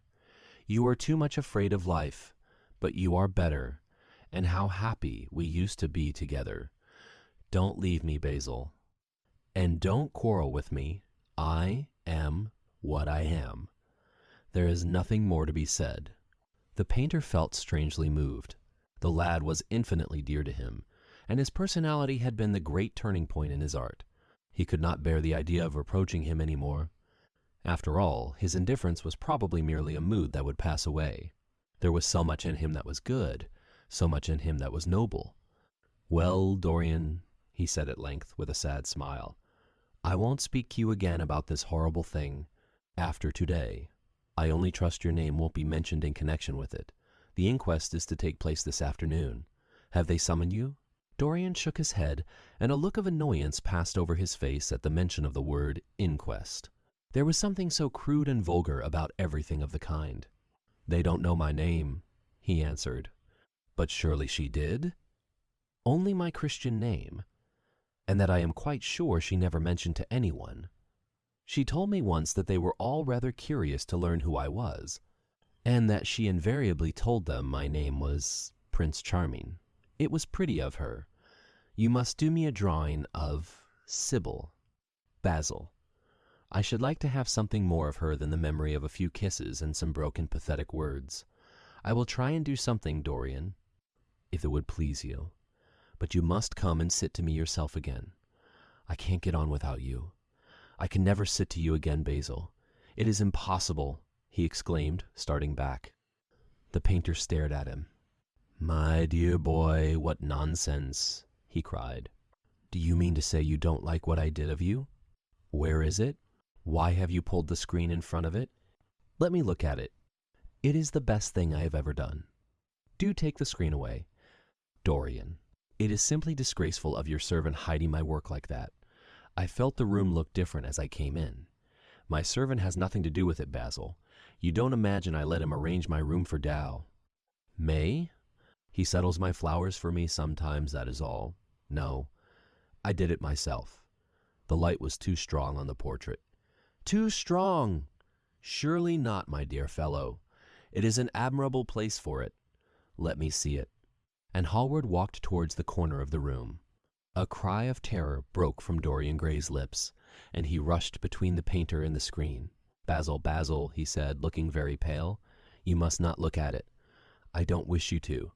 And not look at my own work. You are not serious." "Why shouldn't I look at it?" exclaimed Hallward, laughing. "If you try to look at it, Basil, on my word of honor I will never speak to you again as long as I live. I am quite serious. I don't offer any explanation, and you are not to ask for any. But remember, if you touch this screen, everything is over between us." Hallward was thunderstruck. He looked at Dorian Gray in absolute amazement. He had never seen him like this before. The lad was actually pallid with rage. His hands were clenched, and the pupils of his eyes were like discs of blue fire. He was trembling all over. "Dorian, don't speak! But what is the matter? Of course I won't look at it if you don't want me to," he said, rather coldly, turning on his heel and going over towards the window. "But, really, it seems rather absurd that I shouldn't see my own work. especially as I am going to exhibit it in Paris in the autumn. I shall probably have to give it another coat of varnish before that, so I must see it some day. And why not today? To exhibit it. You want to exhibit it? Exclaimed Dorian Gray, a strange sense of terror creeping over him. Was the world going to be shown his secret? Were people to gape at the mystery of his life? That was impossible. Something he did not know what had to be done at once. Yes? I don't suppose you will object to that.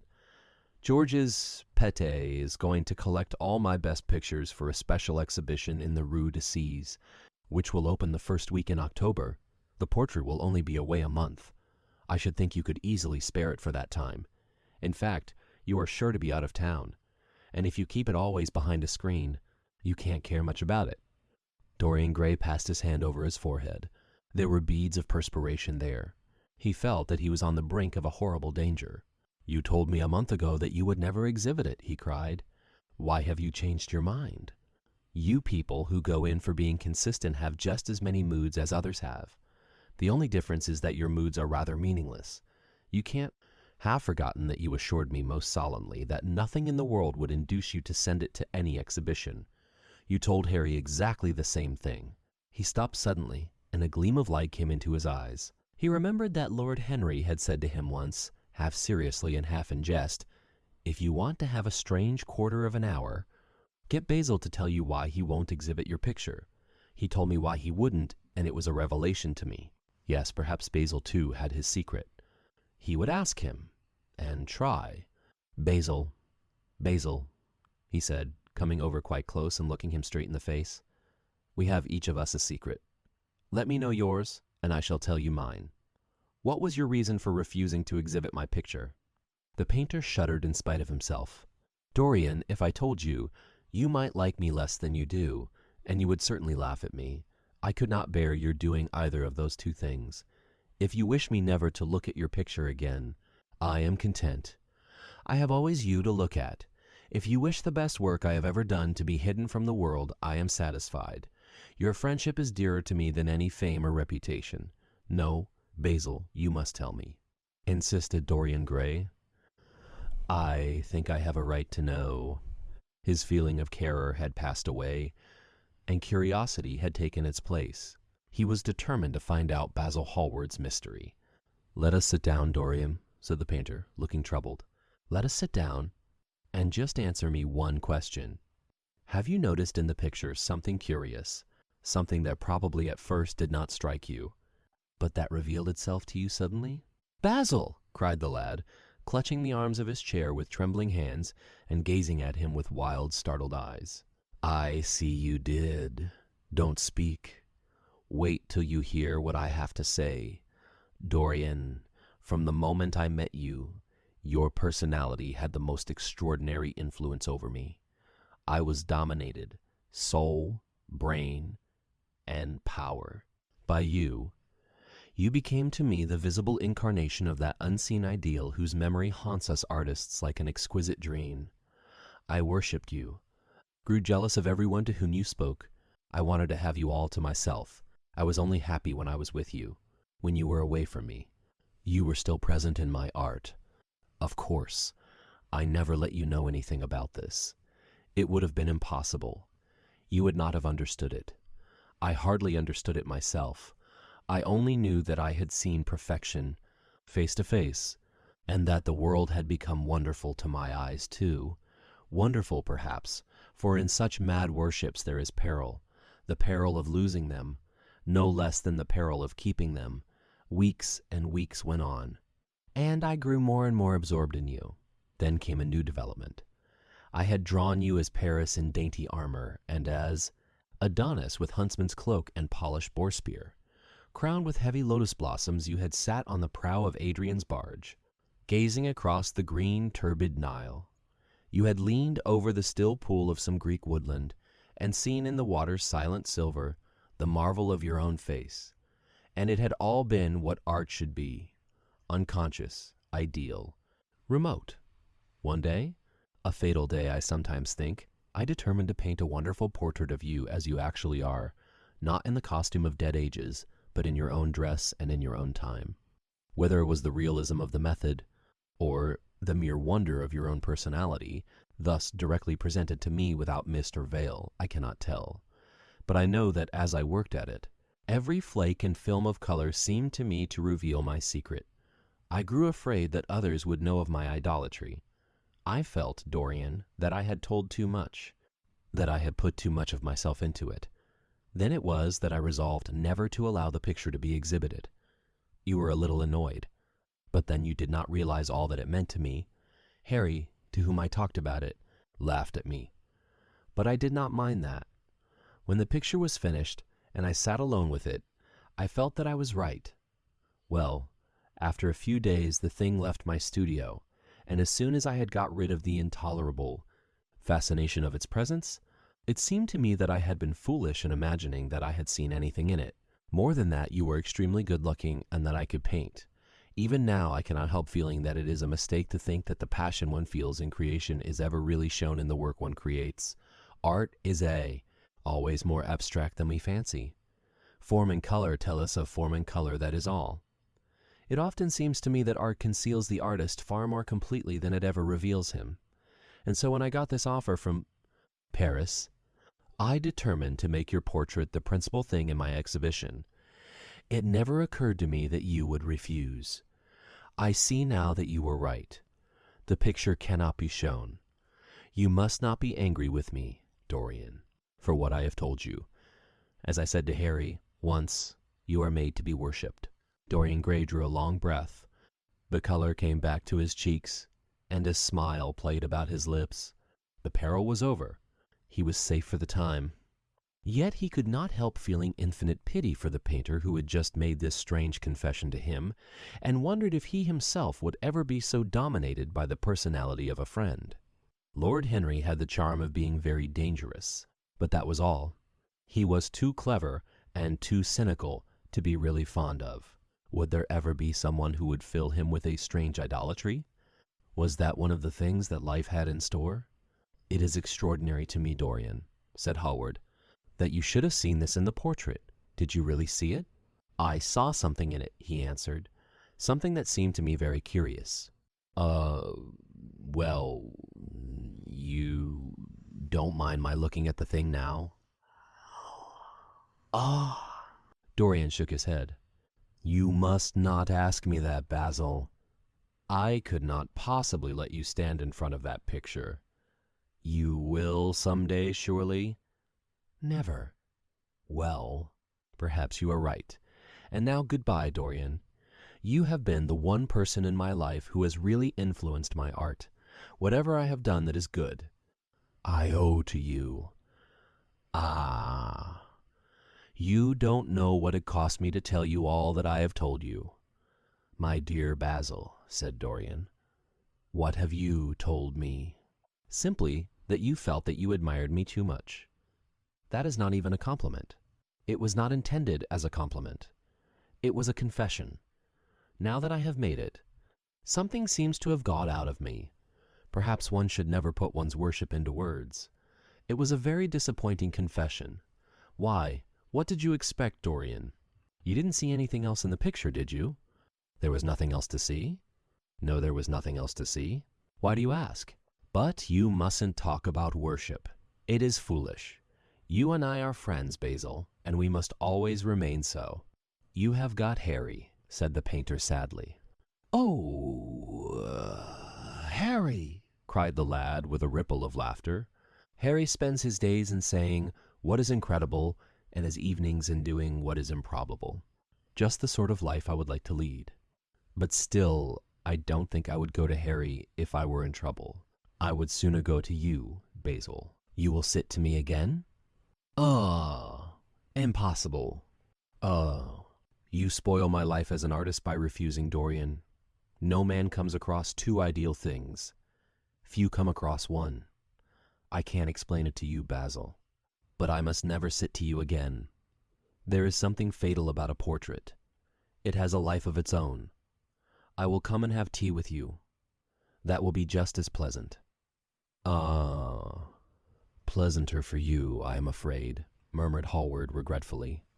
And now goodbye, I am sorry you won't let me look at the picture once again, but that can't be helped. I quite understand what you feel about it." As he left the room, Dorian Gray smiled to himself. Poor Basil! How little he knew of the true reason, and how strange it was that, instead of having been forced to reveal his own secret, he had succeeded, almost by chance, in wresting a secret from his friend. How much that strange confession explained to him. The painter's absurd fits of jealousy, his wild devotion, his extravagant panegyrics, his curious reticences, he understood them all now, and he felt sorry. There seemed to him to be something tragic in a friendship so colored by romance. He sighed and touched the bell. The portrait must be hidden away at all costs. He could not run such a risk of discovery again. It had been mad of him to have allowed the thing to remain, even for an hour, in a room to which any of his friends had access. Chapter 10. When his servant entered, he looked at him steadfastly and wondered if he had thought of peering behind the screen. The man was quite impassive and waited for his orders. Dorian lit a cigarette and walked over to the glass and glanced into it. He could see the reflection of Victor's face perfectly. It was like a placid mask of servility. There was nothing to be afraid of there, yet he thought it best to be on his guard. Speaking very slowly, he told him to tell the housekeeper that he wanted to see her, and then to go to the frame maker and ask him to send 2 of his men round at once. It seemed to him that, as the man left the room, his eyes wandered in the direction of the screen. Or was that merely his own fancy? After a few moments, in her black silk dress, with old-fashioned thread mittens on her wrinkled hands, Mrs. Leaf bustled into the library. He asked her for the key of the schoolroom. "The old schoolroom, Mr. Dorian?" she exclaimed. "Why, it is full of dust. I must get it arranged and put straight before you go into it. It is not fit for you to see." "Sir, it is not, indeed." "I don't want it put straight, Leaf. I only want the key."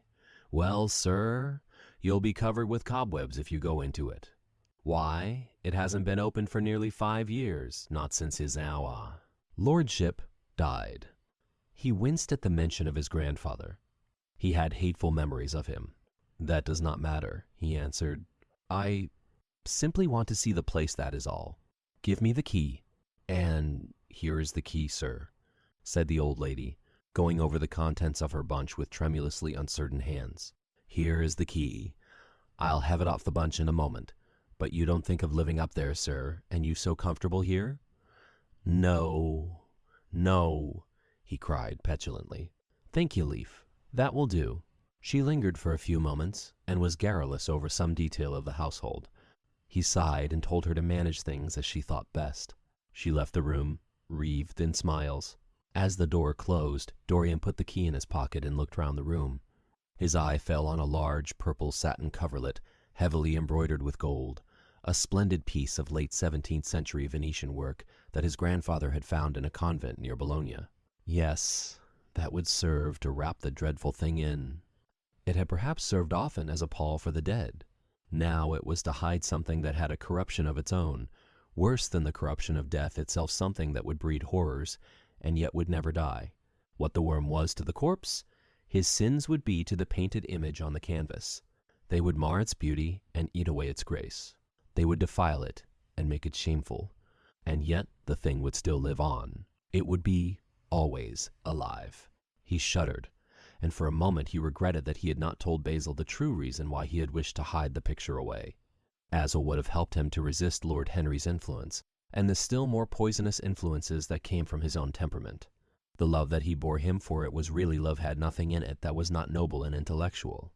It was not that mere physical admiration of beauty that is born of the senses, and that dies when the senses tire. It was such love as Michelangelo had known, and Montaigne, and Winckelmann, and Shakespeare himself. Yes, Basil could have saved him, but it was too late now. The past could always be annihilated. Regret, denial, or forgetfulness could do that. But the future was inevitable. There were passions in him that would find their terrible outlet, dreams that would make the shadow of their evil real. He took up from the couch the great purple and gold texture that covered it, and, holding it in his hands, passed behind the screen. Was the face on the canvas viler than before? It seemed to him that it was unchanged, and yet his loathing of it was intensified. Gold hair, blue eyes, and rose-red lips, they all were there. It was simply the expression that had altered. That was horrible in its cruelty. Compared to what he saw in it of censure or rebuke, how shallow Basil's reproaches about Sybil Vane had been. How shallow, and of what little account. His own soul was looking out at him from the canvas and calling him to judgment. A look of pain came across him, and he flung the rich pall over the picture. As he did so, a knock came to the door. He passed out as his servant entered. "The persons are here, monsieur." He felt that the man must be got rid of at once. He must not be allowed to know where the picture was being taken to. There was something sly about him, and he had thoughtful, treacherous eyes. Sitting down at the writing table, he scribbled a note to Lord Henry, asking him to send him round something to read, and reminding him that they were to meet at 8:15 that evening. "Wait for an answer," he said, handing it to him, "and show the men in here." In 2 or 3 minutes there was another knock, and Mr. Hubbard himself, the celebrated frame-maker of South Audley Street, came in with a somewhat rough-looking young assistant. Mr. Hubbard was a florid, red-whiskered little man whose admiration for art was considerably tempered by the inveterate impecuniosity of most of the artists who dealt with him. As a rule, he never left his shop. He waited for people to come to him. But he always made an exception in favor of Dorian Gray. There was something about Dorian that charmed everybody. It was a pleasure even to see him. "What can I do for you, Mr. Gray?" he said, rubbing his fat, freckled hands. "I thought I would do myself the honor of coming round in person. I have just got a beauty of a frame, sir. Picked it up at a sale. Old Florentine. Came from Fodhill, I believe. Admirably suited for a religious subject, Mr. Gray. And I am so sorry you have given yourself the trouble of coming round. Mr. Hubbard, I shall certainly drop in and look at the frame, though I don't go in much at present for religious art. But today I only want a picture carried to the top of the house for me. It is rather heavy. So I thought I would ask you to lend me a couple of your men. No trouble at all, Mr. Gray. I am delighted to be of any service to you. Which is the work of art, sir?" This, replied Dorian, moving the screen back. "Can you move it, covering and all, just as it is? I don't want it to get scratched going upstairs." "There will be no difficulty, sir," said the genial frame-maker, beginning, with the aid of his assistant, to unhook the picture from the long brass chains by which it was in all suspended. "And now, where shall we carry it to, Mr. Gray?" "I will show you the way, Mr. Hubbard." "If you will kindly follow me, or perhaps you had better go in front. I am afraid it is right at the top of the house. We will go up by the front staircase, as it is wider." He held the door open for them, and they passed out into the hall and began the ascent. The elaborate character of the frame had made the picture extremely bulky, and now and then, in spite of the obsequious protests of Mr. Hubbard, who had the true tradesman's spirited dislike of seeing a gentleman doing anything useful, Dorian put his hand to it so as to help them. "Something of a load to carry, sir," gasped the little man when they reached the top landing, and he wiped his shiny forehead. "I am afraid it is rather heavy," murmured Dorian, as he unlocked the door that opened into the room that was to keep for him the curious secret of his life and hide his soul from the eyes of men. He had not entered the place for more than 4 years not, indeed, since he had used it first as a playroom when he was a child, and then as a study when he grew somewhat older. It was a large, well-proportioned room, which had been specially built by the last Lord Kelso for the use of the little grandson whom, for his strange likeness to his mother, and also for other reasons, he had always hated and desired to keep at a distance. It appeared to Dorian to have but little changed. There was the huge Italian cassone, with its fantastically painted panels and its tarnished gilt mouldings, in which he had so often hidden himself as a boy. There the satinwood bookcase filled with his dog-eared schoolbooks. On the wall behind it was hanging the same ragged Flemish tapestry where a faded king and queen were playing chess in a garden, while a company of hawkers rode by, carrying hooded birds on their gauntleted wrists. How well he remembered it all! Every moment of his lonely childhood came back to him as he looked round. He recalled the stainless purity of his boyish life, and it seemed horrible to him that it was here the fatal portrait was to be hidden away. How little he had thought, in those dead days, of all that was in store for him. But there was no other place in the house so secure from prying eyes as this. He had the key, and no one else could enter it. Beneath its purple pall, the face painted on the canvas could grow bestial, sodden, and unclean. What did it matter? No one could see it. He himself would not see it. Why should he watch the hideous corruption of his soul? He kept his youth. That was enough. And, besides, might not his nature grow finer, after all? There was no reason that the future should be so full of shame. Some love might come across his life, and purify him, and shield him from those sins that seemed to be already stirring in spirit and in flesh, those curious unpictured sins whose very mystery lengthened their subtlety, their charm. Perhaps, some day, the cruel look would have passed away from the scarlet sensitive mouth, and he might show to the world Basil Hallward's masterpiece. No, that was impossible. Hour by hour, and week by week, the thing upon the canvas was growing old. It might escape the hideousness of sin, but the hideousness of age was in store for it. The cheeks would become hollow or flaccid. Yellow crow's feet would creep round the fading eyes and make them horrible. The hair would lose its brightness. The mouth would gape or droop, would be foolish or gross, as the mouths of old men are. There would be the wrinkled throat, the cold, blue-veined hands, the twisted body that he remembered in the grandfather who had been so stern to him in his boyhood. The picture had to be concealed. There was no help for it. "Bring it in, Mr. Hubbard, please," he said, wearily, turning round. "I am sorry I kept you so long. I was thinking of something else." "Always glad to have a rest, Mr. Gray," answered the frame-maker, who was still gasping for breath. "Where shall we put it, sir?" "Oh, anywhere. Here. This will do. I don't want to have it hung up. Just lean it against the wall." "Thanks. Might one look at the work of art, sir?" Dorian started. "It would not interest you, Mr. Hubbard," he said, keeping his eye on the man. He felt ready to leap upon him and fling him to the ground if he dared to lift the gorgeous hanging that concealed the secret of his life. "I shan't trouble you any more now. I am much obliged for your kindness in coming round." "Not at all, Mr. Gray. Ever ready to do anything for you, sir." And Mr. Hubbard tramped downstairs, followed by the assistant, who glanced back at Dorian with a look of shy wonder in his rough, uncomely face. He had never seen anyone so marvelous. When the sound of their footsteps had died away, Dorian locked the door and put the key in his pocket. He felt safe now. No one would ever look upon the horrible thing. No eye but his would ever see his shame. On reaching the library, he found that it was just after 5 o'clock, and that the tea had been already brought up. On a little table of dark perfumed wood, thickly encrusted with nacre, a present from Lady Radley, his guardian's wife, a pretty professional invalid who had spent the preceding winter in Cairo, was lying a note from Lord Henry, and beside it was a book bound in yellow paper, the cover slightly torn and the edges soiled. A copy of the 3rd edition of the St. James's Gazette had been placed on the tea tray. It was evident that Victor had returned. He wondered if he had met the men in the hall as they were leaving the house, and had wormed out of them what they had been doing. He would be sure to miss the picture, had no doubt missed it already, while he had been laying the tea things. The screen had not been set back, and a blank space was visible on the wall. Perhaps some night he might find him creeping upstairs and trying to force the door of the room. It was a horrible thing to have a spy in one's house.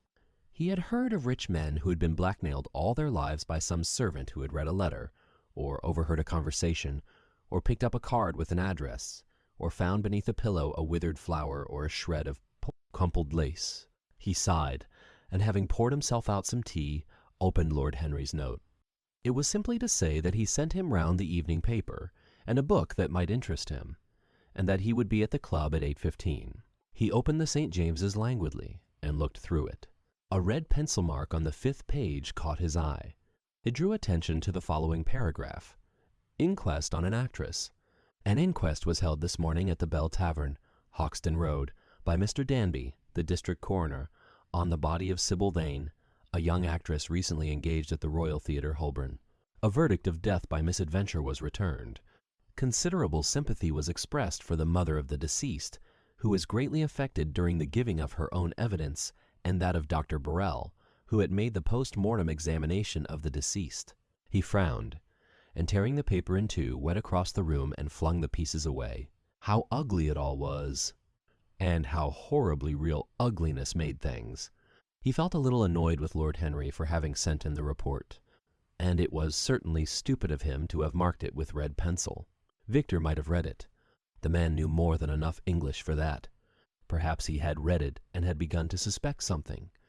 And yet, what did it matter? What had Dorian Gray to do with Sybil Vane's death? There was nothing to fear. Dorian Gray had not killed her. His eye fell on the yellow book that Lord Henry had sent him. What was it, he wondered? He went towards the little pearl-colored octagonal stand that had always looked to him like the work of some strange Egyptian bees that wrought in silver, and taking up the volume, flung himself into an armchair, began to turn over the leaves. After a few minutes he became absorbed. It was the strangest book that he had ever read. It seemed to him that in exquisite raiment, and to the delicate sound of flutes, the sins of the world were passing in dumb show before him. Things that he had dimly dreamed of were suddenly made real to him. Things of which he had never dreamed were gradually revealed.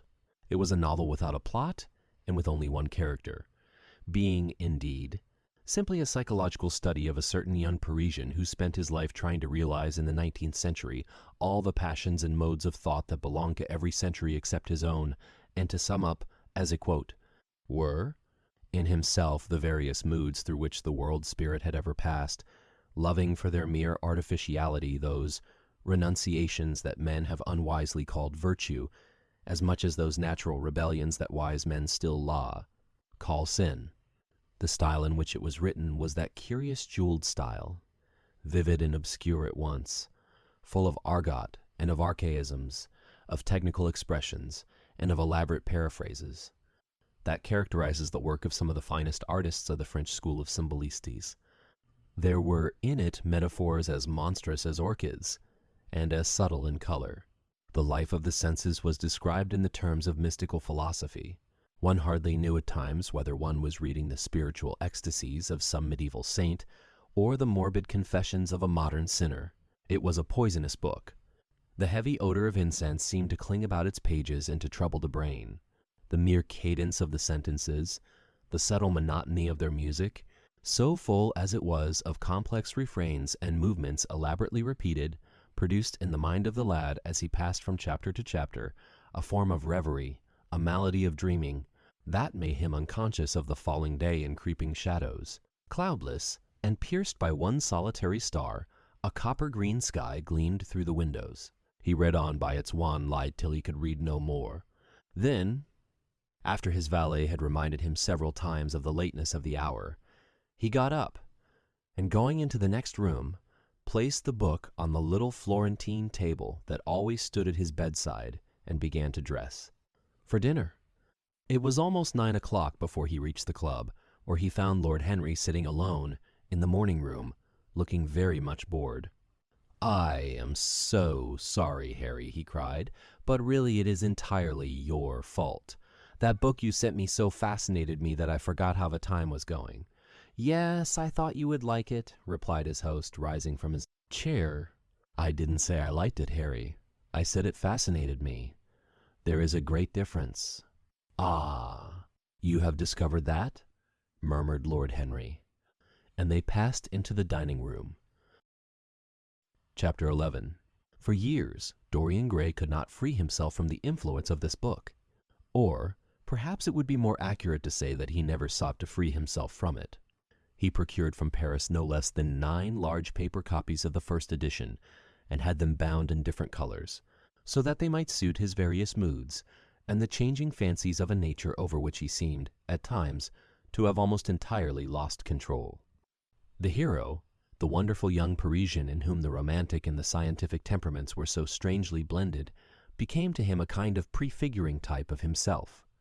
And, indeed, the whole book seemed to him to contain the story of his own life, written before he had lived it. In one point he was more fortunate than the novel's fantastic hero. He never, indeed, had any cause to know that somewhat grotesque dread of mirrors, and polished metal surfaces, and still water which came upon the young Parisian so early in his life, and was occasioned by the sudden decay of a beau that had once, apparently, been so remarkable. It was with an almost cruel joy and, perhaps in nearly every joy, as certainly in every pleasure. Cruelty has its place that he used to read the latter part of the book, with its really tragic, if somewhat overemphasized, account of the sorrow and despair of one who had himself lost what in others, and the world, he had most dearly valued. For the wonderful beauty that had so fascinated Basil Hallward, and many others besides him, seemed never to leave him. Even those who had heard the most evil things against him, and from time to time strange rumors about his mode of life crept through London and became the chatter of the clubs, could not believe anything to his dishonor when they saw him. He had always the look of one who had kept himself unspotted from the world. Men who talked grossly became silent when Dorian Gray entered the room. There was something in the purity of his face that rebuked them. His mere presence seemed to recall to them the memory of the innocence that they had tarnished. They wondered how one so charming and graceful as he was could have escaped the stain of an age that was at once sordid and sensual. Often, on returning home from one of those mysterious and prolonged absences that gave rise to such strange conjecture among those who were his friends, or thought that they were so, he himself would creep upstairs to the locked room, open the door with the key that never left him now, and stand with a mirror in front of the portrait that Basil Hallward had painted of him, looking now at the evil and aging face on the canvas, and now at the fair young face that laughed back at him from the polished glass. The very sharpness of the contrast used to quicken his sense of pleasure. He grew more and more enamored of his own beauty, more and more interested in the corruption of his own soul. He would examine with minute care, and sometimes with a monstrous and terrible delight, the hideous lines that seared the wrinkling forehead or crawled around the heavy sensual mouth, wondering sometimes which were the more horrible, the signs of sin or the signs of age. He would place his white hands beside the coarse bloated hands of the picture, and smile. He mocked the misshapen body and the failing limbs. There were moments, indeed, at night, when, lying sleepless in his own delicately scented chamber, or in the sordid room of the little ill-famed tavern near the docks, which, under an assumed name and in disguise, it was his habit to frequent, he would think of the ruin he had brought upon his soul with a pity that was all the more poignant because it was purely selfish. But moments such as these were rare. That curiosity about life which Lord Henry had first stirred in him, as they sat together in the garden of their friend, seemed to increase with gratification. The more he knew, the more he desired to know. He had mad hungers that grew more ravenous as he fed them. Yet he was not really reckless, at any rate in his relations to society. Once or twice every month during the winter, and on each Wednesday evening while the season lasted, he would throw open to the world his beautiful house and have the most celebrated musicians of the day to charm his guests with the wonders of their art.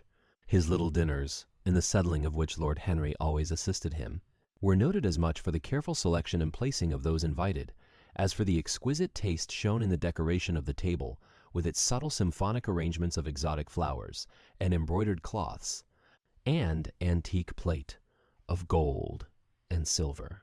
Indeed, there were many, especially among the very young men, who saw, or fancied that they saw, in Dorian Gray the true realization of a type of which they had often dreamed in Eton or Oxford days, a type that was to combine something of the real culture of the scholar with all the grace and distinction and perfect manner of a citizen of the world.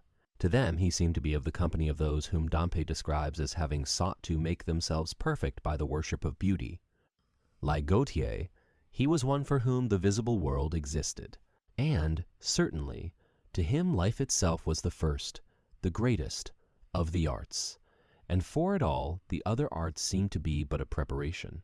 Fashion, by which what is really fantastic becomes for a moment universal, and dandyism, which, in its own way, is an attempt to assert the absolute modernity of beauty, had, of course, their fascination for him. His mode of dressing, and the particular styles that from time to time he affected, had their marked influence on the young exquisites of the Mayfair balls and Pall Mall Club windows, who copied him in everything that he did, and tried to reproduce the accidental charm of his graceful, though to him only half-serious, fopperies. For, while he was but too ready to accept the position that was almost immediately offered to him on his coming of age, and found, indeed, a subtle pleasure in the thought that he might really become to the London of his own day what to imperial Neronian Rome the author of the Satyricon once had been, yet in his inmost heart he desired to be something more than a mere arbiter elegantiarum, to be consulted on the wearing of a jewel, or the knotting of a necktie, or the conduct of a cane. He sought to elaborate some new scheme of life that would have its reasoned philosophy and its ordered principles, and find in the spiritualizing of the senses its highest realization. The worship of the senses has often, and with much justice, been decried, men feeling a natural instinct of terror about passions and sensations that seem stronger than themselves, and that they are conscious of sharing with the less highly organized forms of existence. But it appeared to Dorian Gray that the true nature of the senses had never been understood, and that they had remained savage and animal merely because the world had sought to starve them into submission or to kill them by pain, instead of aiming at making them elements of a new spirituality, of which a fine instinct for beauty was to be the dominant characteristic. As he looked back upon man moving through history, he was haunted by a feeling of loss. So much had been surrendered, and to such little purpose. There had been mad, willful rejections, monstrous forms of self-torture and self-denial, whose origin was fear and whose result was a degradation infinitely more terrible than that fancied degradation from which, in their ignorance, they had sought to escape. Nature, in her wonderful irony, driving out the anchorite to feed with the wild animals of the desert, and giving to the hermit the beasts of the field as his companions. Yes, there was to be, as Lord Henry had prophesied, a new hedonism that was to recreate life and to save it from that harsh, uncomely Puritanism that is having, in our own day, its curious revival. It was to have its service of the intellect, certainly, yet it was never to accept any theory or system that would involve the sacrifice of any mode of passionate experience. Its aim, indeed, was to be experience itself, and not the fruits of experience, sweet or bitter as they might be. Of the asceticism that deadens the senses, as of the vulgar profligacy that dulls them, it was to know nothing. But it was to teach man to concentrate himself upon the moments of a life that is itself but a moment. There are few of us who have not sometimes wakened before dawn, either after one of those dreamless nights that make us almost enamored of death, or one of those nights of horror and misshapen joy, when through the chambers of the brain sweep phantoms more terrible than reality itself, and instinct with that vivid life that lurks in all grotesques, and that lends to Gothic art its enduring vitality, this art being, one might fancy, especially the art of those whose minds have been troubled with the malady of reverie. Gradually white fingers creep through the curtains, and they appear to tremble. In black fantastic shapes, dumb shadows crawl into the corners of the room and crouch there. Outside there is the stirring of birds among the leaves, or the sound of men going forth to their work, or the sigh and sob of the wind coming down from the hills and wandering round the Silep house, as though it feared to wake the sleepers, and yet must needs call forth sleep from her purple cave. Veil after veil of thin dusky gauze is lifted, and by degrees the forms and colors of things are restored to them, and we watch the dawn remaking the world in its antique pattern. The wan mirrors get back their mimic life. The flamellus tapers stand where we had left them, and beside them lies the half-cut book that we had been studying, or the wired flower that we had worn at the ball, or the letter that we had been afraid to read, or that we had read too often. Nothing seems to us changed. Out of the unreal shadows of the night comes back the real life that we had known. We have to resume it where we had left off, and there steals over us a terrible sense of the necessity for the continuance of energy in the same wearisome round of stereotyped habits, or a wild longing it may be. But our eyelids might open some morning upon a world that had been refashioned anew in the darkness for our pleasure, a world in which things would have fresh shapes and colors, and be changed, or have other secrets, a world in which the past would have little or no place, or survive at any rate in no conscious form of obligation or regret, the remembrance even of joy having its bitterness, and the memories of pleasure their pain. It was the creation of such worlds as these that seemed to Dorian Gray to be the true object, or amongst the true objects, of life, and in his search for sensations that would be at once new and delightful, and possess that element of strangeness that is so essential to romance, He would often adopt certain modes of thought that he knew to be really alien to his nature, abandon himself to their subtle influences, and then, having, as it were, caught their color and satisfied his intellectual curiosity, leave them with that curious indifference that is not incompatible with a real ardor of temperament, and that, indeed, according to certain modern psychologists, is often a condition of it. It was rumored of him once that he was about to join the Roman Catholic communion, and certainly the Roman ritual had always a great attraction for him. The daily sacrifice, more awful really than all the sacrifices of the antique world, stirred him as much by its superb rejection of the evidence of the senses as by the primitive simplicity of its elements and the eternal pathos of the human tragedy that it sought to symbolize. He loved to kneel down on the cold marble pavement and watch the priest, in his stiff flowered dalmatic, slowly and with white hands moving aside the veil of the tabernacle, or raising aloft the jeweled, lantern-shaped monstrance with that pallid wafer that at times, one would fain think, is indeed the panis caelestis, the bread of angels, or, robed in the garments of the Passion of Christ, breaking the host into the chalice, and smiting his breast for his sins. The fuming censers that the grave boys, in their lace and scarlet, tossed into the air like great gilt flowers, had their subtle fascination for him. As he passed out, he used to look with wonder at the black confessionals and long to sit in the dim shadow of one of them and listen to men and women whispering through the worn grating the true story of their lives. But he never fell into the error of arresting his intellectual development by any formal acceptance of creed or system, or of mistaking for a house in which to live an inn that is but suitable for the sojourn of a night, or for a few hours of a night in which there are no stars, and the moon is in travail.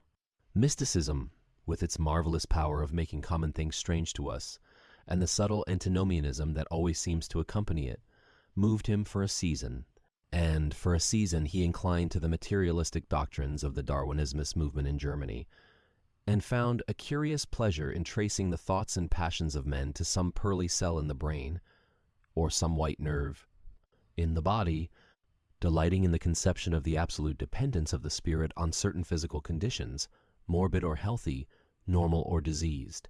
Yet, as has been said of him before, no theory of life seemed to him to be of any importance compared with life itself. He felt keenly conscious of how barren all intellectual speculation is when separated from action and experiment. He knew that the senses, no less than the soul, have their spiritual mysteries to reveal. And so he would now study perfumes and the secrets of their manufacture, distilling heavily scented oils and burning odorous gums from the East. He saw that there was no mood of the mind that had not its counterpart in the sensuous life, and set himself to discover their true relations, wondering what there was in frankincense that made one mystical, and in ambergris that stirred one's passions, and in violets that woke the memory of dead romances, and in musk that troubled the brain, and in champak that stained the imagination, and seeking often to elaborate a real psychology of perfumes, and to estimate the several influences of sweet-smelling roots and scented, pollen-laden flowers of aromatic balms, and of dark and fragrant woods, of spikenard, that sickens, of hovenia, that makes men mad, and of aloes, that are said to be able to expel melancholy from the soul.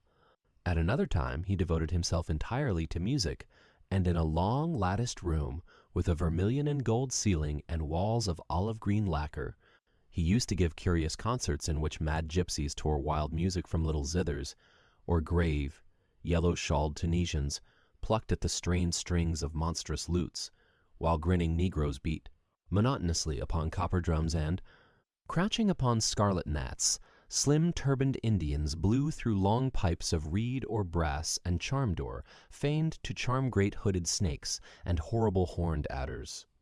The harsh intervals and shrill discords of barbaric music stirred him at times when Schubert's Grace, and Chopin's Beautiful Sorrows, and the mighty harmonies of Beethoven himself fell unheeded on his ear. He collected together from all parts of the world the strangest instruments that could be found, either in the tombs of dead nations or among the few savage tribes that have survived contact with Western civilizations, loved to touch and try them. He had the mysterious Juruparis of the Rio Negro Indians that women are not allowed to look at, and that even youths may not see till they have been subjected to fasting and scourging, and the earthen jars of the Peruvians that have the shrill cries of birds, and flutes of human bones such as Alfonso de Oval heard in Chile, and the sonorous green jaspers that are found near Cusco, and give forth a note of singular sweetness. He had painted gourds filled with pebbles that rattled when they were shaken, the long clarin of the Mexicans, into which the performer does not blow, but through which he inhales the air, the harsh tour of the Amazon tribes that is sounded by the sentinels who sit all day long in high trees, and can be heard, it is said, at a distance of 3 leagues. The teponaztli, that has 2 vibrating tubs of wood and is beaten with sticks that are smeared with an elastic gum obtained from the milky juice of plants, the yotl bells of the Aztecs, that are hung in clusters like grapes, and a huge cylindrical drum covered with the skins of great serpents, like the one that Bernal Diaz saw when he went with Cortez into the Mexican temple, and of whose doleful sound he has left us so vivid a description.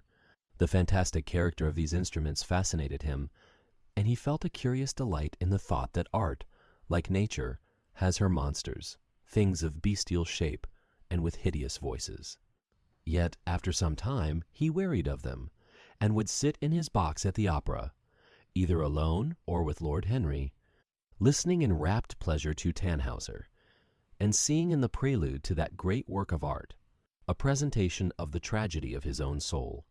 On one occasion he took up the study of jewels, and appeared at a costume ball as Anne de Joyeuse, Admiral of France, in a dress covered with 560 pearls. This taste enthralled him for years, and, indeed, may be said never to have left him. He would often spend a whole day settling and resettling in their cases the various stones that he had collected, such as the olive-green chrysoberyl that turns red by lamplight, the Samophony with its wire-like line of silver, but the pistachio-colored peridot, rose-pink and wine-yellow topazes, carbuncles of fiery scarlet with tremulous, 4-rayed stars, flamme-red cinnamon stones, orange and violet spinels, and amethysts with their alternate layers of ruby and sapphire. He loved the red gold of the sunstone, and the moonstone's pearly whiteness, and the broken rainbow of the milky opal. He procured from Amsterdam 3 emeralds of extraordinary size and richness of color, and had a turquoise de la Ville Roche that was the envy of all the connoisseurs. He discovered wonderful stories, also, about jewels. In Alfonso's Clericalis Disciplina, a serpent was mentioned with eyes of real jacinth, and in the romantic history of Alexander, the conqueror of Amphia was said to have found in the Vale of Jordan snakes with collars of real emeralds growing on their backs. There was a gem in the brain of the dragon, Philostratus told us, and by the exhibition of golden letters and a scarlet robe, the monster could be thrown into a magical sleep and slain. According to the great alchemist Pierre de Boniface, the diamond rendered a man invisible, and the agate of India made him eloquent. The cornelian appeased anger, and the hyacinth provoked sleep, and the amethyst drove away the fumes of wine. The garnet cast out demons, and the hydropicus deprived the moon of her color. The selenite waxed and waned with the moon, and the meloceus, that discovers thieves, could be affected only by the blood of kids. Leonardus Camillus had seen a white stone taken from the brain of a newly killed toad. That was a certain antidote against poison. The bezoar, that was found in the heart of the Arabian deer, was a charm that could cure the plague. In the nests of Arabian birds was the aspalates, that, according to Democritus, kept the wearer from any danger by fire. The king of Ceylon rode through his city with a large ruby in his hand, as the ceremony of his coronation. The gates of the palace of John the priest were made of sardius, with the horn of the horned snake inwrought, so that no man might bring poison within. Over the gable were 2 golden apples, in which were 2 carbuncles, so that the gold might shine by day and the carbuncles by night. In Lodge's strange romance of Marguerite of America, it was stated that in the chamber of the queen one could behold all the chaste ladies of the world, enchased out of silver, looking through fair mirrors of chrysolites, carbuncles, sapphires, and green emeralds. Marco Polo had seen the inhabitants of Zipangu place rose-colored pearls in the mouths of the dead. A sea monster had been enamored of the pearl that the diver brought to King Peroses, and had slain the thief, and mourned for 7 moons over its loss. When the Huns lured the king into the great pit, he flung it away. Procopius tells the story, nor was it ever found again, though the Emperor Anastasius offered 500 weight of gold pieces for it. The King of Malabar had shown to a certain Venetian a rosary of 304 pearls, one for every god that he worshipped. When the Duc de Valentinois, son of Alexander V, visited Louis XII of France, his horse was loaded with gold leaves, according to Brantome, and his cap had double rows of rubies that threw out a great light. Charles of England had ridden in stirrups hung with 421 diamonds. Richard II had a coat, valued at 30,000 marks, which was covered with balas rubies. Hall described Henry VIII, on his way to the Tower previous to his coronation, as wearing a jacket of raised gold, the placard embroidered with diamonds and other rich stones, and a great bauderike about his neck of large balasses. The favorites of James I wore earrings of emeralds set in gold filigrane. Edward II gave to Piers Gaveston a suit of red gold armor studded with jacinths, a collar of gold roses set with turquoise stones, and a skullcap parsemé with pearls.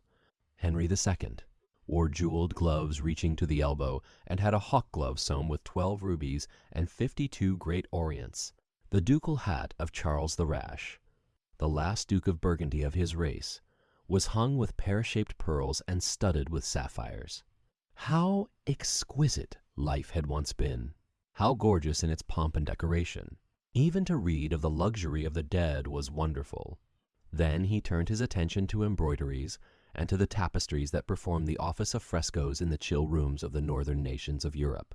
As he investigated the subject, and he always had an extraordinary faculty of becoming absolutely absorbed for the moment. In whatever he took up, he was almost saddened by the reflection of the ruin that time brought on beautiful and wonderful things. He, at any rate, had escaped that. Summer followed summer, and the yellow jonquils bloomed and died many times, and nights of horror repeated the story of their shame, but he was unchanged. No winter marred his face or stained his flower-like bloom. How different it was with mercurial things! Where had they passed to? Where was the great crocus-colored robe on which the gods fought against the giants that had been worked by brown girls for the pleasure of Athena? Where the huge velarium that Nero had stretched across the Colosseum at Rome, that Titan sail of purple on which was represented the starry sky, and Apollo driving a chariot drawn by white, gilt-reined steeds? He longed to see the curious table napkins wrought for the priest of the sun, on which were displayed all the dainties and viands that could be wanted for a feast, the mortuary cloth of King Chilperic, with its 300 das, golden bees, the fantastic robes that excited the indignation of the Bishop of Pontus, and were figured with lions, panthers, bears, dogs, forests, rocks, hunters, all, in fact, that a painter can copy from nature, and the coat that Charles of Orleans once wore, on the sleeves of which were embroidered the verses of a psalm beginning, Madame, Je suis tout joie, the musical accompaniment of the words being wrought in gold thread, and each note, of square shape in those days, formed with 4 pearls.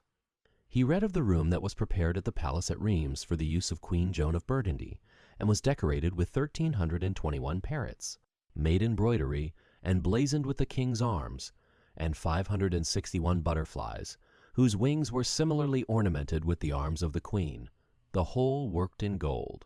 Catherine de Medicis had a mourning bed made for her of black velvet powdered with crescents and suns. Its curtains were of damask, with leafy wreaths and garlands, figured upon a gold and silver ground, and fringed along the edges with broideries of pearls, and it stood in a room hung with rows of the queen's devices in cut black velvet upon cloth of silver. Louis XIV had gold-embroidered caryatides 15 feet high in his apartment. The state bed of Sobieski, King of Poland, was made of Smyrna gold brocade embroidered in turquoises with verses from the Koran. Its supports were of silver gilt, beautifully chased, and profusely set with enamelled and jeweled medallions. It had been taken from the Turkish camp before Vieta, and the standard of Mohammed had stood beneath the tremulous gilt of its canopy. And so, for a whole year, he sought to accumulate the most exquisite specimens that he could find of textile and embroidered work, getting the dainty Delhi muslins, finely wrought with gold thread palmates, and stitched over with iridescent beetles' wings, the Dhaka gauzes that from their transparency are known in the East as woven air and running water, and evening dew, and evening dew, strange figured cloths, from Java elaborate yellow Chinese hangings, books bound in tawny satins or fair blue silks and wrought with fleurs de lis, birds and images, veils of lasses worked in Hungary, point Sicilian brocades and stiff Spanish velvets, Georgian work with its gilt coins, and Japanese focusas with their green-toned golds and their marvelously plumaged birds. He had a special passion, also, for ecclesiastical vestments, as indeed he had for everything connected with the service of the church. In the long cedar chests that lined the west gallery of his house, he had stored away many rare and beautiful specimens of what is really the raiment of the bride of Christ, who must wear purple and jewels and fine linen that she may hide the pallid macerated body that is worn by the suffering that she seeks for and wounded by self-inflicted pain. He possessed a gorgeous cope of crimson silk and gold thread damask, figured with a repeating pattern of golden pomegranates set in 6-petaled formal blossoms, beyond which on either side was the pineapple device cambro, wrought in seed pearls. The orphreys were divided into panels representing scenes from the life of the Virgin, and the coronation of the Virgin was figured in colored silks upon the hood. This was Italian work of the 15th century. Another cope was of green velvet, embroidered with heart-shaped groups of acanthus leaves, from which spread long-stemmed white blossoms, the details of which were picked out with silver thread and colored crystals. The Morse bore a seraph's head in gold thread raised work. The orphreys were woven in a diaper of red and gold silk, and were starred with medallions of many saints and martyrs, among whom was Saint Sebastian. He had chasubles also of amber-colored silk, and blue silk and gold brocade, and yellow silk damask and cloth of gold, figured with representations of the Passion and Crucifixion of Christ, and embroidered with lions and peacocks and other emblems, dalmatics of white satin and pink silk damask, decorated with tulips and dolphins and fleurs de lis, altar frontals of crimson velvet and blue linen, and many corporals, chalice veils, and sudaria. In the mystic offices to which such things were put, there was something that quickened his imagination. For these treasures, and everything that he collected in his lovely house, were to be to him means of forgetfulness, modes by which he could escape, for a season, from the fear that seemed to him at times to be almost too great to be borne. Upon the walls of the lonely locked room where he had spent so much of his boyhood, he had hung with his own hands the terrible portrait whose changing features showed him the real degradation of his life, and in front of it had draped the purple and gold pall as a curtain. For weeks he would not go there, would forget the hideous painted thing, and get back his light heart, his wonderful joyousness, his passionate absorption in mere existence. Then, suddenly, some night, he would creep out of the house, go down to dreadful places near Bluegate Fields, and stay there, day after day, until he was driven away. On his return he would sit in front of the picture, sometimes loathing it and himself, but filled, at other times, with that pride of individualism that is half the fascination of sin, and smiling with secret pleasure at the misshapen shadow that had to bear the burden that should have been his own. After a few years he could not endure to be long out of England, and gave up the villa that he had shared at Trouville with Lord Henry, as well as the little white walled-in house at Algiers, where they had more than once spent the winter. He hated to be separated from the picture that was such a part of his life, and was also afraid that during his absence someone might gain access to the room, in spite of the elaborate bars that he had caused to be placed craction upon the door. He was quite conscious that this would tell them nothing. It was true that the portrait still preserved, under all the foulness and ugliness of the face, its marked likeness to himself, but what could they learn from that? He would laugh at anyone who tried to taunt him. He had not painted it. What was it to him? How vile and full of shame it looked. Even if he told them, would they believe it?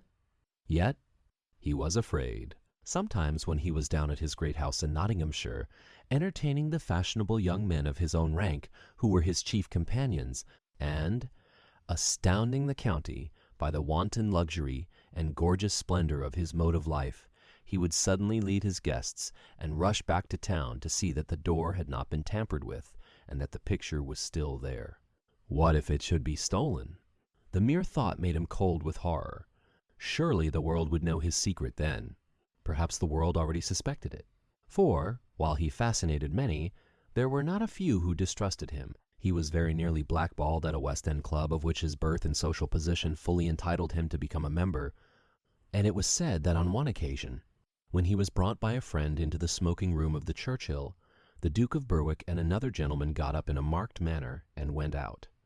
Curious stories became current about him after he had passed his 25th year. It was rumored that he had been seen brawling with foreign sailors in a low den in the distant parts of Whitechapel, and that he consorted with thieves and coiners and knew the mysteries of their trade. His extraordinary absences became notorious, and, when he used to reappear again in society, men would whisper to each other in corners, or pass him with a sneer, or look at him with cold, searching eyes, as though they were determined to discover his secret.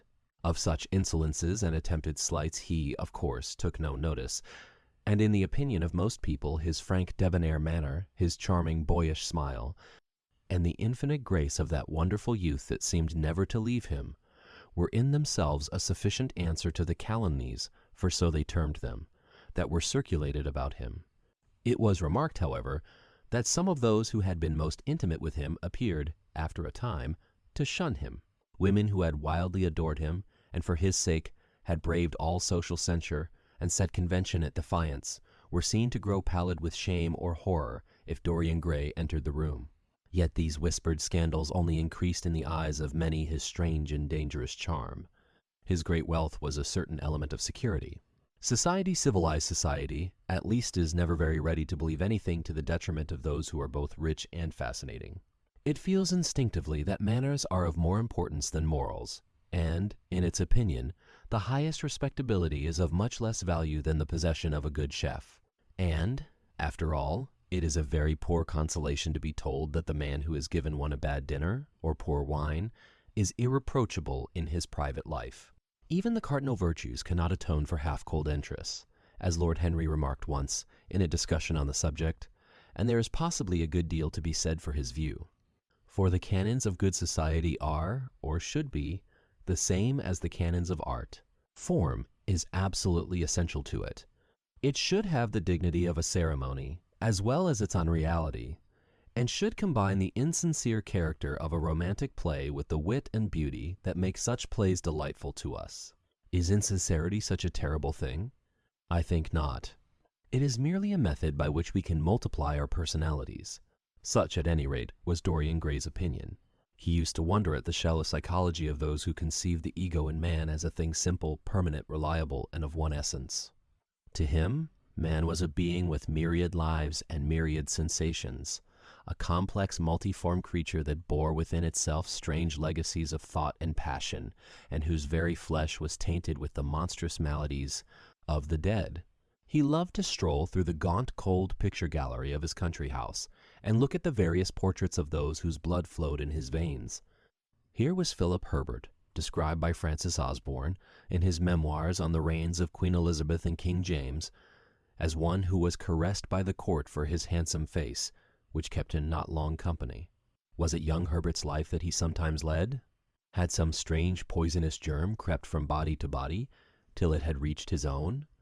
Was it some dim sense of that ruined grace that had made him so suddenly, and almost without cause, give utterance, in Basil Hallward's studio, to the mad prayer that had so changed his life?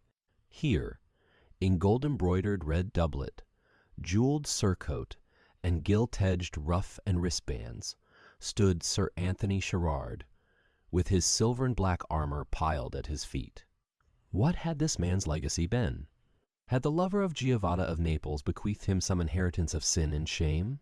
Were his own actions merely the dreams that the dead man had not dared to realize?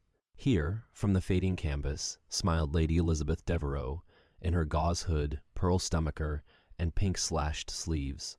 A flower was in her right hand, and her left clasped an enameled collar of white and damask roses. On a table by her side lay a mandolin and an apple. There were large green rosettes upon her little pointed shoes. He knew her life, and the strange stories that were told about her lovers. Had he something of her temperament in him? These oval, heavy-lidded eyes seemed to look curiously at him. What of George Willoughby, with his powdered hair and fantastic patches? How evil he looked! The face was saturnine and swarthy, and the sensual lips seemed to be twisted with disdain.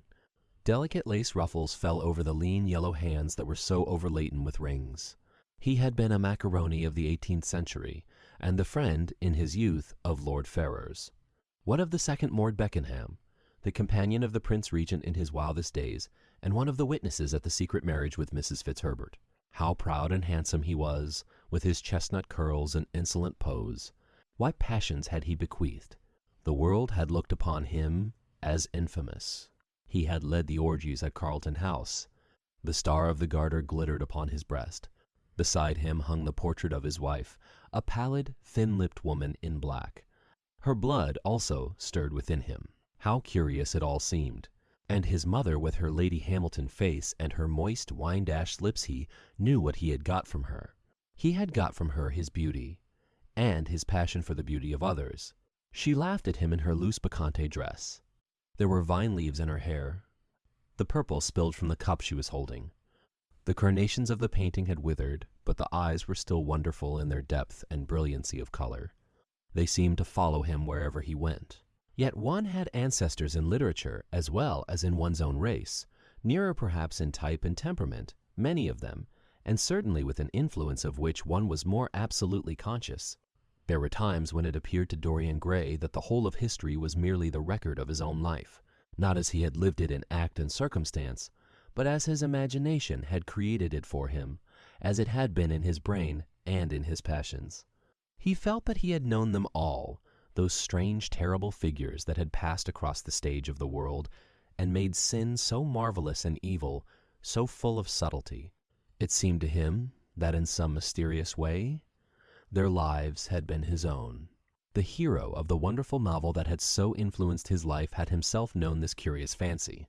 In the 7th chapter he tells how, crowned with laurel lest lightning might strike him, he had sat, as Tiberius, in a garden at Capri, reading the shameful books of Elephantis, while dwarfs and peacocks strutted round him, and the flute player mocked the swinger of the censer, and, as Caligula, had caroused with the green-shirted jockeys in their stables, and supped in an ivory manger with a jewel front-lighted horse, and, as Domitian, had wandered through a corridor lined with marble mirrors, looking round with haggard eyes for the reflection of the dagger that was to end his days, and sick with that ennui, that terrible tedium vitae, that comes on those to whom life denies nothing, and had peered through a clear emerald at the red shambles of the circus, and then, in a litter of pearl and purple drawn by silver-shod mules, been carried through the street of pomegranates to a house of gold and heard men cry on Nero Caesar as he passed by, and, as Elagabalus, had painted his face with colors, and plied the distaff among the women, and brought the moon from Carthage and given her in mystic marriage to the sun. Over and over again Dorian used to read this fantastic chapter, and the 2 chapters immediately following, in which, as in some curious tapestries or cunningly wrought enamels, were pictured the awful and beautiful forms of those whom vice and blood and weariness had made monstrous or mad. Filippo, Duke of Milan, who slew his wife and painted her lips with a scarlet poison that her lover might suck death from the dead thing he fondled. Pietro Barbai, the Venetian, known as Paul II, who sought in his vanity to assume the title of Formosus, and whose tiara, valued at 200,000 florins, was bought at the price of a terrible sin. Gian Maria Visconti, who used hounds to chase living men, and whose murdered body was covered with roses by a harlot who had loved him the Borgia on his white horse, with fratricide riding beside him and his bonne. Mantle stained with the blood of Parado, Pietro Diario, the young Cardinal Archbishop of Florence, child and minion of Sixtus IV, whose beauty was equaled only by his debauchery, and who received Leonora of Aragon in a pavilion of white and crimson silk, filled with nymphs and centaurs, and gilded a boy that he might serve at the feast as Ganymede Pas. Or Hylas, Ezelin, whose melancholy could be cured only by the spectacle of death, and who had a passion for red blood, as other men have for red wine, the son of the fiend, as was reported, and one who had cheated his father at dice when gambling with him for his own soul. Giambattista Cibo, who in mockery took the name of Innocent, and into whose torpid veins the blood of 3 lads was infused by a Jewish doctor, says, Sigismondo Malatesta, the lover of Isata and the lord of Rimini, whose effigy was burned at Rome as the enemy of God and man, who strangled Polysena with a napkin and gave poison to Ginevra d'Este in a cup of emerald, and in honor of a shameful passion built a pagan church for Christian worship.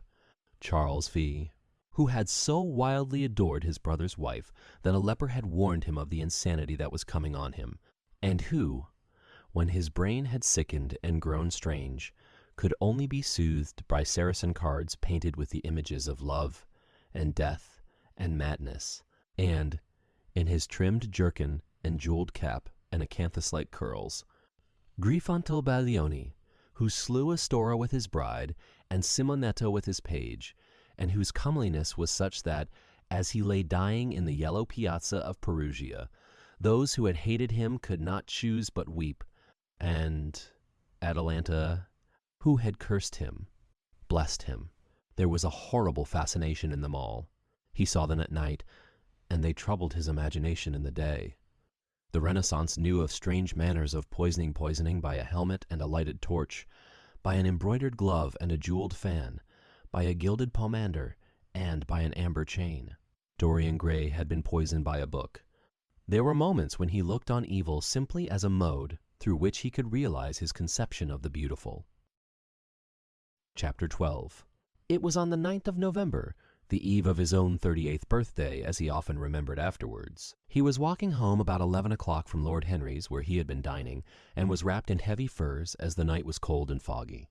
At the corner of Grosvenor Square and South Audley Street, a man passed him in the mist, walking very fast and with the collar of his grey ulster turned up.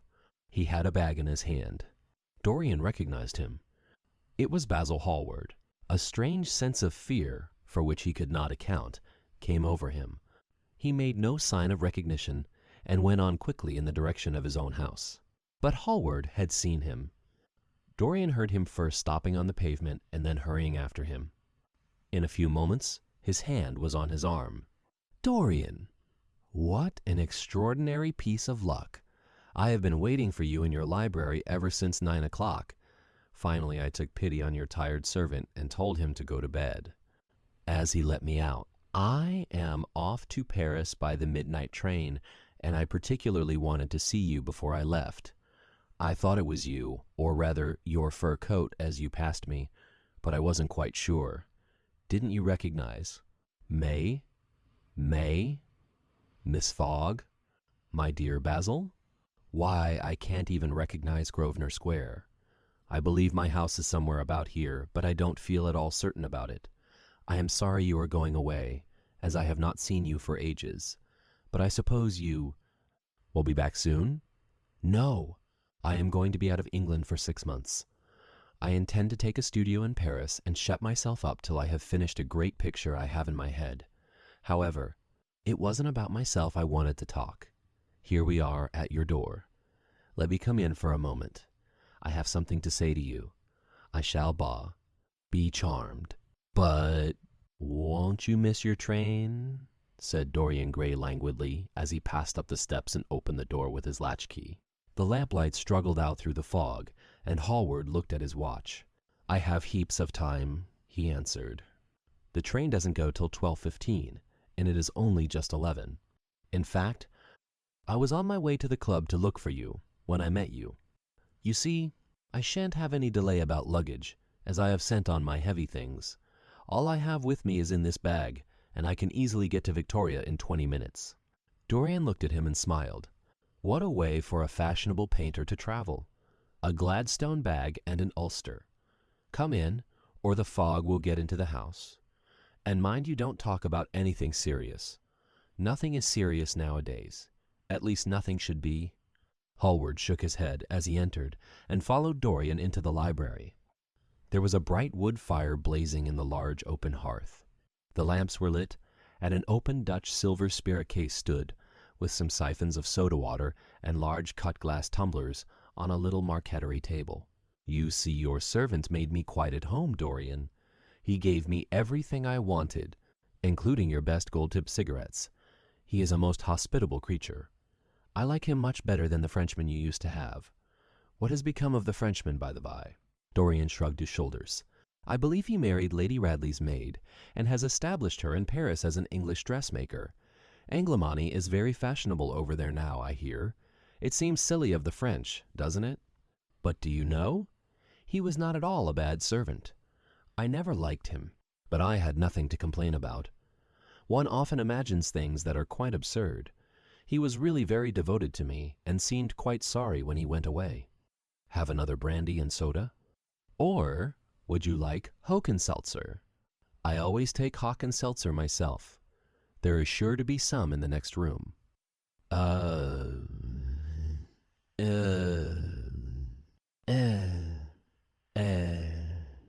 Think sama, sitting Tabenkehr taking his cap and corner and the bag that he had placed in the corner.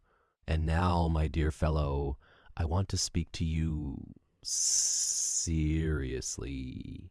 Don't frown like that. You make it so much more difficult for me. And what is it all about? Cried Dorian in his petulant way, flinging himself down on the sofa. I hope it is not about myself. I am tired of myself tonight. I should like to be somebody else. It is about yourself, answered Hallward in his grave, deep voice. And I must say it to you. I shall only keep you half an hour. Dorian sighed and lit a cigarette. Half an hour, he murmured. It is not much to ask of you, Dorian, and it is entirely for your own sake that I am speaking. I think it right that you should know that the most dreadful things are being said against you in London. In London. I don't wish to know anything about them. I love scandals about other people, but scandals about myself don't interest me. They have not got the charm of novelty. They must interest you, Dorian. Every gentleman is interested in his good name. You don't want people to talk of you as something calm, vile and degraded. Of course. You have your position and your wealth and all that kind of thing. A position and wealth are not everything. Mind you, I don't believe these rumors at all. At least, I can't believe them when I see you. Sin is a thing that writes itself across a man's face. It cannot be concealed. People talk sometimes of secret vices. There are no such things. If a wretched man has a vice, it shows itself in the lines of his mouth, the droop of his eyelids, the molding of his hands even. Somebody, I won't mention his name, but you know him, came to me last year to have his portrait done. I had never seen him before, and had never heard anything about him at the time, though I have heard a good deal since. He offered an extravagant price. I refused him. There was something in the shape of his fingers that I hated. I know now that I was quite right in what I fancied about him. His life is dreadful.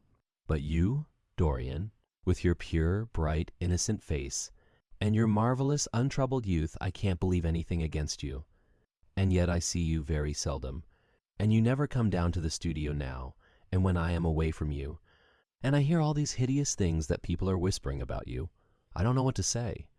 Why is it, Dorian, that a man like the Duke of Berwick leaves the room of a club when you enter it? Why is it that so many gentlemen in London will neither go to your house or invite you to theirs? You used to be a friend of Lord Staveley. I met him at dinner last week. Your name happened to come up in conversation. In connection with the miniatures you have lent to the exhibition at the Dudley, Staveley curled his lip and said that you might have the most artistic tastes, but that you were a man whom no pure-minded girl should be allowed to know, and whom no chaste woman should sit in the same room with. I reminded him that I was a friend of yours, and asked him what he meant. He told me. He told me right out before everybody. It was horrible. Why is your friendship so fatal to young men? There was that wretched boy in the Guards who committed suicide. You were his great friend. There was Sir Henry Ashton, who had to leave England with a tarnished name. You and he were inseparable. What about Adrian Singleton? His dreadful end? What about Lord Kent's only son and his career? I met his father yesterday in St. James's Street. He seemed broken with shame and sorrow. What about the young Duke of Perth? What sort of life has he got now? What gentleman would associate with him? Oh, stop, Basil. You are talking about things of which you know nothing, said Dorian Gray, biting his lip, and with a note of infinite contempt in his voice. You ask me why Berwick leaves a room when I enter it. It is because I know everything about his life, not because he knows anything about mine. With such blood as he has in his veins, how could his record be clean? You ask me about Henry Ashton and young Perth. Did I teach the one his vices, and the other his debauchery? If Kent's silly son takes his wife from the streets, what is that to me? If Adrian Singleton writes his friend's name across a bill, am I his keeper? I know how people chatter in England. The middle classes air their moral prejudices over their gross dinner tables, and whisper about what they call the profligacies of their betters in order to try and pretend that they are in smart society and on intimate terms with the people they slander. In this country, it is enough for a man to have distinction and brains for every common tongue to wag against him. And what sort of lives do these people, who pose as being moral, lead themselves? My dear fellow, you forget that we are in the native land of the hypocrite. Dorian, cried Hallward, that is not the question. England is bad enough, I know, and English society is all wrong.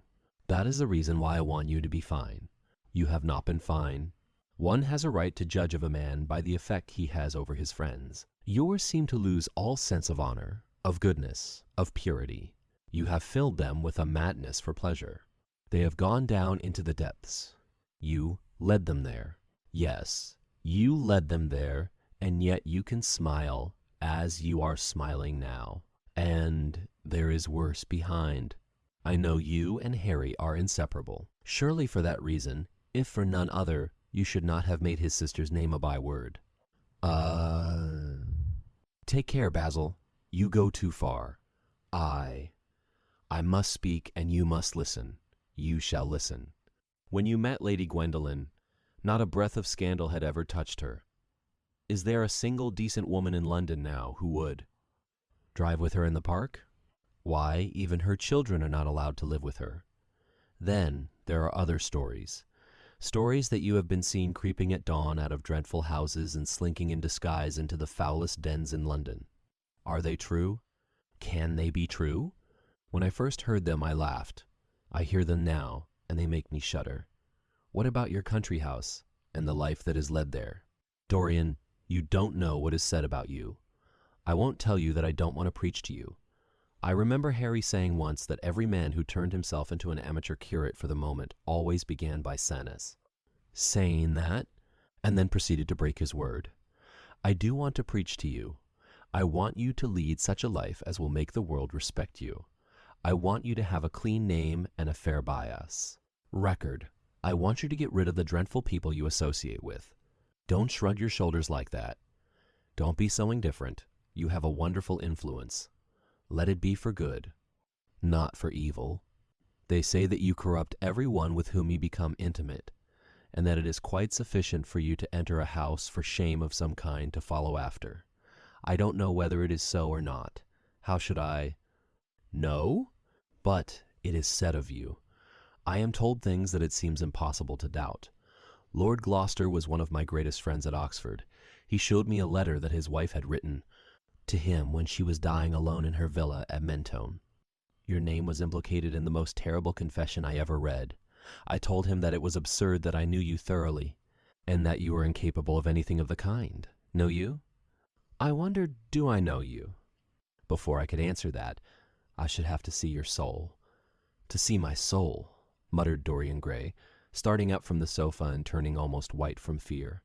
Yes, answered Hallward gravely, and with deep-toned sorrow in his voice, to see your soul. But only God can do that. A bitter laugh of mockery broke from the lips of the younger man. You shall see it yourself, to-night, he cried, seizing a lamp from the table. Come, it is your own handiwork. Why shouldn't you look at it? You can tell the world all about it afterwards if you choose. Nobody would believe you. If they did believe you, they would like me all the better for it. I know the age better than you do, though you will prate about it so tediously. Come, I tell you, you have chattered enough about corruption. Now you shall look on it face to face. There was the madness of pride in every word he uttered. He stamped his foot upon the ground in his boyish, insolent manner. He felt a terrible joy at the thought that someone else was to share his secret, and that the man who had painted the portrait that was the origin of all his shame was to be burdened for the rest of his life with the hideous memory of what he had done. Yes, he continued, coming closer to him and looking steadfastly into his stern eyes, I shall show you my soul. You shall see the thing that you fancy only God can see." Hallward started back. "This is blasphemy, Dorian," he cried. "You must not say things like that. They are horrible, and they don't mean anything." "You think so?" He laughed again. "I know so. As for what I said to you tonight, I said it for your good. You know I have been always a stanch friend to you. Don't touch me. Finish what you have to say." A twisted flash of pain shot across the painter's face. He paused for a moment, and a wild feeling of pity came over him. After all, what right had he to pry into the life of Dorian Gray? If he had done a tithe of what was rumored about him, how much he must have suffered. Then he straightened himself up and walked over to the fireplace and stood there, looking at the burning logs with their frost-like ashes and their throbbing cores of flame. "I am waiting, Basil," said the young man in a hard, clear voice. He turned round. "What I have to say is this," he cried. "You must give me some answer to these horrible charges that are made against you. If you tell me that they are absolutely untrue from beginning to end, I shall believe you. Deny them, Dorian, deny them. Can't you see what I am going through? My God! Don't tell me that you are bad and corrupt and shameful." Dorian Gray smiled. There was a curl of contempt in his lips. "Come upstairs, Basil," he said quietly. "I keep a diary of my life from day to day, and it never leaves the room in which it is written. I shall show it to you if you come with me. I shall come with you, Dorian, if you wish it. I see I have missed my train. That makes no matter. I can go tomorrow. But don't ask me to read anything tonight. All I want is a plain answer to my question. That shall be given to you upstairs. I could not give it here. You will not have to read long." Chapter 13. He passed out of the room and began the ascent, Basil Hallward following close behind. They walked softly, as men do instinctively at night. The lamp cast fantastic shadows on the wall and staircase. A rising wind made some of the windows rattle. When they reached the top landing, Dorian set the lamp down on the floor, and taking out the key, turned it in the lock. "You insist on knowing, Basil?" he asked in a low voice. "Yes." "I am delighted," he answered, smiling. Then he added, somewhat harshly, "You are the one man in the world who is entitled to know everything about me. You have had more to do with my life than you think, and," taking up the lamp, he opened the door and went in. A cold current of air passed them, and the light shone up for a moment in a flame of murky orange. He shuddered. "Shut the door behind you," he whispered, as he placed the lamp on the table. Hallward glanced round him with a puzzled expression. The room looked as if it had not been lived in for years. A faded Flemish tapestry, a curtained picture, an old Italian cassone, and an almost empty bookcase that was all that it seemed to contain, besides a chair and a table. As Dorian Gray was lighting a half-burned candle that was standing on the mantel-shelf, he saw that the whole place was covered with dust and that the carpet was in holes. A mouse ran scuffling behind the wainscoting. There was a damp odor of mildew. "So you think that it is only God who sees the soul, Basil? Draw that curtain back, and you will see mine." The voice that spoke was cold and cruel. "You are mad, Dorian." "Or playing a part," muttered Hallward, frowning. "You won't? Then I must do it myself," said the young man, and he tore the curtain from its rod and flung it on the ground. An exclamation of horror broke from the painter's lips as he saw in the dim light the hideous face on the canvas grinning at him. There was something in its expression that filled him with disgust and loathing. Good heavens! It was Dorian Gray's own face that he was looking at. The horror, whatever it was, had not yet entirely spoiled that marvelous beauty. There was still some gold in the thinning hair and some scarlet on the sensual mouth. The sodden eyes had kept something of the loveliness of their blue. The noble curves had not yet completely passed away from chiseled nostrils and from plastic throat. Yes, it was Dorian himself. But who had done it? He seemed to recognize his own brushwork, and the frame was his own design. The idea was monstrous, yet he felt afraid. He seized the lighted candle and held it to the picture. In the left-hand corner was his own name, traced in long letters of bright vermilion. It was some foul parody, some infamous, ignoble satire. He had never done that. Still, it was his own picture. He knew it, and he felt as if his blood had changed in a moment from fire to sluggish ice. His own picture! What did it mean? Why had it altered? He turned and looked at Dorian Gray with the eyes of a sick man. His mouth twitched, and his parched tongue seemed unable to articulate. He passed his hand across his forehead. It was dank with clammy sweat. The young man was leaning against the mantelshelf, watching him with that strange expression that one sees on the faces of those who are absorbed in a play when some great artist is acting. There was neither real sorrow in it nor real joy. There was simply the passion of the spectator, with perhaps a flicker of triumph in his eyes. He had taken the flower out of his coat and was smelling it, or pretending to do so. "What does this mean?" cried Hallward, at last. His own voice sounded shrill and curious in his ears. "Years ago, when I was a boy," said Dorian Gray, crushing the flower in his hand, "you met me, flattered me, and taught me to be vain of my good looks. One day you introduced me to a friend of yours, who explained to me the wonder of youth, and you finished a portrait of me that revealed to me the wonder of beauty. In a mad moment, that, even now, I don't know whether I regret or not, I made a wish, perhaps you would call it a prayer. I remember it. Oh, how well I remember it. No, the thing is impossible. The room is damp. Mildew has got into the canvas. The paints I used had some wretched mineral poison in them. I tell you the thing is impossible." What is impossible?" murmured the young man, going over to the window and leaning his forehead against the cold, mist-stained glass. "You told me you had destroyed it. I was wrong. It has destroyed me. I don't believe it is my picture. Can't you see your ideal in it?" said Dorian bitterly. "My ideal, as you call it?"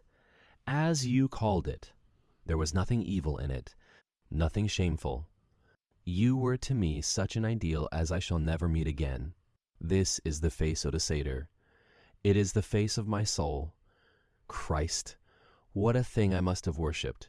It has the eyes of a devil. Each of us has heaven and hell in him." "Basil!" cried Dorian with a wild gesture of despair. Hallward turned again to the portrait and gazed at it. "My God, if it is true!" he exclaimed, "and this is what you have done with your life, why, you must be worse even than those who talk against you fancy you to be." He held the light up again to the canvas and examined it. The surface seemed to be quite undisturbed, and, as he had left it, it was from within, apparently, that the foulness and horror had come. Through some strange quickening of inner life, the leprosies of sin were slowly eating the thing away. The rotting of a corpse in a watery grave was not so fearful. His hand shook, and the candle fell from its socket on the floor and lay there sputtering. He placed his foot on it and put it out. Then he flung himself into the rickety chair that was standing by the table and buried his face in his hands. "Good God, Dorian, what a lesson! What an awful lesson!" There was no answer, but he could hear the young man sobbing at the window. "Pray, Dorian, pray," he murmured. "What is it that one was taught to say in one's boyhood? Lead us not into temptation. Forgive us our sins. Wash away our iniquities. Let us say that together. The prayer of your pride has been answered.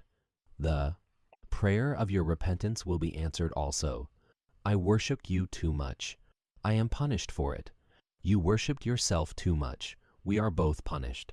Dorian Gray turned slowly around and looked at him with tear-dimmed eyes. "It is too late, Basil," he faltered. "It is never too late, Dorian. Let us kneel down and try if we cannot remember a prayer. Isn't there a verse somewhere? Though your sins be as scarlet, yet I will make them as white as snow. Those words mean nothing to me now." "Hush! Hush!" "Don't say that. You have done enough evil in your life." "My God! Don't you see that accursed thing leering at us?" Dorian Gray glanced at the picture, and suddenly an uncontrollable feeling of hatred for Basil Hallward came over him, as though it had been suggested to him by the image on the canvas, whispered into his ear by those grinning Grawl lips. The mad passions of a hunted animal stirred within him, and he loathed the man who was seated at the table, more than in his whole life he had ever loathed anything. He glanced wildly around. Something glimmered on the top of the painted chest that faced him. His eye fell on it. He knew what it was. It was a knife that he had brought up, some days before, to cut a piece of cord, and had forgotten to take away with him. He moved slowly towards it, passing Hallward as he did so. As soon as he got behind him, he seized it and turned round. Hallward stirred in his chair as if he was going to rise. He rushed at him and dug the knife into the great vein that is behind the ear, crushing the man's head down on the table and stabbing again and again. There was a stifled groan and the horrible sound of someone choking with blood. 3 times the outstretched arm shot up convulsively, waving grotesque, stiff-fingered hands in the air. He stabbed him twice more, but the man did not move. Something began to trickle on the floor. He waited for a moment, still pressing the head down. Then he threw the knife on a table and listened.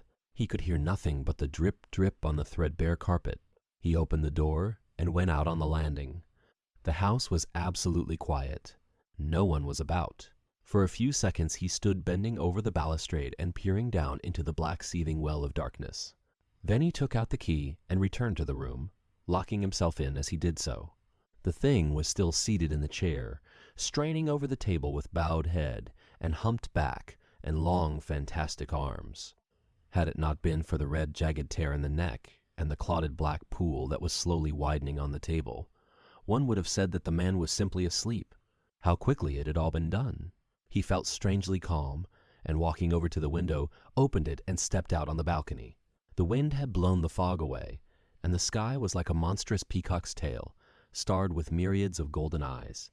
He looked down and saw the policeman going his rounds and flashing the long beam of his lantern on the doors of the silent houses.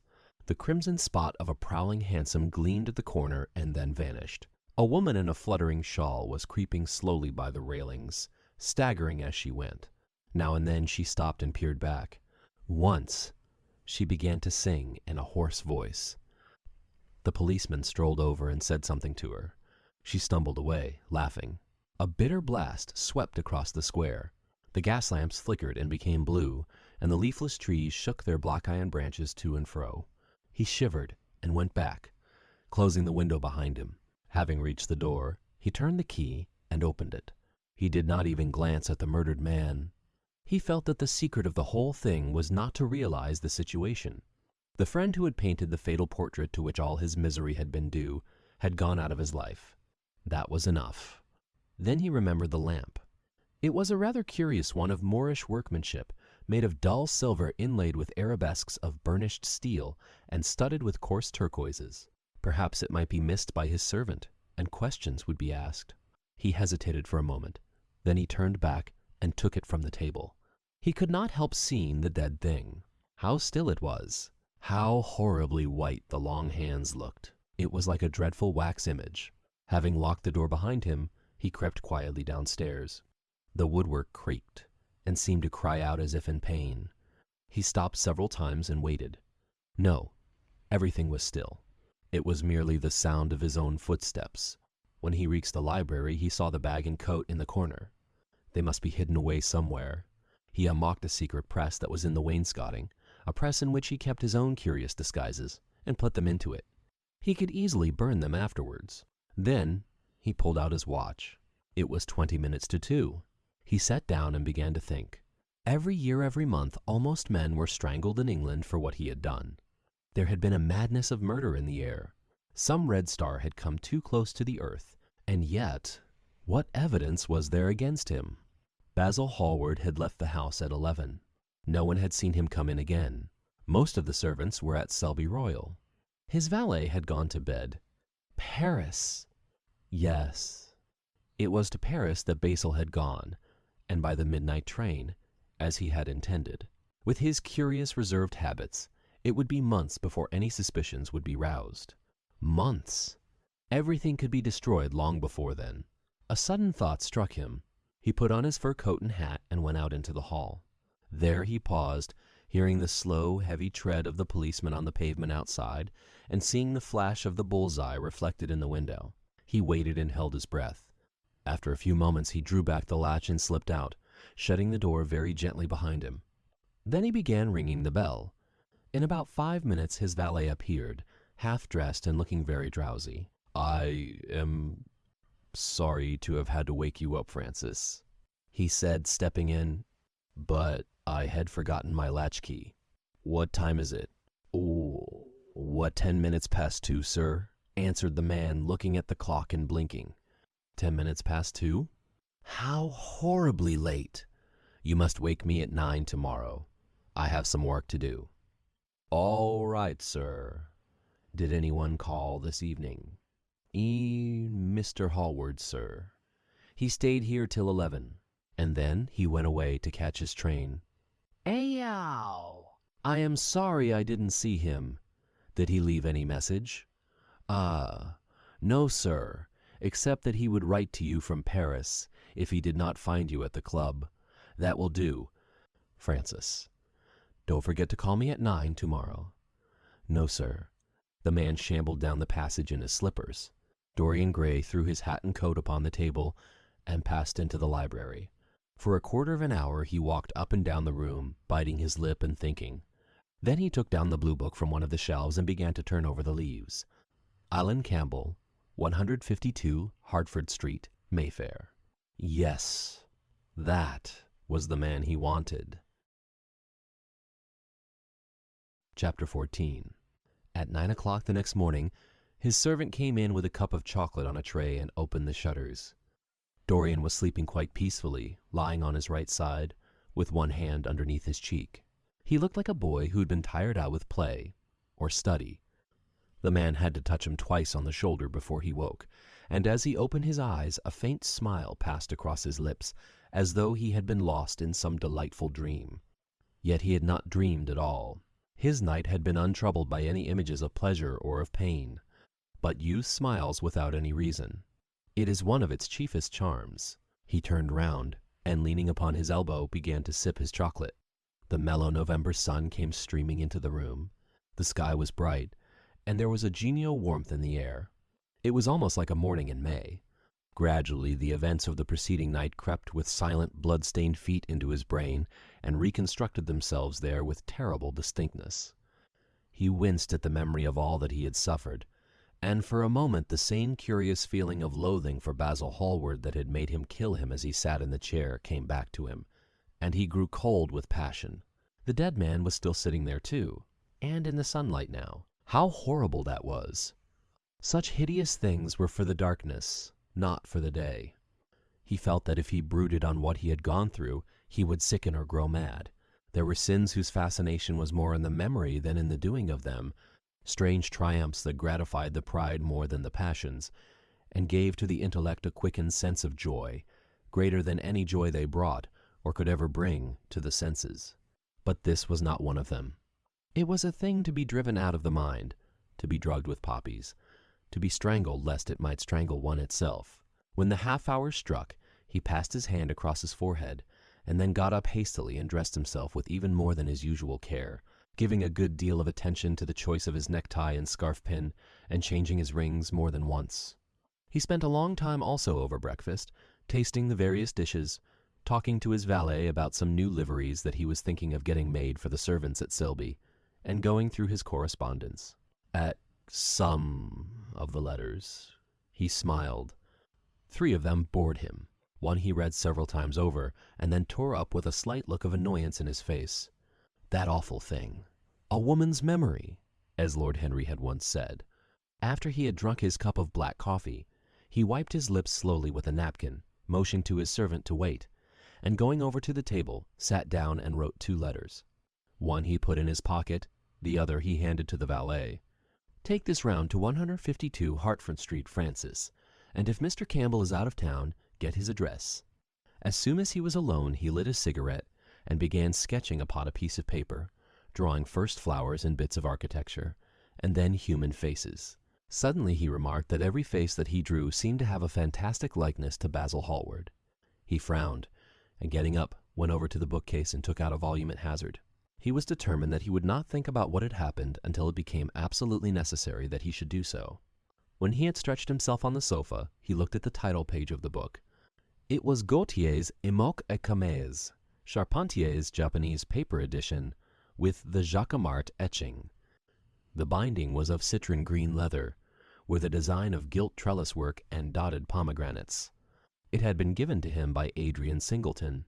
As he turned over the pages, his eye fell on the poem about the hand of Lazenaire, the cold yellow hand du supplice encore mal lavé, with its downy red hairs and its doiguettes de faune. He glanced at his own white paper fingers, shuddering slightly in spite of himself, and passed on, till he came to those lovely stanzas upon Venice. Like a chromatic scale, her collar of pearly waters, the Venus of the Adriatic lifts her pink and white body from the water. Her domes above the blue waves follow the arc of a phrase like rounded throats uttering a sigh of love. The skiff arrives and sets me down, throwing its moorings round a pillar before a pink facade on the marble of a stair. How exquisite they were! As one read them, one seemed to be floating down the green waterways of the pink and pearl city, seated in a black gondola with silver prow and trailing curtains. The mere lines looked to him like those straight lines of turquoise blue that follow one as one pushes out to the Lido. The sudden flashes of color reminded him of the gleam of the opal and iris-throated birds that flutter round the tall honeycombed campanile, or stalk, with such stately grace, through the dim, dust-stained arcades. Leaning back with half-closed eyes, he kept saying over and over to himself, "In front of a pink facade, on the marble of a staircase." The whole of Venice was in those two lines. He remembered the autumn that he had passed there, and a wonderful love that had stirred him to mad, delightful follies. There was romance in every place. But Venice, like Oxford, had kept the background for romance, and, to the true romantic, background was everything, or almost everything. Basil had been with him part of the time, and had gone wild over Tintoret. Poor Basil! What a horrible way for a man to die! He sighed, and took up the volume again, and tried to forget. He read of the swallows that fly in and out of the little cafe at Smyrna where the Hajis sit, counting their amber beads, and the turbaned merchants smoke their long tasseled pipes and talk gravely to each other. He read of the obelisk in the Place de la Concorde that weeps tears of granite in its lonely sunless exile and longs to be back by the hot, lotus-covered Nile where there are sphinxes, and rose-red ibises, and white vultures with gilded claws, and crocodiles with small beryl eyes that crawl over the green steaming mud. He began to brood over those verses which, drawing music from kiss-stained marble, tell of that curious statue that Gautier compares to a contralto voice, the monster charmant that couches in the porphyry room of this Louvre. But after a time, the book fell from his hand. He grew nervous, and a horrible fit of terror came over him. What if Alan Campbell should be out of England? Days would elapse before he could come back. Perhaps he might refuse to come. What could he do then? Every moment was of vital importance. They had been great friends once, 5 years before almost inseparable indeed. Then the intimacy had come suddenly to an end. When they met in society now, it was only Dorian Gray who smiled. Alan Campbell never did. He was an extremely clever young man, though he had no real appreciation of the visible arts, and whatever little sense of the beauty of poetry he possessed he had gained entirely from Dorian. His dominant intellectual passion was for science. At Cambridge he had spent a great deal of his time working in the laboratory, and had taken a good class in the natural science tripos of his year. Indeed, he was still devoted to the study of chemistry, and had a laboratory of his own in which he used to shut himself up all day long, greatly to the annoyance of his mother, who had set her heart on his standing for Parliament, and had a vague idea that a chemist was a person who made up prescriptions. He was an excellent musician, however, as well, and played both the violin and the piano better than most amateurs. In fact, it was music that had first brought him and Dorian Gray together, music and that indefinable attraction that Dorian seemed to be able to exercise whenever he wished, and, indeed, exercised often without being conscious of it. They had met at Lady Berkshire's the night that Rubinstein played there, and after that used to be always seen together at the opera and wherever good music was going on. For 18 months their intimacy lasted. Campbell was always either at Selby Royal or in Grosvenor Square. To him, as to many others, Dorian Gray was the type of everything that is wonderful and fascinating in life. Whether or not a quarrel had taken place between them, No one ever knew. But suddenly, people remarked that they scarcely spoke when they met, and that Campbell seemed always to go away early from any party at which Dorian Gray was present.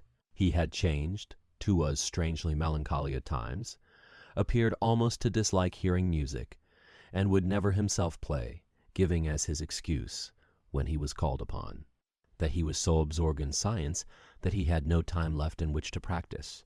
And this was certainly true. Every day he seemed to become more interested in biology, and his name appeared once or twice in some of the scientific reviews in connection with certain curious experiments. This was the man Dorian Gray was waiting for. Every second he kept glancing at the clock. As the minutes went by, he became horribly agitated. At last he got up and began to pace up and down the room, looking like a beautiful caged thing. He took long, stealthy strides. His hands were curiously cold. The suspense became unbearable.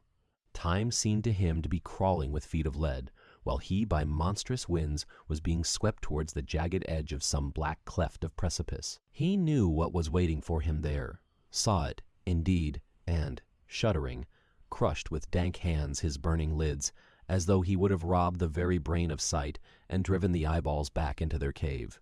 It was useless.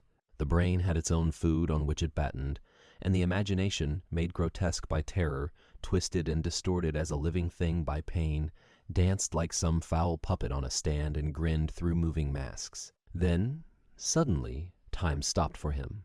Yes, that blind, slow-breathing thing crawled no more, and horrible thoughts, time being dead, raced nimbly on in front and dragged a hideous future from its grave and showed it to him. He stared at it. Its very horror made him stone. At last the door opened, and his servant entered. He turned glazed eyes upon him. "Mr. Campbell, sir," said the man. A sigh of relief broke from his parched lips, and the color came back to his cheeks. "Ask him to come in at once, Francis." He felt that he was himself again. His mood of cowardice had passed away. The man bowed and retired. In a few moments Alan Campbell walked in, looking very stern and rather pale, his pallor being intensified by his coal-black hair and dark eyebrows. "Alan, this is kind of you. I thank you for coming. I had intended never to enter your house again, Gray, but you said it was a matter of life and death." His voice was hard and cold. He spoke with slow deliberation. There was a look of contempt in the steady, searching gaze that he turned on Dorian. He kept his hands in the pockets of his astrakhan coat, and seemed not to have noticed the gesture with which he had been greeted. "Yes, it is a matter of life and death, Alan. And to more than one person. Sit down."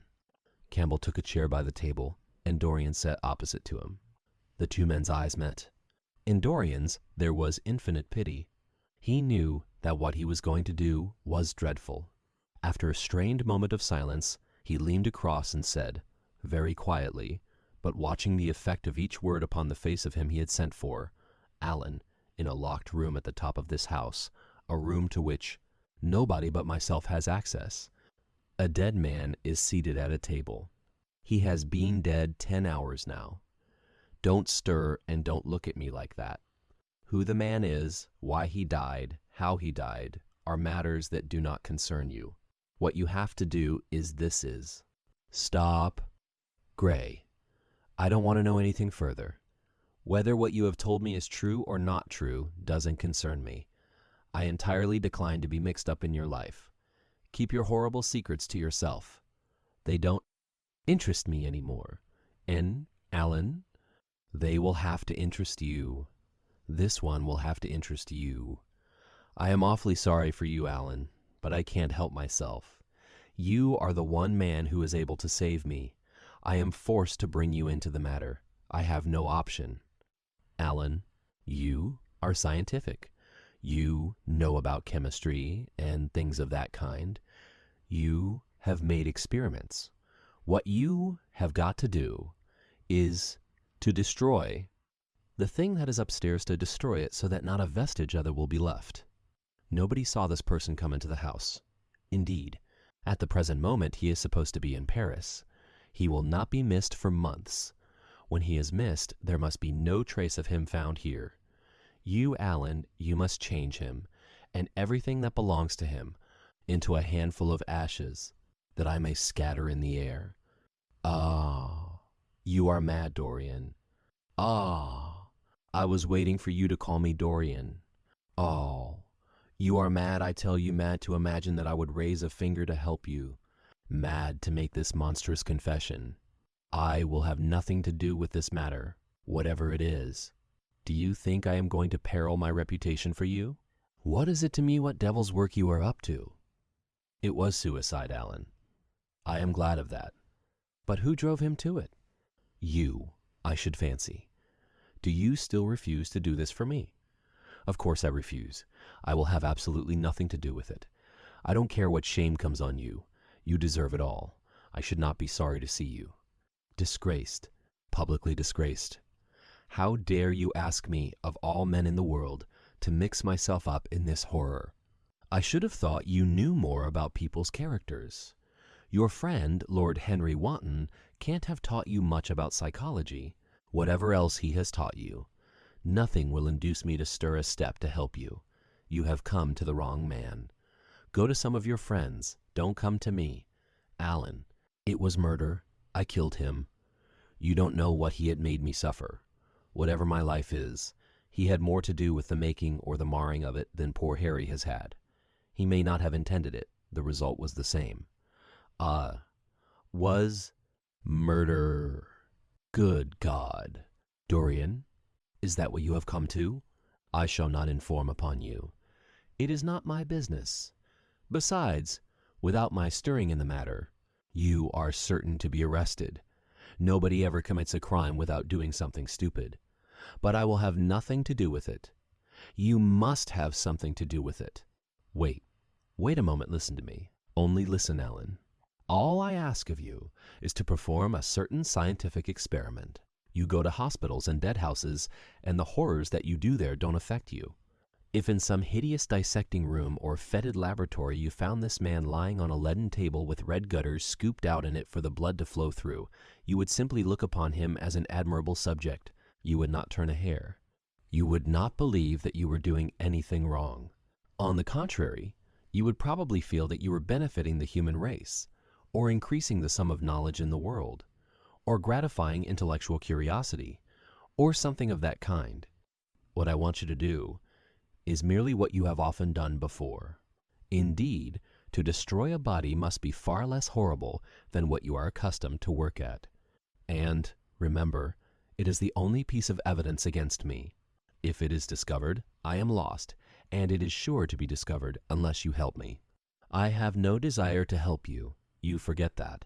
I am simply indifferent to the whole thing. It has nothing to do with me. Alan, I entreat you, think of the position I am in. Just before you came, I almost fainted with terror. You may know terror yourself someday. No, don't think of that. Look at the matter purely from the scientific point of view. You don't inquire where the dead things on which you experiment come from. Don't inquire now. I have told you too much as it is. But I beg of you to do this. We were friends once. Alan, don't speak about those days, Dorian. They are dead. The dead linger sometimes. The man upstairs will not go away.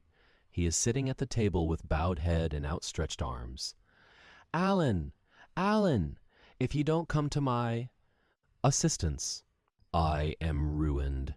Why, they will hang me, Alan. Don't you understand? They will hang me for what I have done. There is no good in prolonging the scene. I absolutely refuse to do anything in the matter. It is insane of you to ask me. Oh, you refuse? You refuse? Yes, I entreat you, Alan. It is useless. It is useless. The same look of pity came into Dorian Gray's eyes. Then he stretched out his hand, took a piece of paper, and wrote something on it. He read it over twice, folded it carefully, and pushed it across the table. Having done this, he got up and went over to the window. Campbell looked at him in surprise, and then took up the paper and opened it. As he read it, his face became ghastly pale, and he fell back in his chair. A horrible sense of sickness came over him.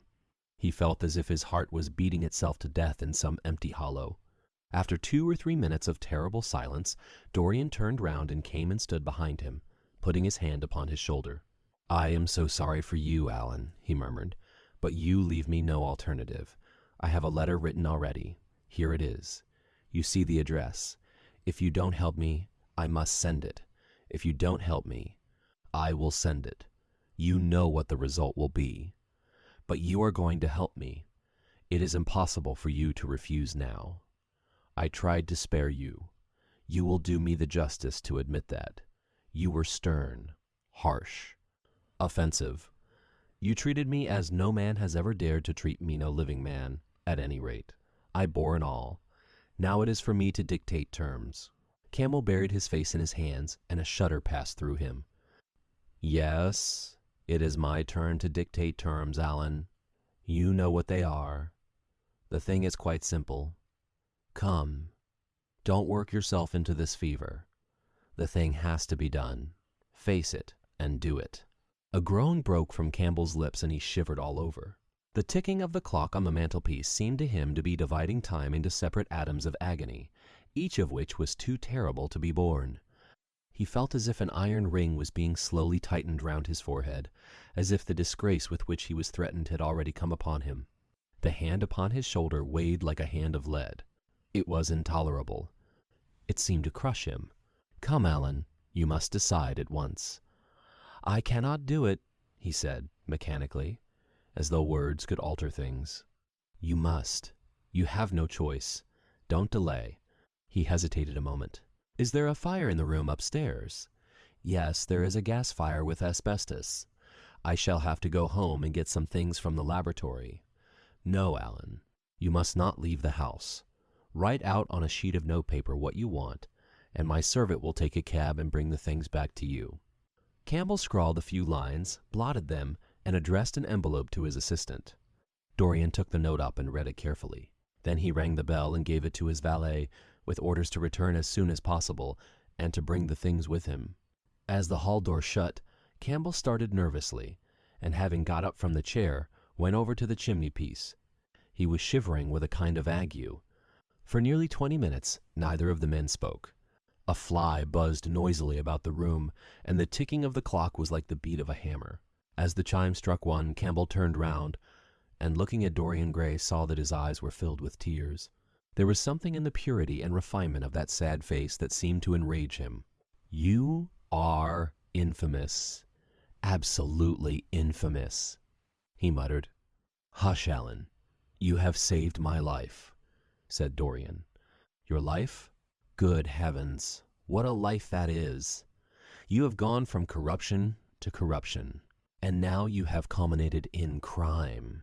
In doing what I am going to do, what you force me to do, it is not of your life that I am thinking. Ah, Alan, murmured Dorian with a sigh. I wish you had 1,000th part of the pity for me that I have for you. He turned away as he spoke and stood looking out at the garden. Campbell made no answer.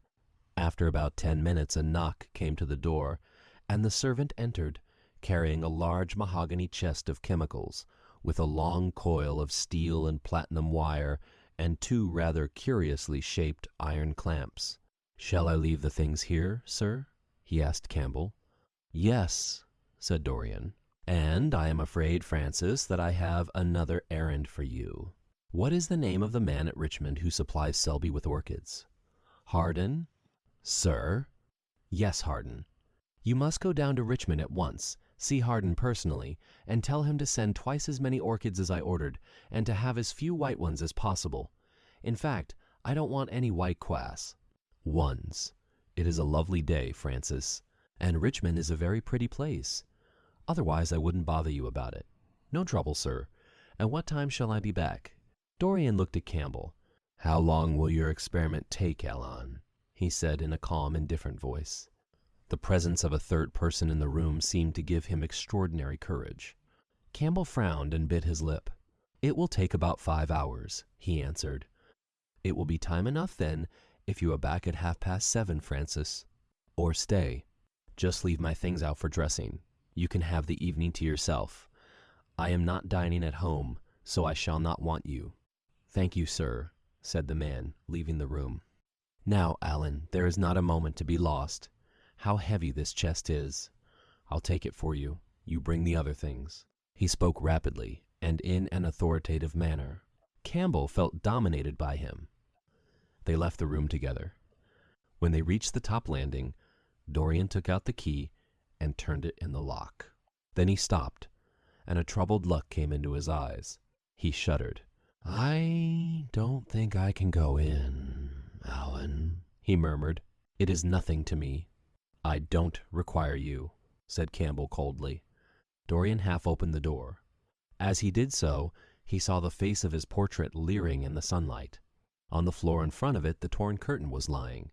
He remembered that the night before he had forgotten, for the first time in his life, to hide the fatal canvas, and was about to rush forward, when he drew back with a shudder. What was that loathsome red dew that gleamed wet and glistening on one of the hands, as though the canvas had sweated blood?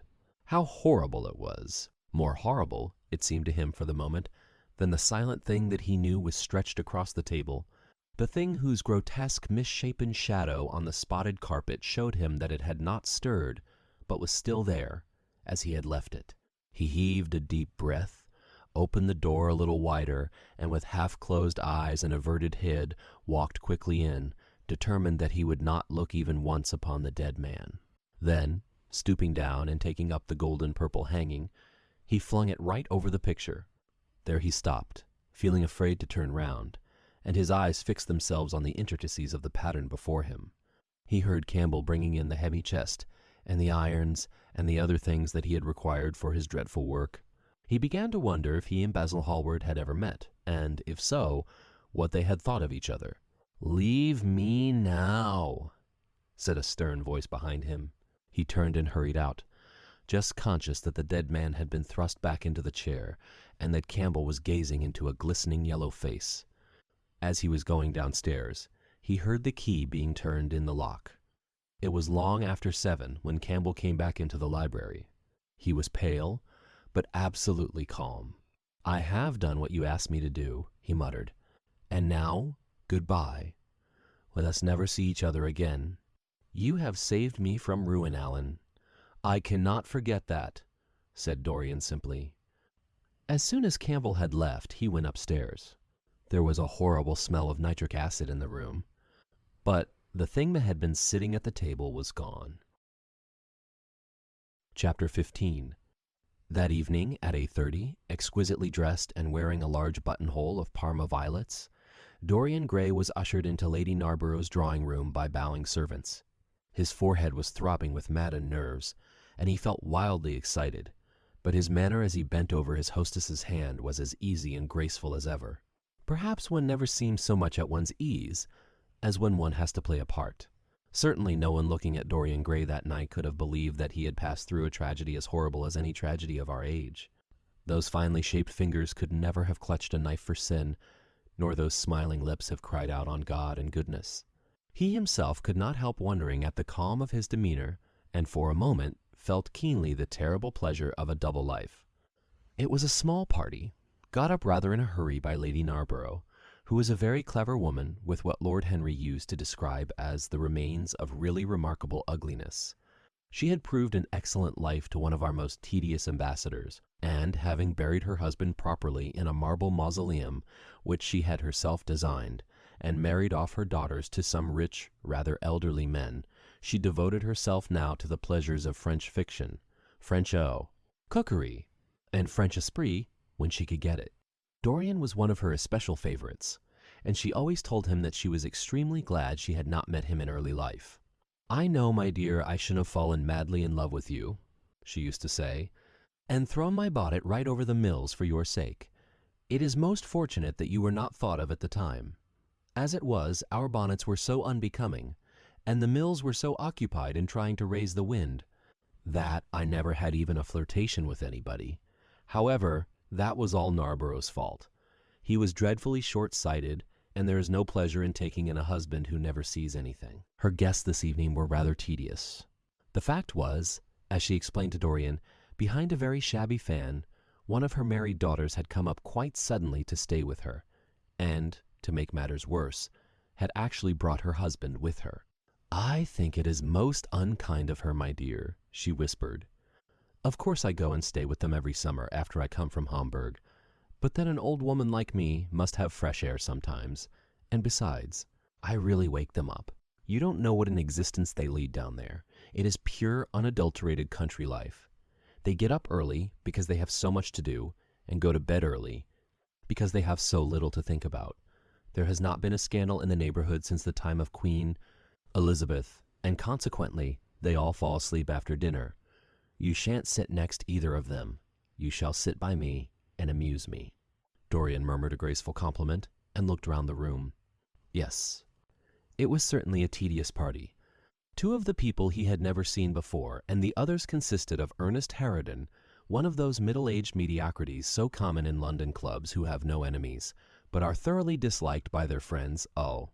Lady Ruxton, an overdressed woman of 47, with a hooked nose, who was always trying to get herself compromised, but was so peculiarly plain that to her great disappointment no one would ever believe anything against her. Mrs. Erlyn, a pushing nobody, with a delightful lisp and Venetian red hair. Lady Alice Chapman, his hostess's daughter, a dowdy dull girl, with one of those characteristic British faces that, once seen, are never Devon, remembered, and her husband, a red-cheeked, white-whiskered creature who, like so many of his class, was under the impression that inordinate joviality can atone for an entire lack of ideas. He was rather sorry he had come, till Lady Narborough, looking at the great ormolu gilt clock that sprawled in gaudy curves on the mauve-draped mantel-shelf, exclaimed, "How horrid of Henry Wotton to be so late! I sent round to him this morning on chance, and he promised faithfully not to disappoint me." It was some consolation that Harry was to be there, and when the door opened and he heard his slow musical voice lending charm to some insincere apology, he ceased to feel bored. But at dinner he could not eat anything. Plate after plate went away untasted. Lady Narborough kept scolding him for what she called an insult to poor Adolphe, who invented the menu specially for you, and now and then Lord Henry looked across at him, wondering at his silence and abstracted manner. From time to time the butler filled his glass with champagne. He drank eagerly, and his thirst seemed to increase.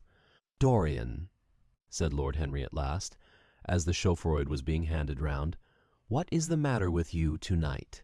You are quite out of sorts." "I believe he is in love," cried Lady Narborough.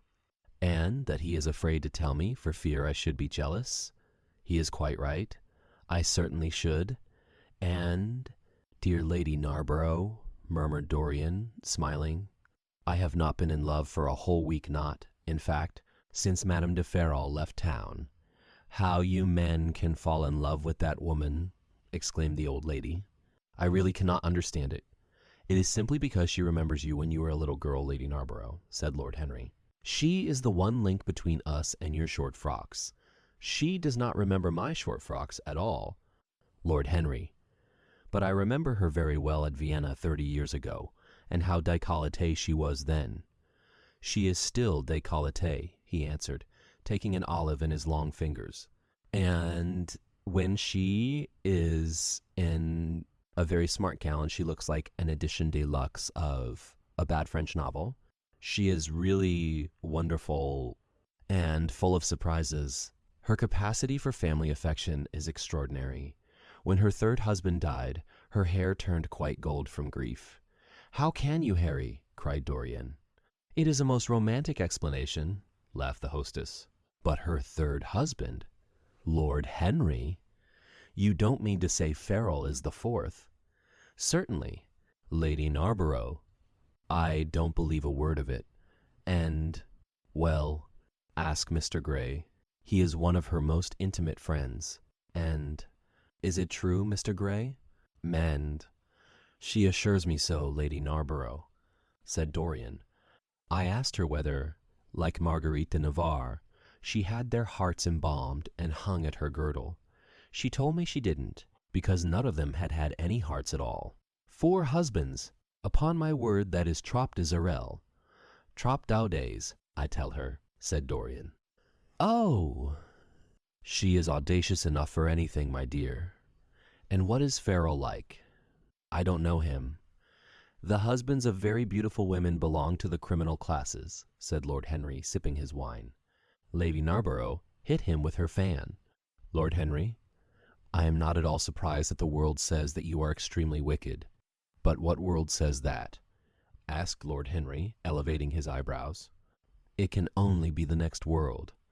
This world and I are on excellent terms. Everybody I know says you are very wicked, cried the old lady, shaking her head. Lord Henry looked serious for some moments. It is perfectly monstrous, he said.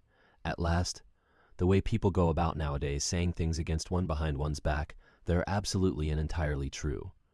Isn't he incorrigible? Cried Dorian, leaning forward in his chair. I hope so, said his hostess, laughing. But really, if you all worship Madame de Ferrol in this ridiculous way, I shall have to marry again so as to be in the fashion. You will never marry again, Lady Narborough, broke in Lord Henry. You were far too happy. When a woman marries again, it is because she detested her first husband. When a man marries again, it is because he adored his first wife. Women try their luck. Men risk theirs. Narborough wasn't perfect, cried the old lady. If he had been, you would not have loved him, my dear lady, was the rejoinder. Women love us for our defects. If we have enough of them, they will forgive us everything, even our intellects. You will never ask me to dinner again after saying this, I am afraid, Lady Narborough. But it is quite true. Of course it is true, Lord Henry. If we women did not love you for your defects, where would you all be? Not one of you would ever be married. You would be a set of unfortunate bachelors. Not, however, that would alter you much. Nowadays all the married men live like bachelors, and all the bachelors like married men. Fin de siècle, murmured Lord Henry.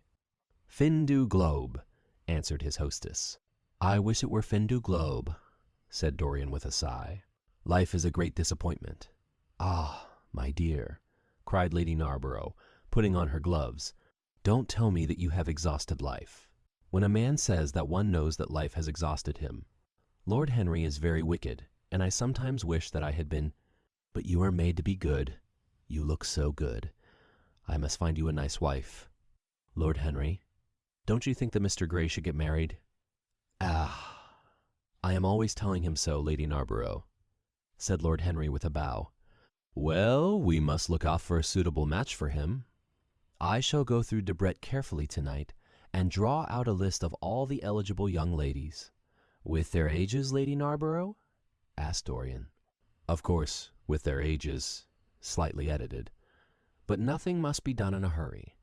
I want it to be what the Morning Post calls a suitable alliance, and I want you both to be happy. What nonsense people talk about happy marriages, exclaimed Lord Henry. A man can be happy with any woman, as long as he does not love her. Ah, what a cynic you are, cried the old lady, pushing back her chair and nodding to Lady Ruxton. You must come and dine with me soon again. You are really an admirable tonic, much better than what Sir Andrew prescribes for me. You must tell me what people you would like to meet, though. I want it to be a delightful gathering. I like men who have a future and women who have a past, he answered. Or do you think that would make it a petticoat party? I fear so, she said, laughing, as she stood up. 1,000 pardons, my dear Lady Ruxton, she added. I didn't see you hadn't finished your cigarette. Never mind, Lady Narborough. I smoke a great deal too much. I am going to limit myself for the future. Pray don't, Lady Ruxton, said Lord Henry. Moderation is a fatal thing. Enough is as bad as a meal. More than enough is as good as a feast. Lady Ruxton glanced at him curiously. You must come and explain that to me some afternoon, Lord Henry. It sounds a fascinating theory, she murmured, as she swept out of the room. Now, mind you don't stay too long over your politics and scandal, cried Lady Narborough from the door. If you do, we are sure to squabble upstairs. The men laughed, and Mr. Chapman got up solemnly from the foot of the table and came up to the top. Dorian Gray changed his seat and went and sat by Lord Henry. Mr. Chapman began to talk in a loud voice about the situation in the House of Commons. He guffawed at his adversaries. The doctrinaire word full of terror to the British mind reappeared from time to time between his explosions. An alliterative prefix served as an ornament of oratory. He hoisted the Union Jack on the pinnacles of thought. The inherited stupidity of the race-sound English common sense, he jovially termed it, was shown to be the proper bulwark for society. A smile curved Lord Henry's lips, and he turned round and looked at Dorian. "Are you better, my dear fellow?" he asked. "You seemed rather out of sorts at dinner." "I am quite well." "Harry, I am tired. That is all. You were charming last night. The little Duchess is quite devoted to you. She tells me she is going down to Selby. She has promised to come on the 20th. Is Monmouth to be there too?" "2io." "Yes, Harry. He bores me dreadfully, almost as much as he bores her. She is very clever, too clever for a woman. She lacks the indefinable charm of weakness. It is the feet of clay that make the gold of the image precious. Her feet are very pretty, but they are not feet of clay, white porcelain feet, if you like. They have been through the fire, and what fire does not destroy, it hardens. She has had experiences." "How long has she been married?" asked Dorian. "An eternity, she tells me. I believe, according to the peerage, it is 10 years. But 10 years with Monmouth must have been like eternity, with time thrown in." "Who else is coming?" "Oh, the Willoughbys, Lord Rugby and his wife, our hostess, Geoffrey Closton, the usual set. I have asked Lord Grotrian." "I like him," said Lord Henry. "A great many people don't, but I find him charming. He atones for being occasionally somewhat overdressed by being always absolutely overeducated. He is a very modern type. I don't know if he will be able to come. Harry, he may have to go to Monte Carlo with his father. What a nuisance people's people are. Try and make him come. By the way, Dorian, you ran off very early last night. You left before 11. What did you do afterwards? Did you go straight home?" Dorian glanced at him hurriedly and frowned. "No, Harry," he said at last. "I did not get home till nearly 3. Did you go to the club?" "Yes," he answered. Then he bit his lip. "No, I don't mean that. I didn't go to the club. I walked about. I forget what I did. How inquisitive you are." "Harry, you always want to know what one has been doing. I always want to forget what I have been doing. I came in at 2:30, if you wish to know the exact time. I had left my latchkey at home, and my servant had to let me in. If you want any corroborative evidence on the subject, you can ask him." Lord Henry shrugged his shoulders. "My dear fellow, as if I cared. Let us go up to the drawing-room. No sherry, thank you. Mr. Chapman, something has happened to you, Dorian. Tell me what it is. You are not yourself tonight. Don't mind me, Harry. I am irritable and out of temper. I shall come round and see you tomorrow, or next day.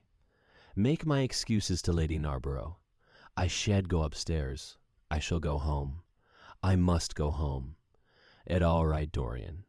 I dare say I shall see you tomorrow at tea-time. The Duchess is coming. Aye. We'll try to be there, Harry," he said, leaving the room. As he drove back to his own house, he was conscious that the sense of terror he thought he had strangled had come back to him. Lord Henry's casual questioning had made him lose his nerve for the moment, and he wanted his nerve still.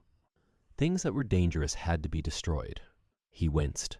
He hated the idea of even touching them, yet it had to be done. He realized that, and when he had locked the door of his library, he opened the secret press into which he had thrust Basil Hallward's coat and bag. A huge fire was blazing. He piled another log on it. The smell of the singeing clothes and burning leather was horrible. It took him 3/4 of an hour to consume everything. At the end, he felt faint and sick, and having lit some Algerian pastilles in a pierced copper brazier, he bathed his hands and forehead with a cool, musk-scented vinegar. Suddenly he started.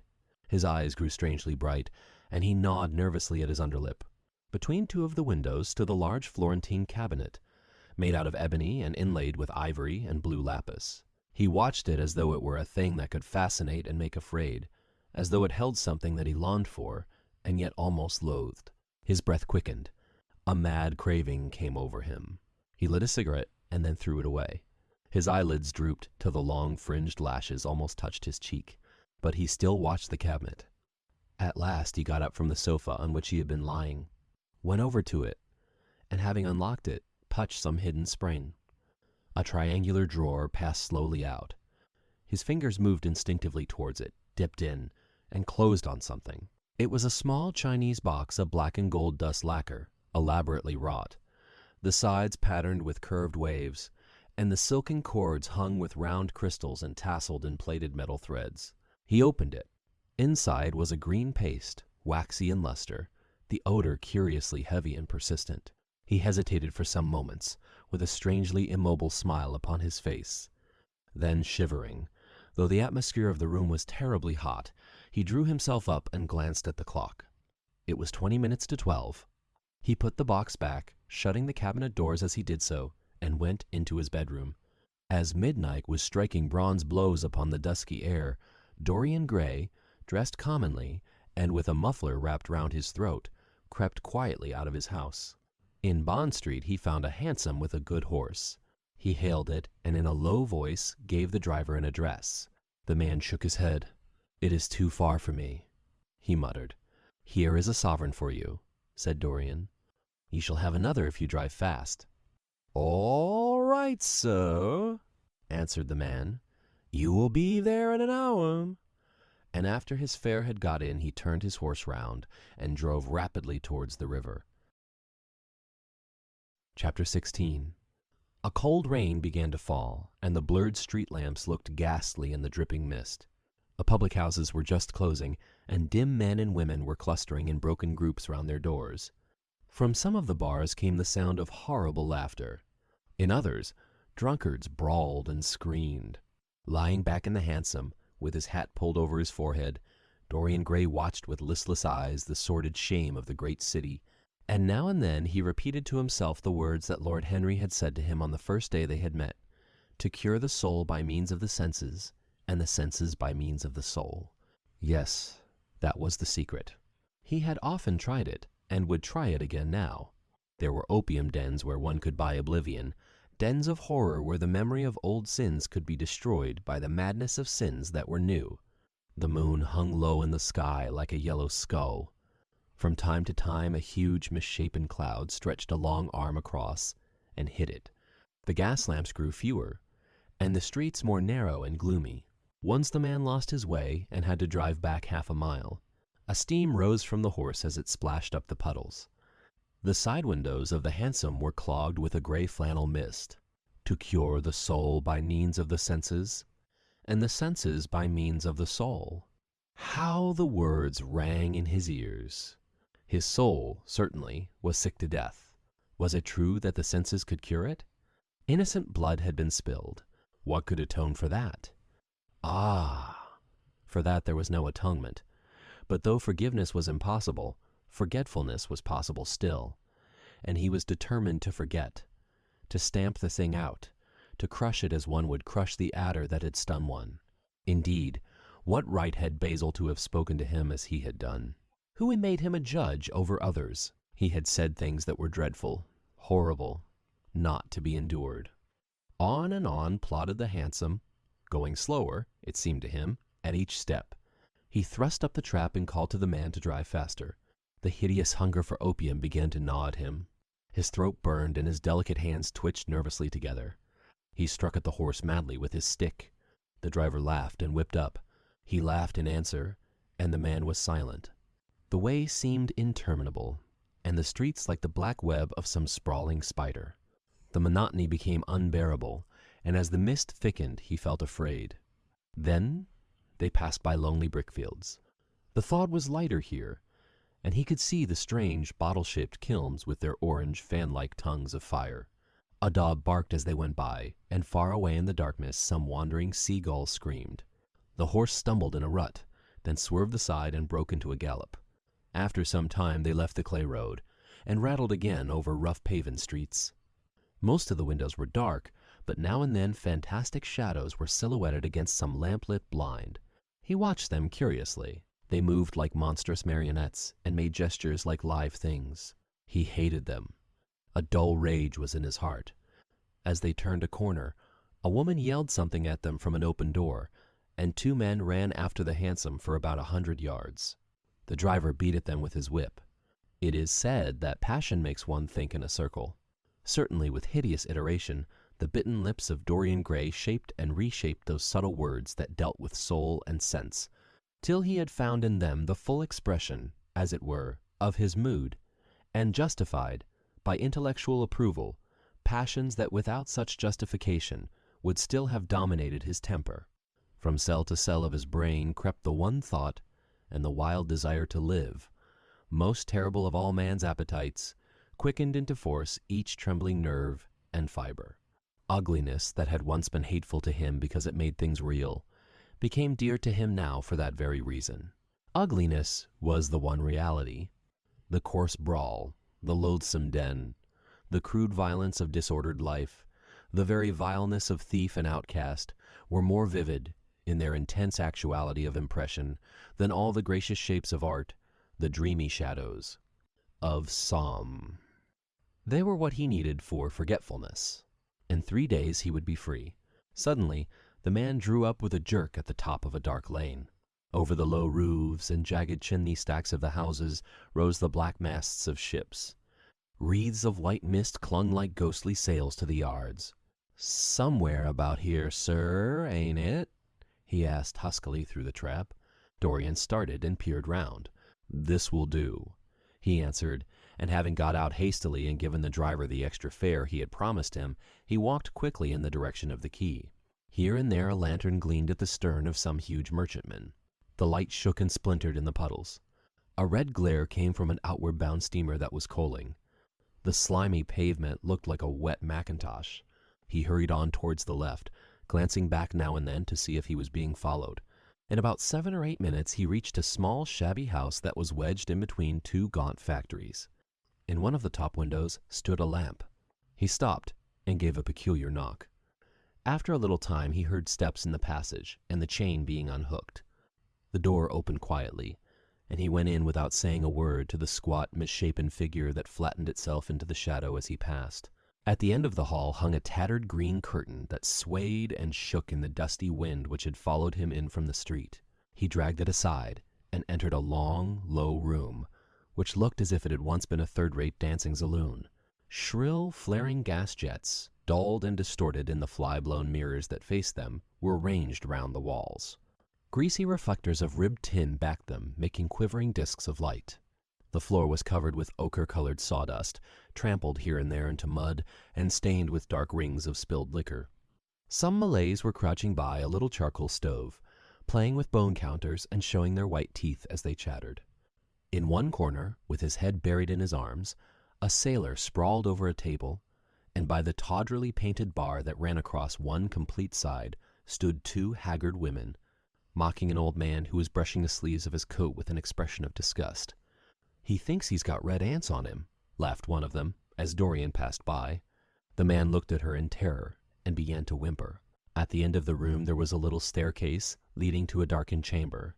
As Dorian hurried up its 3 rickety steps, the heavy odor of opium met him. He heaved a deep breath, and his nostrils quivered with pleasure. When he entered, a young man with smooth yellow hair, who was bending over a lamp lighting a long, thin pipe, looked up at him and nodded in a hesitating manner. "You here, Adrian?" muttered Dorian. "Where else should I be?" he answered listlessly. "None of the chaps'll speak to me now. I thought you had left England." Darlington is not going to do anything. My brother paid the bill at last. George doesn't speak to me either. I don't care," he added with a sigh. "As long as one has this stuff, one doesn't want friends. I think I have had too many friends." Dorian winced and looked round at the grotesque things that lay in such fantastic postures on the ragged mattresses. The twisted limbs, the gaping mouths, the staring lusterless eyes, fascinated him. He knew in what strange heavens they were suffering, and what dull hells were teaching them the secret of some new joy. They were better off than he was. He was prisoned and fought. Memory, like a horrible malady, was eating his soul away. From time to time he seemed to see the eyes of Basil Hallward looking at him. Yet he felt he could not stay. The presence of Adrian Singleton troubled him. He wanted to be where no one would know who he was. He wanted to escape from himself.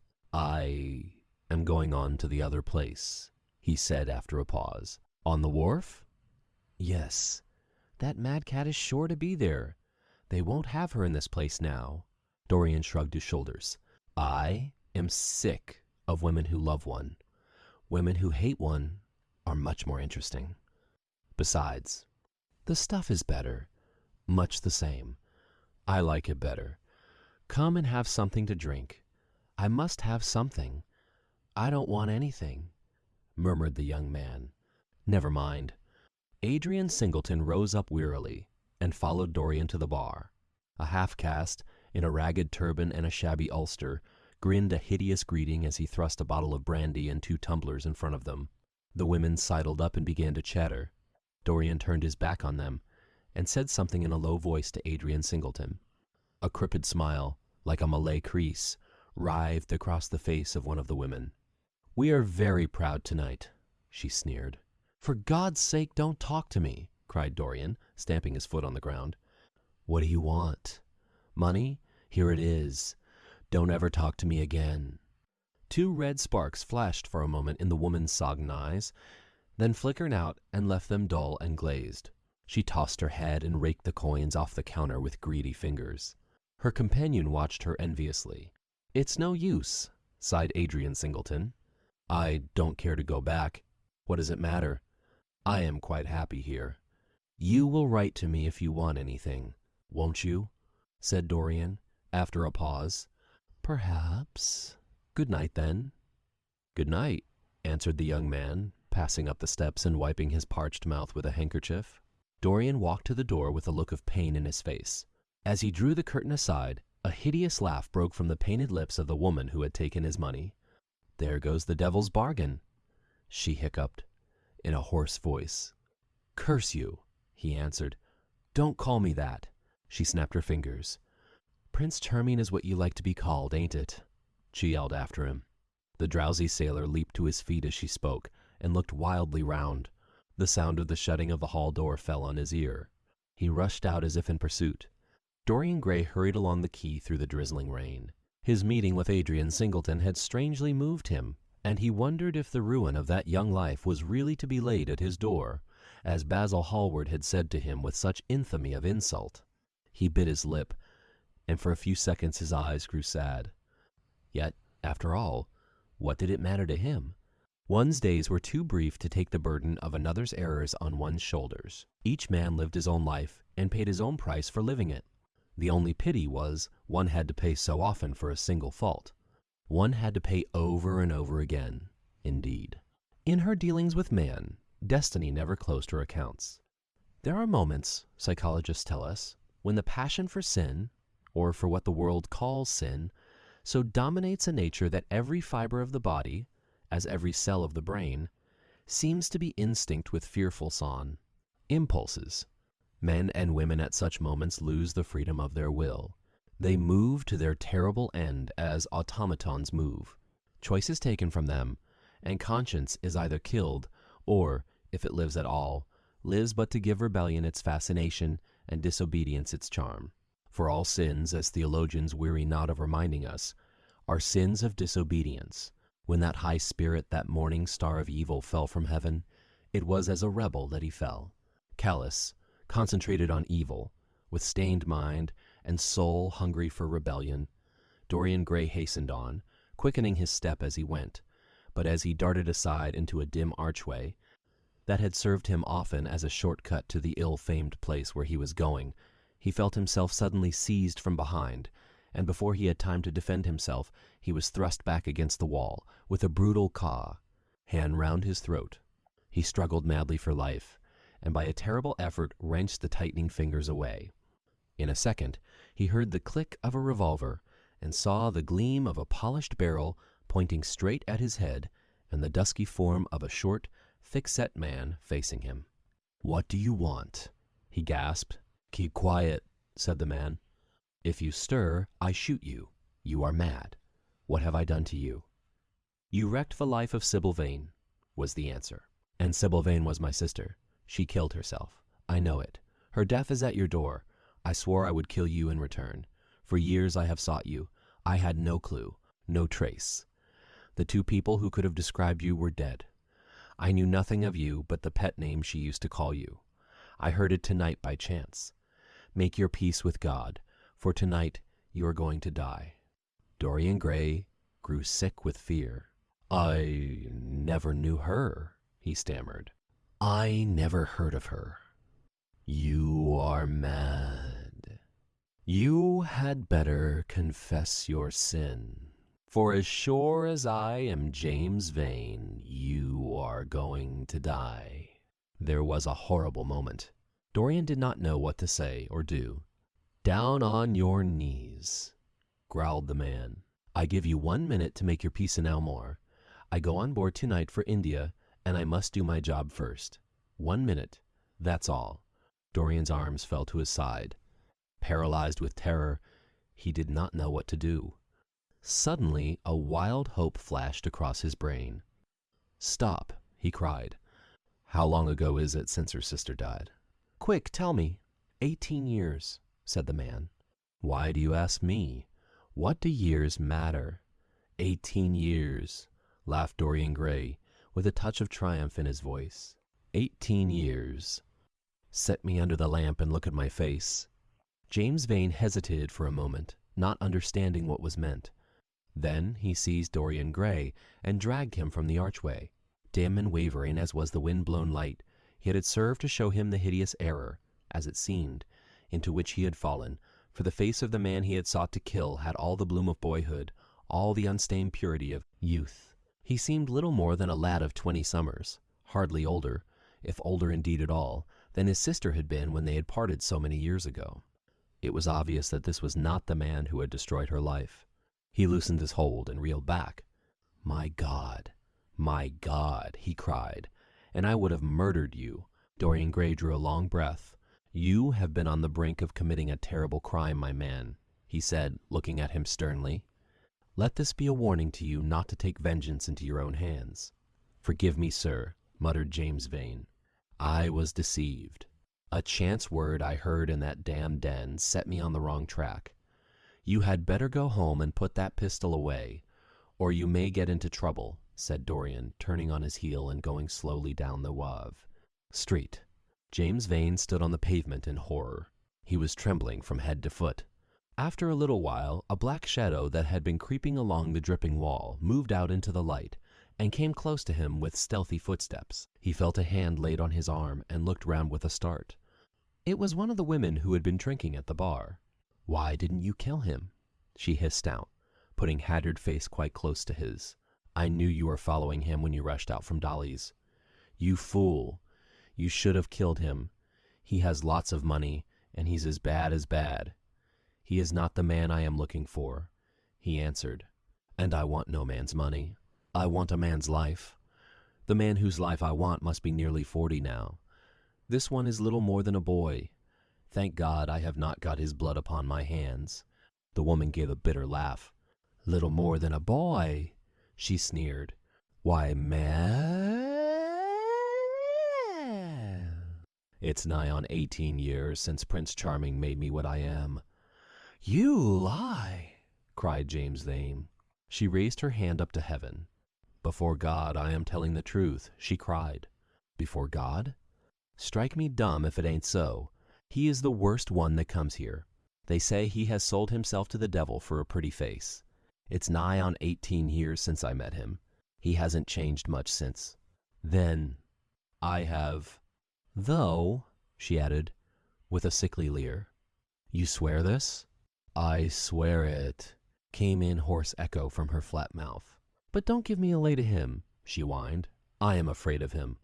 Let me have some money for my night's lodging." He broke from her with an oath and rushed to the corner of the street, but Dorian Gray had disappeared. When he looked back, the woman had vanished also. Chapter 17. A week later, Dorian Gray was sitting in the conservatory at Selby Royal, talking to the pretty Duchess of Monmouth, who with her husband, a jaded-looking man of 60, was amongst his guests. It was tea-time, and the mellow light of the huge lace-covered lamp that stood on the table lit up the delicate china and hammered silver of the service at which the Duchess was presiding. Her white hands were moving daintily among the cups, and her full red lips were smiling at something that Dorian had whispered to her. Lord Henry was lying back in a silk-draped wicker chair, looking at them. On a peach-colored divan sat Lady Narborough, pretending to listen to the Duke's description of the last Brazilian beetle that he had added to his collection. 3 young men in elaborate smoking suits were handing tea cakes to some of the women. The house party consisted of 12 people, and there were more expected to arrive on the next day. "What are you two talking about?" said Lord Henry, strolling over to the table and putting his cup down. "I hope Dorian has told you about my plan for rechristening everything, Gladys. It is a delightful idea. But I don't want to be rechristened, Harry," rejoined the Duchess, looking up at him with her wonderful eyes. "I am quite satisfied with my own name, and I am sure Mr. Gray should be satisfied with his. My dear Gladys, I would not alter either name for the world. They are both perfect. I was thinking chiefly of flowers. Yesterday I cut an orchid for my buttonhole. It was a marvelous spotted thing, as effective as the 7 deadly sins. In a thoughtless moment I asked one of the gardeners what it was called. He told me it was a fine specimen of Robinsoniana, or something dreadful of that kind. It is a sad truth, but we have lost the faculty of giving lovely names to things. Names are everything. I never quarrel with actions. My one quarrel is with words. That is the reason I hate vulgar realism in literature. The man who could call a spade should be compelled to use one. It is the only thing he is fit for. Then what should we call you?" "Harry?" she asked. "His name is Prince Paradox," said Dorian. "I recognize him in a flash," exclaimed the Duchess. "I won't hear of it," laughed Lord Henry, sinking into a chair. "From a label there is no escape. I refuse the title. Royalties may not abdicate," fell as a warning from pretty lips. "You wish me to defend my throne, then?" "Yes. I give the truths of tomorrow. I prefer the mistakes of today," she answered. "You disarm me, Gladys," he cried, catching the willfulness of her mood. "Of your shield, Harry, not of your spear." "I never tilt against beauty," he said, with a wave of his hand. "That is your error, Harry, believe me.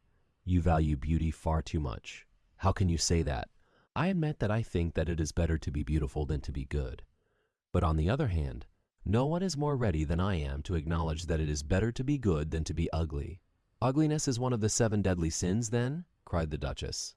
"What becomes of your simile about the orchid?" "Ugliness is one of the 7 deadly virtues, Gladys.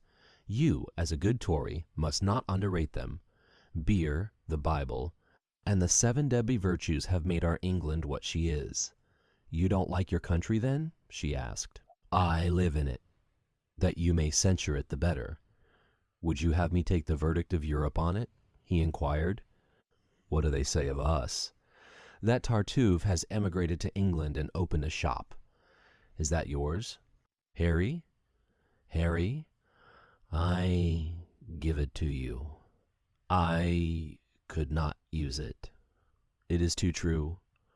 You need not be afraid. Our countrymen never recognize a description.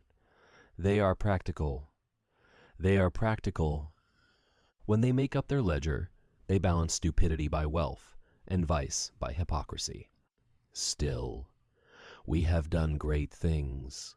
Great things have been thrust on us, Gladys. We have carried their burden, only as far as the stock exchange." She shook her head. "I believe in the race," she cried. "It represents the survival of the pushing. It has development. Decay fascinates me more." "What of art?" she asked. "It is a malady." "Ah, AI, love, AI, an illusion. AI, religion, the fashionable substitute for belief. You are a skeptic." "Never. Skepticism is the beginning of faith." What are you? What are you? To define is to limit. Give me a clue." Threads snap. You would lose your way in the labyrinth. You bewilder me. Let us talk of someone else. Is Our host is a delightful topic. Years ago, he was christened Prince Charming. Don't remind me of that. Ah, cried Dorian Gray. Our host is rather horrid this evening, answered the Duchess, coloring. I believe he thinks that Monmouth married me on purely scientific principles as the best specimen he could find of a modern butterfly. Well, I hope he won't stick pins into you, Duchess, laughed Dorian. Oh, my maid does that already, Mr. Gray, when she is annoyed with me. And what does she get annoyed with you about, Duchess? For the most trivial things, Mr. Gray, I assure you. Usually because I come in at 10 minutes to 9 and tell her that I must be dressed by 8:30. How unreasonable of her. You should give her warning. I daren't, Mr. Gray. Why? She invents hats for me. You remember the one I wore at Lady Hillstone's garden party? You don't, but it is nice of you to pretend that you do. Well, she made it out of nothing. All good hats are made out of nothing. Like all good reputations, Gladys, interrupted Lord Henry. Every effect that one produces gives one an enemy. To be popular, one must be a mediocrity. Not with women, said the Duchess, shaking her head. And women rule the world. I assure you we can't bear mediocrities. We women, as someone says, love with our ears, just as you men love with your eyes, if you ever love at all. It seems to me that we never do anything else, murmured Dorian. Ah, then you never really love Mr. Gray, answered the Duchess with mock sadness. My dear Gladys, cried Lord Henry, how can you say that? Romance lives by repetition, and repetition converts an appetite into an art. Besides, each time that one loves is the only time one has ever loved. Difference of object does not alter singleness of passion. It merely intensifies it. We can have in life but one great experience at best, and the secret of life is to reproduce that experience as often as possible. Even when one has been wounded by it, Harry? Asked the Duchess after a pause. Especially when one has been wounded by it, answered Lord Henry. The Duchess turned and looked at Dorian Gray with a curious expression in her eyes. What do you say to that, Mr. Gray? She inquired. Dorian hesitated for a moment. Then he threw his head back and laughed. I always agree with Harry, Duchess, even when he is wrong. Harry is never wrong, Duchess. And does his philosophy make you happy? I have never searched for happiness. Who wants happiness? I have searched for pleasure. And found it, Mr. Gray? Often. Too often. The Duchess sighed. I am searching for peace, she said. And if I don't go and dress, I shall have none this evening. Let me get you some orchids, Duchess, cried Dorian, starting to his feet and walking down the conservatory. You are flirting disgracefully with him, said Lord Henry to his cousin. You had better take care. He is very fascinating. If he were not, there would be no battle. Greek meets Greek. Then, I am on the side of the Trojans. They fought for a woman. They were defeated. There are worse things than capture, she answered. You gallop with a loose rein. Pace gives life, was the riposte. I shall write it in my diary tonight. What? That a burnt child loves the fire. I am not even singed. My wings are untouched. You use them for everything, except flight. Courage has passed from men to women. It is a new experience for us. You have a rival. Who? He laughed. Lady Narborough, he whispered. She perfectly adores him. You fill me with apprehension. The appeal to antiquity is fatal to us who are romanticists. Romanticists. You have all the methods of science. Men have educated us, but not explained you. Describe us as a sex, was her challenge. Sphinxes without secrets. She looked at him, smiling. How long Mr. Gray is, she said. Let us go and help him. I have not yet told him the color of my frock. Ah, you must suit your frock to his flowers. Gladys, that would be a premature surrender. Romantic art begins with its climax. I must keep an opportunity for retreat. In the Parthian manner, they found safety in the desert. I could not do that. Women are not always allowed a choice. he answered. But hardly had he finished the sentence before, from the far end of the conservatory came a stifled groan, followed by the dull sound of a heavy fall. Everybody started up. The Duchess stood motionless in horror, and with fear in his eyes, Lord Henry rushed through the flapping palms to find Dorian Gray lying face downwards on the tiled floor in a death-like swoon. He was carried at once into the blue drawing-room and laid upon one of the sofas.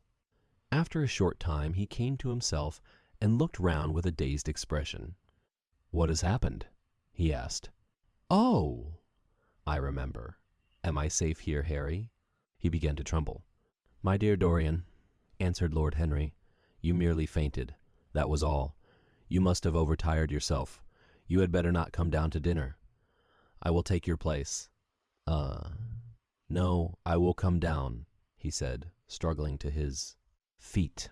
"I would rather come down. I must not be alone." He went to his room and dressed. There was a wild recklessness of gaiety in his manner as he sat at table, but now and then a thrill of terror ran through him when he remembered that, pressed against the window of the conservatory, like a white handkerchief, he had seen the face of James Thane watching him. Chapter 18. The next day he did not leave the house, and, indeed, spent most of the time in his own room, sick with a wild terror of dying, and yet indifferent to life itself. The consciousness of being hunted, snared, tracked down, had begun to dominate him. If the tapestry did but tremble in the wind, he shook. The dead leaves that were blown against the leaded panes seemed to him like his own wasted resolutions and wild regrets. When he closed his eyes, he saw again the sailor's face peering through the mist-stained glass, and horror seemed once more to lay its hand upon his heart. But perhaps it had been only his fancy that had called vengeance out of the night, and set the hideous shapes of punishment before him. Actual life was chaos, but there was something terribly logical in the imagination. It was the imagination that set remorse to dog the feet of sin. It was the imagination that made each crime bear its misshapen brood. In the common world of fact, the wicked were not punished, nor the good rewarded.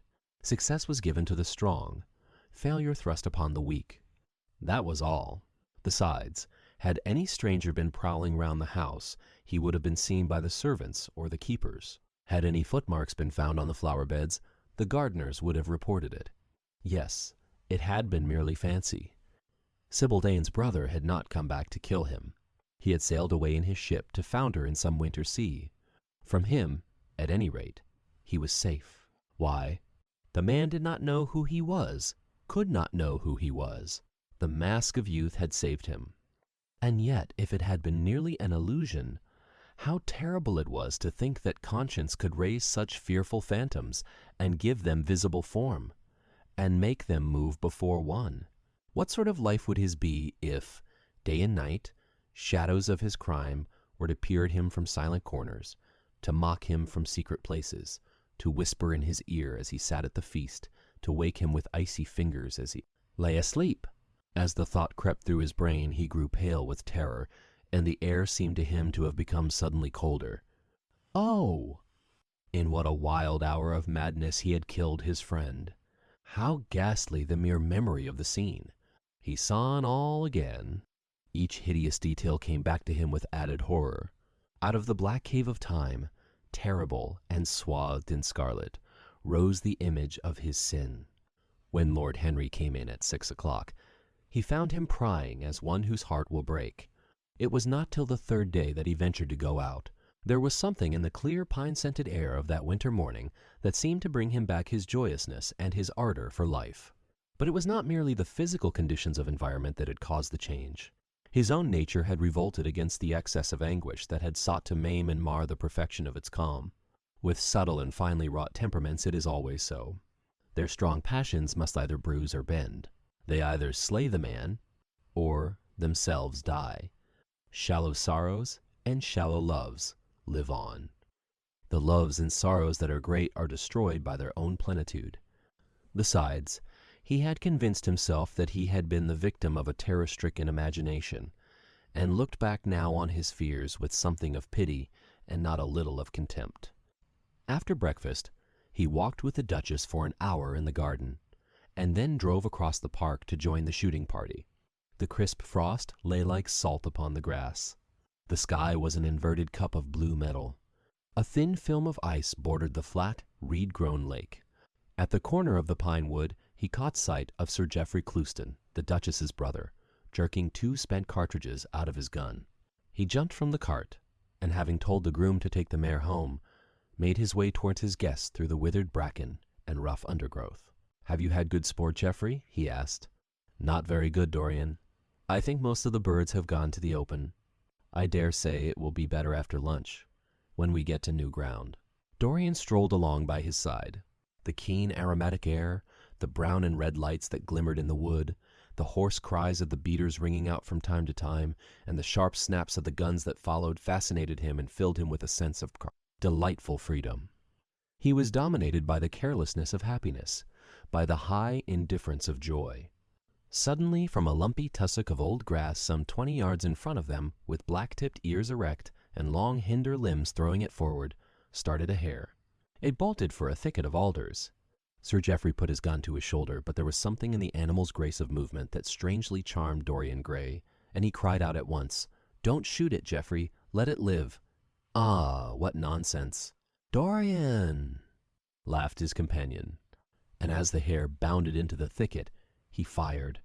There were 2 cries heard, the cry of a hare in pain, which is dreadful, the cry of a man in agony, which is worse. "Good heavens! I have hit a beater!"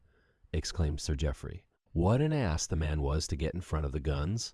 "Stop shooting there!" he called out at the top of his voice. "A man is hurt."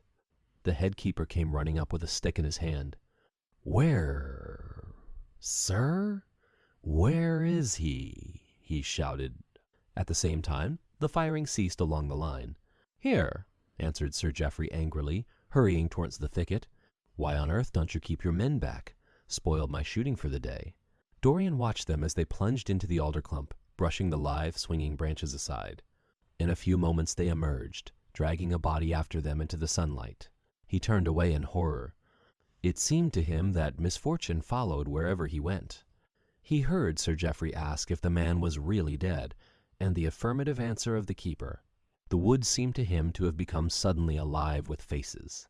There was the trampling of myriad feet, and the low buzz of voices. A great copper-breasted pheasant came beating through the boughs overhead. After a few moments that were to him, in his perturbed state, like endless hours of pain, he felt a hand laid on his shoulder. He started and looked round. "Dorian," said Lord Henry, "I had better tell them that the shooting is stopped for today. It would not look well to go on." "I wish it were stopped forever, Harry," he answered bitterly. "The whole thing is hideous and cruel. Is the man—" He could not finish the sentence. "I am afraid so," rejoined Lord Henry. "He got the whole charge of shot in his chest. He must have died almost instantaneously. Come, let us go home." They walked side by side in the direction of the avenue for nearly 50 yards without speaking. Then Dorian looked at Lord Henry and said, with a heavy sigh, "It is a bad omen, Harry, a very bad omen." "What is?" asked Lord Henry. "Oh! This accident, I suppose." "My dear fellow, it can't be helped. It was the man's own fault. Why did he get in front of the guns? Besides, it is nothing to us. It is rather awkward for Geoffrey, of course. It does not do to pepper beaters. It makes people think that one is a wild shot. And Geoffrey is not, he shoots very straight. But there is no use talking about the matter." Dorian shook his head. "It is a bad omen, Harry. I feel as if something horrible were going to happen to some of us. To myself, perhaps," he added, passing his hand over his eyes with a gesture of pain. The elder man laughed. "The only horrible thing in the world is ennui, Dorian. That is the one sin for which there is no forgiveness. But we are not likely to suffer from it unless these fellows keep chattering about this thing at dinner. I must tell them that the subject is to be tabooed. As for omens, there is no such thing as an omen. Destiny does not send us heralds. She is too wise or too cruel for that. Besides, what on earth could happen to you, Dorian? You have everything in the world that a man can want. There is no one who would not be delighted to change places with you. There is no one with whom I would not change places. Harry, don't laugh like that. I am telling you the truth. The wretched peasant who has just died is better off than I am. I have no terror of death. It is the coming of death that terrifies me. Its monstrous wings seem to wheel in the leaden air around me. Good heavens! Don't you see a man moving behind the trees there? Watching me? Waiting for me? Lord Henry looked in the direction in which the trembling gloved hand was pointing. Yes, yes, he said, smiling. I see the gardener waiting for you. I suppose he wants to ask you what flowers you wish to have on the table tonight. How absurdly nervous you are, my dear fellow. You must come and see my doctor when we get back to town. Dorian heaved a sigh of relief as he saw the gardener approaching. The man touched his hat, glanced for a moment at Lord Henry in a hesitating manner, and then produced a letter, which he handed to his master. Her Grace told me to wait for an answer, he murmured. Dorian put the letter into his pocket. Tell Her Grace that I am coming in, he said, coldly. The man turned round and went rapidly in the direction of the house. How fond women are of doing dangerous things, laughed Lord Henry. It is one of the qualities in them that I admire most. A woman will flirt with anybody in the world as long as other people are looking on. How fond you are of saying dangerous things. Harry, in the present instance, you are quite astray. I like the Duchess very much, but I don't love her. And the Duchess loves you very much, but she likes you less, so you are excellently matched. You are talking scandal. Harry, and there is never any basis for scandal. The basis of every scandal is an immoral certainty, said Lord Henry, lighting a cigarette. You would sacrifice anybody, Harry, for the sake of an epigram. The world goes to the altar of its own accord, was the answer. I wish I could love, cried Dorian Gray, with a deep note of pathos in his voice. But I seem to have lost the passion and forgotten the desire. I am too much concentrated on myself. My own personality has become a burden to me. I want to escape, to go away, to forget. It was silly of me to come down here at all. I think I shall send a wire to Harvey to have the yacht got ready. On a yacht one is safe. Safe from what, Dorian? You are in some trouble. Why not tell me what it is? You know I would help you. I can't tell you, Harry, he answered sadly, and I dare say it is only a fancy of mine. This unfortunate accident has upset me. I have a horrible presentiment that something of the kind may happen to me. What nonsense! I hope it is, but I can't help feeling it. Ah, here is the Duchess, looking like Artemis in a tailor-made gown. You see we have come back, Duchess. I have heard all about it, Mr. Gray, she answered. Poor Geoffrey is terribly upset, and it seems that you asked him not to shoot the hare. How curious. Yes, it was very curious. I don't know what made me say it. Some whim. I suppose. It looked the loveliest of little live things. But I am sorry they told you about the man. It is a hideous subject. It is an annoying subject, broke in Lord Henry. It has no psychological value at all. Now, if Geoffrey had done the thing on purpose, how interesting he would be. I should like to know someone who had committed a real murder. And how horrid of you, Harry, cried the Duchess. Isn't it, Mr. Gray? Harry, Mr. Gray is ill again. He is going to faint. Dorian drew himself up with an effort and smiled. It is nothing, Duchess, he murmured. My nerves are dreadfully out of order. That is all. I am afraid I walked too far this morning. I didn't hear what Harry said. Was it very bad? You must tell me some other time. I think I must go and lie down. You will excuse me, won't you? They had reached the great flight of steps that led from the conservatory onto the terrace, as the glass door closed behind Dorian. Lord Henry turned and looked at the Duchess with his slumberous eyes. Are you very much in love with him? He asked. She did not answer for some time, but stood gazing at the landscape. I wish I knew, she said at last. He shook his head. Knowledge would be fatal. It is the uncertainty that charms one. A mist makes things wonderful. A one may lose one's way. All ways end at the same point, my dear Gladys. What is that? What is that? Disillusion. It was my debut. In life, she sighed. It came to you crowned. I am tired of strawberry leaves. They become you, only in public. You would miss them. said Lord Henry. "I will not part with a petal. Monmouth has ears. Old age is dull of hearing. Has he never been jealous? I wish he had been." He glanced about as if in search of something. "What are you looking for?" she inquired. "The button from your foil," he answered. "You have dropped it." She laughed.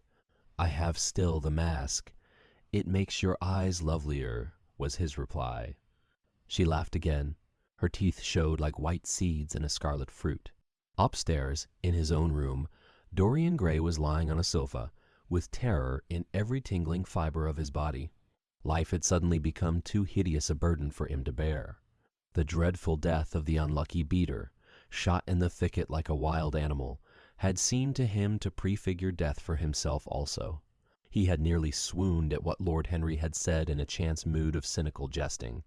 At 5 o'clock he rang his bell for his servant, and gave him orders to pack his things for the night express to town, and to have the brougham at the door by 8:30.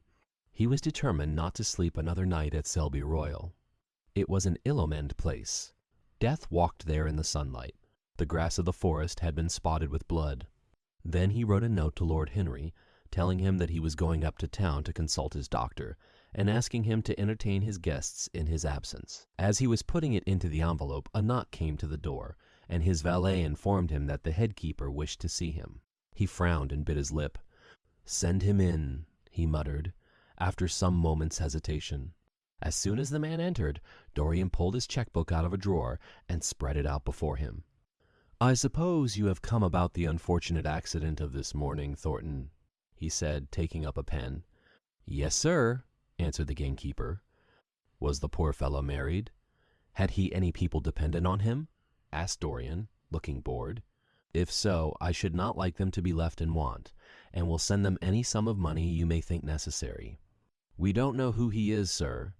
That is what I took the liberty of coming to you about." "Don't know who he is?" said Dorian, listlessly. "What do you mean? Wasn't he one of your men?" "No, sir. Never saw him before. Seems like a sailor, sir." The pen dropped from Dorian Gray's hand, and he felt as if his heart had suddenly stopped beating. Sailor?" he cried out. "Did you say a sailor?" "Yes, sir. He looks as if he had been a sort of sailor tattooed on both arms, and that kind of thing. Was there anything found on him?" said Dorian, leaning forward and looking at the man with fair, startled eyes. "Anything that would tell his name?" "Some money, sir, not much, and a 6-shooter. There was no name of any kind. A decent-looking man, sir, but rough-like. A sort of sailor, we think." Dorian started to his feet. A terrible hope fluttered past him. He clutched at it madly. "Where is the body?" he exclaimed. "Quick! I must see it at once. It is in an empty stable in the home farm." "Sir, the folk don't like to have that sort of thing in their houses. They say a corpse brings bad luck. The home farm, go there at ye. Once, and meet me. Tell one of the grooms to bring my horse round. No, never mind. I'll go to the stables myself. It will save time."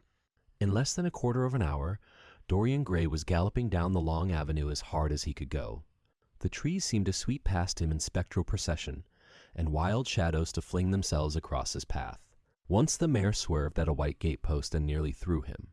He lashed her across the neck with his crop. She cleft the dusky air like an arrow. The stones flew from her hoofs. At last he reached the home farm. 2 men were loitering in the yard. He leaped from the saddle and threw the reins to one of them. In the farthest stable a light was glimmering. Something seemed to tell him that the body was there, and he hurried to the door and put his hand upon the latch. There he paused for a moment, feeling that he was on the brink of a discovery that would either make or mar his life. Then he thrust the door open and entered. On a heap of sacking in the far corner was lying the dead body of a man dressed in a coarse shirt and a pair of blue trousers. A spotted handkerchief had been placed over the face. A coarse candle, stuck in a bottle, sputtered beside it. Dorian Gray shuddered. He felt that his could not be the hand to take the handkerchief away, and called out to one of the farm servants to come to him. "Take that thing off the face. I wish to see it," he said, clutching at the doorpost for support. When the farm servant had done so, he stepped forward. A cry of joy broke from his lips. The man who had been shot in the thicket was James Vane. He stood there for some minutes looking at the dead body. As he rode home, his eyes were full of tears, for he knew he was safe. Chapter 20. It was a lovely night, so warm that he threw his coat over his arm and did not even put his silk scarf round his throat. As he strolled home, smoking his cigarette, 2 young men in evening dress passed him. He heard one of them whisper to the other, "That is Dorian Gray." He remembered how pleased he used to be when he was pointed out, or stared at, or talked about. He was tired of hearing his own name now. Half the charm of the little village where he had been so often lately was that no one knew who he was. He had often told the girl whom he had lured to love him that he was poor, and she had believed him. He had told her once that he was wicked, and she had laughed at him and answered that wicked people were always very old and very ugly. What a laugh she had, just like a thrush singing, and how pretty she had been in her cotton dresses and her large hats. She knew nothing, but she had everything that he had lost. When he reached home, he found his servant waiting up for him. He sent him to bed, and threw himself down on the sofa in the library, and began to think over some of the things that Lord Henry had said to him. Was it really true that one could never change? He felt a wild longing for the unstained purity of his boyhood, his rose-white boyhood, as Lord Henry had once called it. He knew that he had tarnished himself, filled his mind with corruption, and given horror to his fancy that he had been an evil influence to others, and had experienced a terrible joy in being so, and that of the lives that had crossed his own, it had been the fairest and the most full of promise that he had brought to shame. But was it all irretrievable? Was there no hope for him? Ah! In what a monstrous moment of pride and passion he had prayed that the portrait should bear the burden of his days, and he keep the unsullied splendor of eternal youth. All his failure had been due to that. Better for him that each sin of his life had brought its sure swift penalty along with it. There was purification and punishment. Not forgive us our sins, but smite us for our iniquities, should be the prayer of man to a most just God.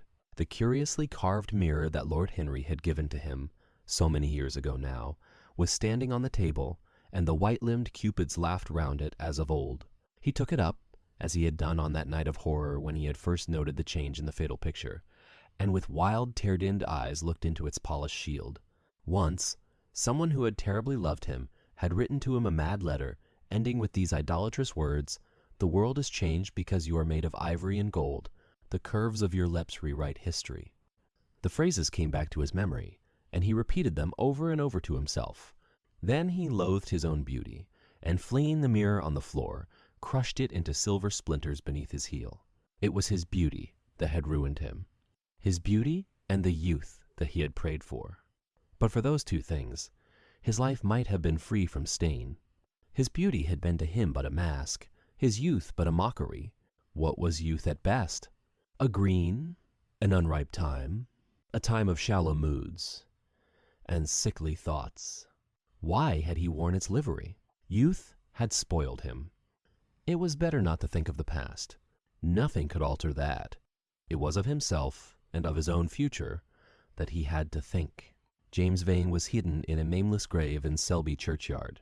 Alan Campbell had shot himself one night in his laboratory, but had not revealed the secret that he had been forced to know. The excitement, such as it was, over Basil Hallward's disappearance would soon pass away. It was already waning. He was perfectly safe there. Nor indeed was it the death of Basil Hallward that weighed most upon his mind. It was the living death of his own soul that troubled him. Basil had painted the portrait that had marred his life. He could not forgive him that. It was the portrait that had done everything. Basil had said things to him that were unbearable, and that he had yet borne with patience. The murder had been simply the madness of a moment. As for Alan Campbell, his suicide had been his own act. He had chosen to do it. It was nothing to him. A new life, that was what he wanted. That was what he was waiting for. Surely he had begun it already. He had spared one innocent thing at any rate. He would never again tempt innocence. He would be good. As he thought of Hetty Merton, he began to wonder if the portrait in the locked room had changed. Surely it was not still so horrible as it had been. Perhaps if his life became pure, he would be able to expel every sign of evil passion from the face. Perhaps the signs of evil had already gone away. He would go and look. He took the lamp from the table and crept upstairs. As he unbarred the door, a smile of joy flitted across his strangely young-looking face and lingered for a moment about his lips. Yes, he would be good, and the hideous thing that he had hidden away would no longer be a terror to him. He felt as if the load had been lifted from him already. He went in quietly, locking the door behind him, as was his custom, and dragged the purple hanging from the portrait. A cry of pain and indignation broke from him. He could see no change, save that in the eyes there was a look of cunning, and in the mouth the curved wrinkle of the hypocrite. The thing was still loathsome, more loathsome if possible than before, and the scarlet dew that spotted the hand seemed brighter and more like blood newly spilled. Then he trembled. Had it been merely vanity that had made him do his one good deed? Or the desire for a new sensation, as Lord Henry had hinted, with his mocking laugh? Or that passion to act a part that sometimes makes us do things finer than we are ourselves? Or perhaps all these? And why was the red stain larger than it had been?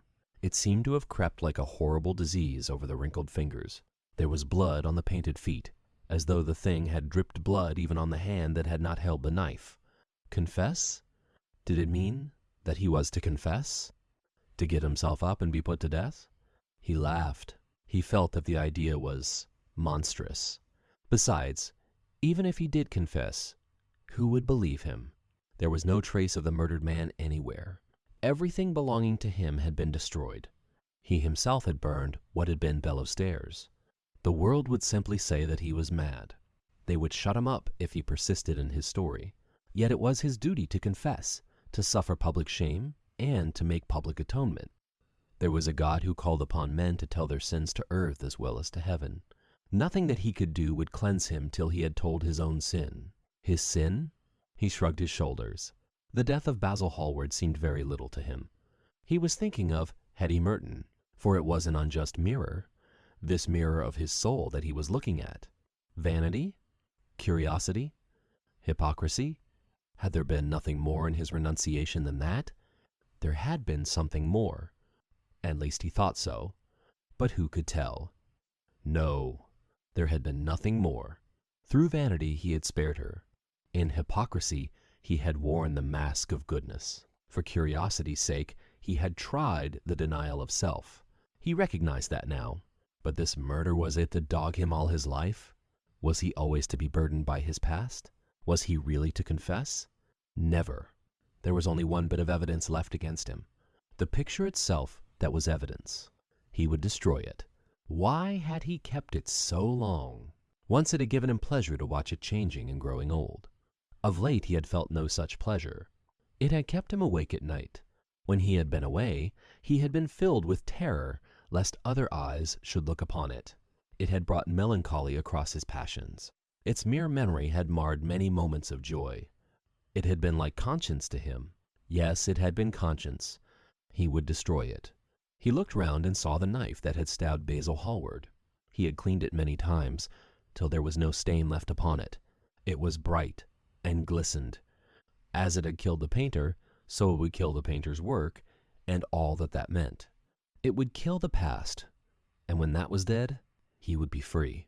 It would kill this monstrous soul life, and without its hideous warnings, he would be at peace. He seized the thing and stabbed the picture with it. There was a cry heard, and a crash. The cry was so horrible in its agony that the frightened servants woke and crept out of their rooms. Two gentlemen who were passing in the square below stopped and looked up at the great house. They walked on till they met a policeman, and brought him back. The man rang the bell several times, but there was no answer. Except for a light in one of the top windows, the house was all dark. After a time he went away and stood in an adjoining portico and watched. "Whose house is that, constable?" asked the elder of the two gentlemen. "Mr. Dorian Gray's, sir," answered the policeman. They looked at each other as they walked away and sneered. One of them was Sir Henry Ashton's uncle. Inside, in the servants' part of the house, the half-clad domestics were talking in low whispers to each other. Old Mrs. Leaf was crying and wringing her hands. Francis was as pale as death. After about a quarter of an hour, he got the coachman and one of the footmen and crept upstairs. They knocked, but there was no reply. They called out. Everything was still. Finally, after vainly trying to force the door, they got on the roof and dropped down onto the balcony. The windows yielded easily there. Bolts were old. When they entered, they found hanging upon the wall a splendid portrait of their master as they had last seen him, in all the wonder of his exquisite youth and beauty. Lying on the floor was a dead man, in evening dress, with a knife in his heart. He was withered, wrinkled, and loathsome of visage. It was not till they had examined the rings that they recognized who it was. The End of the Picture of Dorian Gray by Oscar Wilde. Read for you by Morgan. The text is in the public domain, but this audiobook recording is my own work and may not be reused or redistributed without permission. Thank you for supporting original narration. Hey there, book lovers. If you enjoy audiobooks and love diving into captivating stories, then make sure to subscribe to my YouTube channel for regular updates on new content. Don't forget to hit the like button, leave a comment sharing your thoughts, and share with your fellow bookworms. Thank you all for listening and supporting my channel. Happy listening.